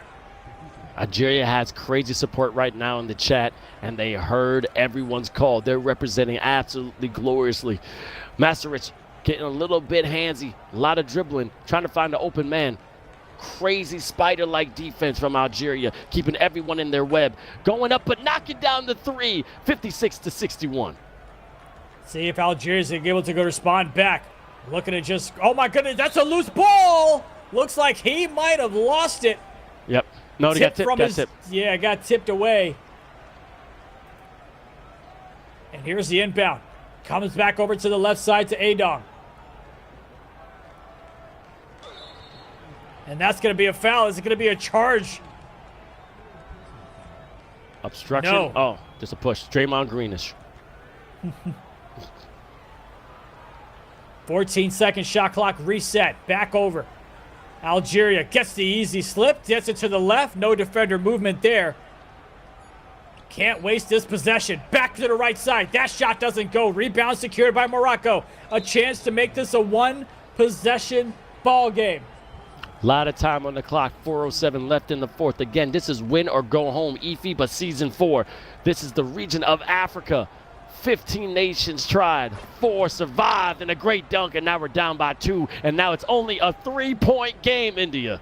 And this is a great timeout for them to go ahead and talk things over, especially in terms of who's got how many fouls, what can we go and afford. 4 minutes is plenty of time for both of these teams to make... Yo, what? Wow. Was that a shot? Look at Marquino. It wasn't a did. shot. It was great defense, and I think it just... I don't know if it was a shot. That was just a slip. They got butterfingers. Oh, yeah, well, yeah, of course. But, like, I don't know if he... Yeah. I thought he was trying to pass it to, like, a teammate that might have been down there and was overthrown, but looking at the replay, it does look like it was a shot. And a shot that Morocco can't make them pay. The 3 misses and get the offensive board. Back outside to Mastur. Has the slip, gets it down low for the finish of the rim, and now it's a 1-point ball game. That was fantastic. Kaido versus Louis Leffel. Let's go, baby. Oh, getting a great shot, but unable to knock it down. Give and go. The chemistry is still flowing, and now Morocco's up by 1. Back and forth of a ball game. Algeria has blown the lead here in the fourth quarter, but they've got 3:08 to get it right back and get the dub.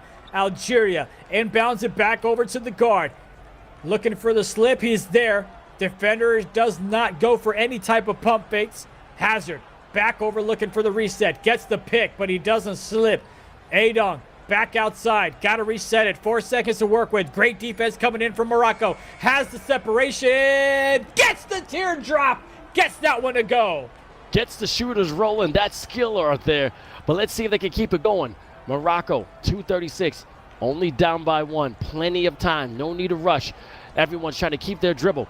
Passing, being really unselfish. By thread has been an absolute dagger when it comes to this Moroccan team wearing the green and red. Going to the left side. There's a slip and another slammer jammer. 1-point game. Morocco up by 1. It looks like slow mode is off on Twitch, so the hype is real. We are 2:05. Oh, that one misses at the rim. Morocco with the defensive stop. Mastur going to the left side, and a quick foul coming in from Algeria. 64-63. Hey, Vince, what time is it?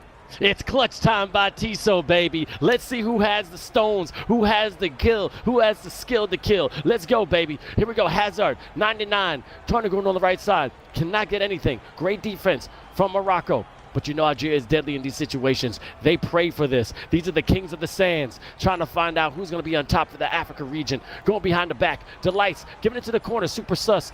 Trying to find some daylight, but a great board by Morocco. Great job trying to get that step inside to take the 2, but Morocco even better defense, expecting it. Oh, and he was going to get called for a 3 in the key, so a timeout is called. 2 points scored by Algeria. Morocco with a vicious comeback. 11-2 in the fourth quarter, and they're up by 1, and they've got ball. Minute 23 left to go. Mastur gets it down, gets the slip, gets it to the hole. Woo! Did you see the double pump going down the lane, fooling the defense? That man's an innovator in the air. He's creating his own ways to score. That's what I like to see in this Tissot clutch time. But then time is on their side, and another slammer jammer by Algeria, making it a 1-point game with 1:07 left. Gets it back inbound for Morocco. 1-point lead for them. 1 minute to find out who goes to Qatar. Mastur, a master on the sticks, dishes it down low for the easy 2, but it's still a 1-possession ball game. Algeria bringing the ball up, gets a pick on the left side, gets stopped down low with the slip, and a back and forth slip fest. This right here is a slugfest. Just haymakers left, right, and then no one's giving up their ground. They're eating every punch possible, but they're not giving up. The legs aren't getting weak. They're still strong. They have no glass jaws here. Morquino going on the left side, taking his time, not having his dribble. Going up to Bytred, being unselfish, swarming. That's amazing defense by Algeria. But Morquino trying to find some offense, but Masterix shoots it up, but unable to knock it down. Now Algeria has a chance to take the lead. Here we go, 1-point ball game. Oh, and they're going to go ahead and call a timeout. This is it. It comes down to this moment. Oh, my God. You don't need a 3. You just need a bucket. Who is your bucket getter? Algeria has lost to Morocco since the beginning of time, but they won last season. Morocco wanted to see Algeria here in the grand finals of the qualifiers for Africa. Here it is. Adong gets it over to Hazard. Need a basket. They call a slip. Back outside. Doesn't take it. Steps inside for the 2. Knocks it down. Timeout called. 1-point lead for Algeria. Morocco with the chance to reclaim the lead. Clutch time indeed. I'm telling you, the innovators are here and they know how to shoot. They're taking it up. 3.8 seconds left. Morocco has a chance. 2 seconds left on the clock. Giving up to Bytred. He goes up and unable to knock it down. Algeria takes it here in the Africa region and is going to Qatar. They have punched it and they have a chance for the World Finals and the $50,000 prize pool. I see y'all. The neighbors are now done and it's how been solidified. The reigning champs have defended their crown. I'm looking back on YouTube, the replay, and that just rattled in and out. That just toilet bowled out. I mean, oh my goodness. You could see the expressions on the webcam before the shot went in to know who won and who didn't. But wow, what a great gameplay. Morocco with the punch. Algeria with the uppercut. It was just a back and forth Duke battle. And that's what you expect out of these two teams. I mean, wow. This game was tight from the beginning. Again, the first 8 to 10 possessions, nobody missed. Laser focus. They had everything that they needed to be the best of the best in Africa. These teams deserve to be here in the grand finals. And I got to give respect. Respect is. We were talking about who we were rooting for. Again, I thought Morocco had it, but Algeria, you proved me wrong. I get to see y'all once again. You guys did great in the Philippines. Let's see how you're doing in Qatar. But man, oh man, India, this is what eFIBA is about. Doesn't matter if season 1, 2, 3, 4, 5, 6, 7, 8, 9. It's about competition. It's about pride and your chance to be the best in the world. And Morocco did such a great job in that fourth quarter. I mean, at one point, it was 11 points for Morocco and 2 points for Algeria. They made it so much tougher on themselves in the first 3 quarters, but it was Algeria that went ahead and stuck around, and it truly was anybody's ball game. Maybe if there were 6-minute quarters, we may have had a different result, but with the 20 minutes of basketball gameplay that we had, it's Algeria that comes out as the better team. They win game number 1, they drop game number 2, and they come back to take it all in game number 3. I got 2 words for you. Hazard! 99. Amen. Amen. Yes. Oh my goodness, that was a fantastic match. And again, as you see through the chat, Hazard, you have now been officially goated. You definitely have ice in your veins. Fighting that short corner, getting the defender up and knocking it down was just a picture of beauty. You know how to play the game, and now you have a chance to defend yourself. And look right here at this box score. I mean, Masterix did his thing with 23 points, a double-double from the big fella from Morocco, but you could break down Algeria. I mean, this was just incredible play all around. Algeria as a team, like we talked about, struggled in that fourth quarter. You had Jaden that went ahead and struggled a little bit more, but everyone else has gotten to step up. You had 24 points coming in from the guard, 19 in the clutches moments coming in from Hazard, and of course, it's all about the extra possessions. We talk about it, but this game, There weren't that many extra possessions. Steals were limited. You also had rebounds that were quite even. It was just incredible to see Algeria play fundamental basketball. There were no careless mistakes by either of these teams, and that's what made this a lot different than other games we've seen, where teams would have a lot of turnovers, where teams would get out-rebounded, but this was pure and quite even, and I'm so excited to talk to the players about it. We're about to talk to a man that's been absolutely killing this game from Algeria. I see he's focused. He got the chains. What's up, brother? How you feeling? How are you? I'm feeling like I don't know how I'm feeling now. I don't know how I'm feeling. I don't know what to say. I think thanks to my teammate, and I don't know what to say else. Like, it's crazy. It's okay. Take your time. Relish the moment. Be in the moment. But people in the chat were asking, how can you play so good when you look so relaxed? Your back was on the chair the whole time just playing. Explain that technique. The thing is, maybe they thinking that I'm like chill, but I'm not. we have, like, my teammates and me are people that I don't know how to say it, but shout a lot, you know. Mm-hmm. And the thing is, we have to focus and we have to be like chill on the game. I tried to be chill. I wasn't. I have to be like real. I don't know how to say else. I'm just in the moment. It's my first year in Pro AM, in my first real year. I was just a casual player playing the rec with my friend, and I thank Algeria for the opportunity. I thank my captain Azar. I thank my hard captain Adong and all my teammates. Thank you. That's amazing, man. Do me a favor. You guys go ahead and take the lead, but there's about 3.4 seconds left on the clock. Walk me through the defensive game plan that y'all had to stop Morocco from making that basket. To be fair, in defense, I'm not involved, okay? This is Super Snooze and my guy Benda. They're really good in defense. So the captain in defense, I would say, is Benda. He's like really experienced in that and one of the best players of the team in defense. I would say the best. They say that we have to chill, we have to have the defense, so we don't know how. We just have to play the rotation. In the last play, they just say to zone, so we zoned it, and thanks God, Bytred just missed. He's a big shooter, and I don't know. Were you like that when that shot went off? Right, it wasn't heavily contested. Were you scared that it might have gone in? Yeah, because yesterday we played them and today too, and he greened a lot of contested shots. So for me, it was inside. Thanks God it wasn't. So for me, it's a good defense. So you can do more. If he green it, he green. If he don't green it, he don't green it. You know, American people are our friends. We know them. We love them. And thanks. Like if they won, we were happy. Like not like if we won, but we were happy. You know. I got it, man. But also, I gotta ask: is it delice? Is it delicious? Where did your gamer tag come from? Oh, it's however you want. Okay. But the thing is, Delice, it's my surname that gave me a friend in my neighborhood when I grew up, and I keep it on PlayStation because no one. It's Delice in French, but I love it when you say Delice. You know. Right with delice. Well, I have to ask this. Now you are back-to-back champions, Algeria. First time on this squad, so now you have a lot to represent, but now you're going to Qatar. Please tell me how you feel about that. I'm feeling really nervous about Qatar. I'm really happy, yeah, of course, but really nervous because I think this is just the beginning. We won I'm Africa champions, so I can make it in my bio on it. Yes, you are. Yes, you are.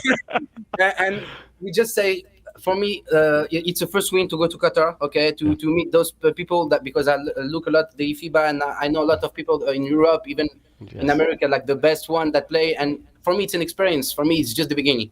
Okay. I just got one last one. Yeah? Does your family believe you when you tell them that video games has now a trip for you to go to Qatar and represent your nation?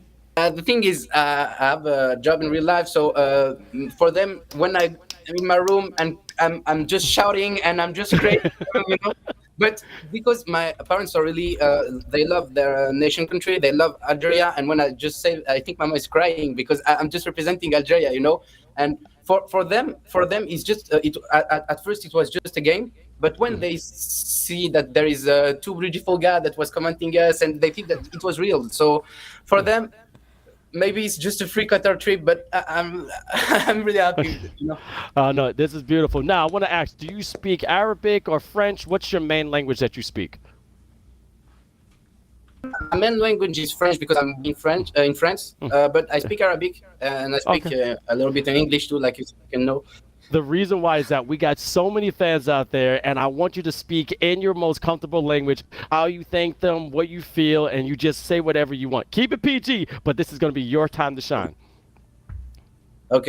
Déjà, je remercie vraiment mes coéquipiers pour la confiance. J'étais pas censé jouer cette FIBA. J'ai été prévenu le 14 que je jouais le 15. Et franchement, l'histoire, elle est belle. L'histoire, c'est ce que je disais dès le début, c'est que si on le faisait, l'histoire, elle était belle. Je remercie tous les gens dans les commentaires, les deux commentateurs. Je remercie l'eFIBA. Et encore une fois, merci au Maroc aussi, parce que c'est des gens qui sont super gentils. Je suis, dans un sens, désolé qu'ils aient perdu. Je les aime, c'est mes frères, c'est nos frères. Khawa Khawa, comme on dit. Et j'espère et je sais qu'ils vont nous soutenir pour la FIBA au Qatar. Merci à tous, merci à la FIBA. Et I voilà. know Messi. Oh my goodness. I know that word. Congratulations. You are a champion from the Africa region, and you are just delights. We'll see you soon, man. Thank you very much. Bye-bye, guys. That was awesome. What a sweet and heartfelt message to the people watching. And the fact that he was kind enough to say I was a more handsome caster in his native language, I thought was great. I thought that was amazing.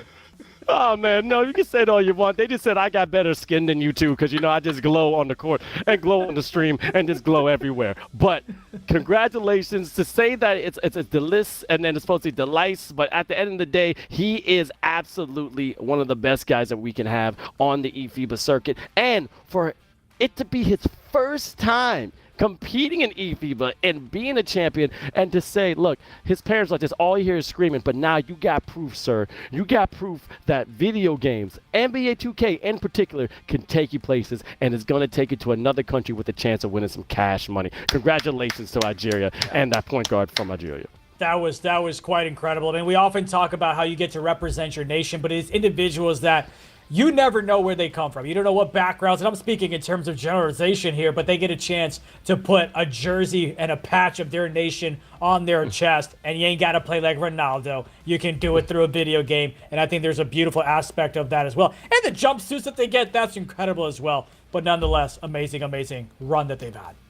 Fantastic. And now let's check out the bracket. Let's see the road that they had to walk to get there. As you can see, Morocco was the dominant force all the way to game 6, but Algeria winning the first game, but then losing the game 3, and then had to go from the bottom, and now they're here. And just an amazing aspect of it, and this is why we say, just because you get knocked to the lower bracket does not mean you don't have a chance to go ahead and come back and win. Morocco goes undefeated like the Patriots until the big game and they drop it, and it's Algeria, the underdogs. Even though they had represented the nation last year, the country last year, they still were going to be counted out. 73% of folks in the chat said it was going to be Morocco that was going to win game number 3. There was Algeria that amazingly, in a well-timed defensive stop at the last buzzer, goes ahead and punches their ticket to Qatar. Now we got 2 countries' flags stapled right here for World Finals participants. Qatar is the host country, and then from Africa, Algeria. We see the green, the white, and the red, and they're going to represent them absolutely beautiful. Back to back, we saw them in the Philippines, and now we get to see them in the beautiful country of Qatar with the chance again to go against the top players from all over the globe. We still got the Middle East, Asia, South America, North America, and of course the juggernaut Europe. But man, this was the match we wanted. This was the game we were actually seeking out. And of course, the ending that we could have never predicted, but I would not change 1 second. What about you, India? I mean, you had Morocco that wanted Algeria in the finals. You better, be careful what you wish for. Be careful what you ask for. Algeria had a tremendous run, but we can't forget about Tunisia. We can't forget about Somalia, how they went ahead and participated and just showed out and put people, had them on their radar as well, because they were so close to pulling off a couple of upsets themselves. They were so close to beating Algeria at one point as well. So major props to all the nations that competed for Africa. And then it was the Final Four,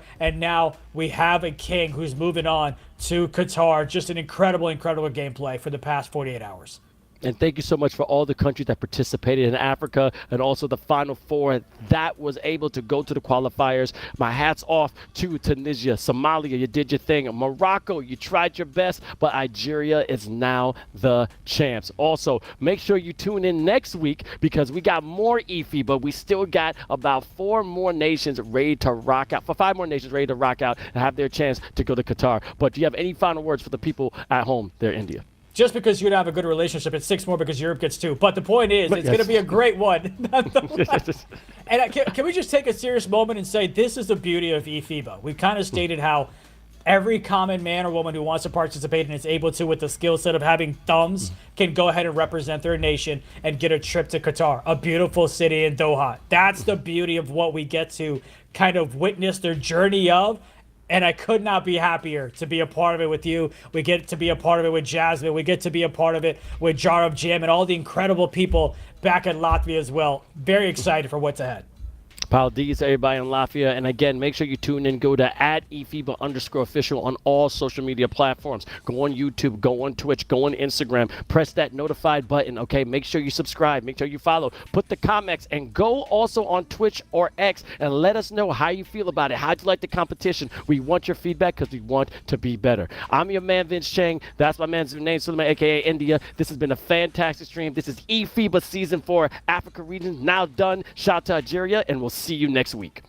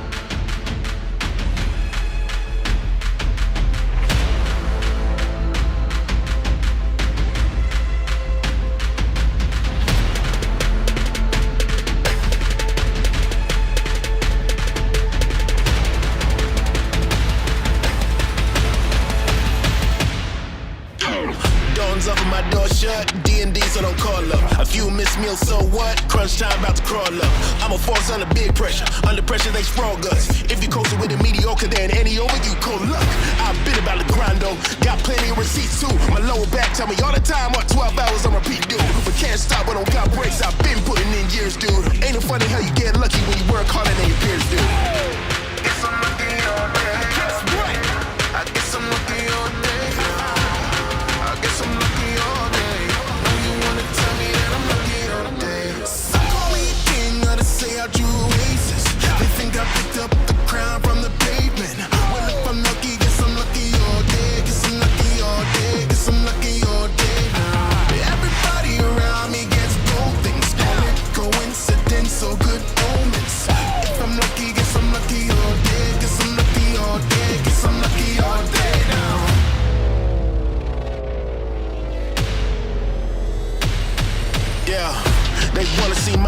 line. There's a whole line of them, that's fine. I stay posted up in they minds and don't pay a dime of rent. I don't mix much with they kind. I ain't trying to blend. The difference between I and them is Steinbeck of mice and men. Ooh, it's time again. Straps on and we live again. Upset and they in position, but I ain't even got eyes on them. It's a me versus me exhibition. Me winning, that's repetition. When I retire, that's deposition. Untouchable, I'm the definition. I don't blame them, I rise. Venom is a bomb. Came up as an underdog and now I'm at the pinnacle. Some call it crazy, others call it a miracle. The only thing I know is that I grind and I get it up. No, I ain't do no dice roll. I went through the fire, now everything is refined gold.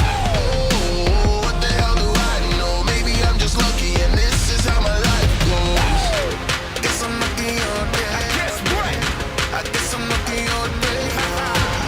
I guess I'm lucky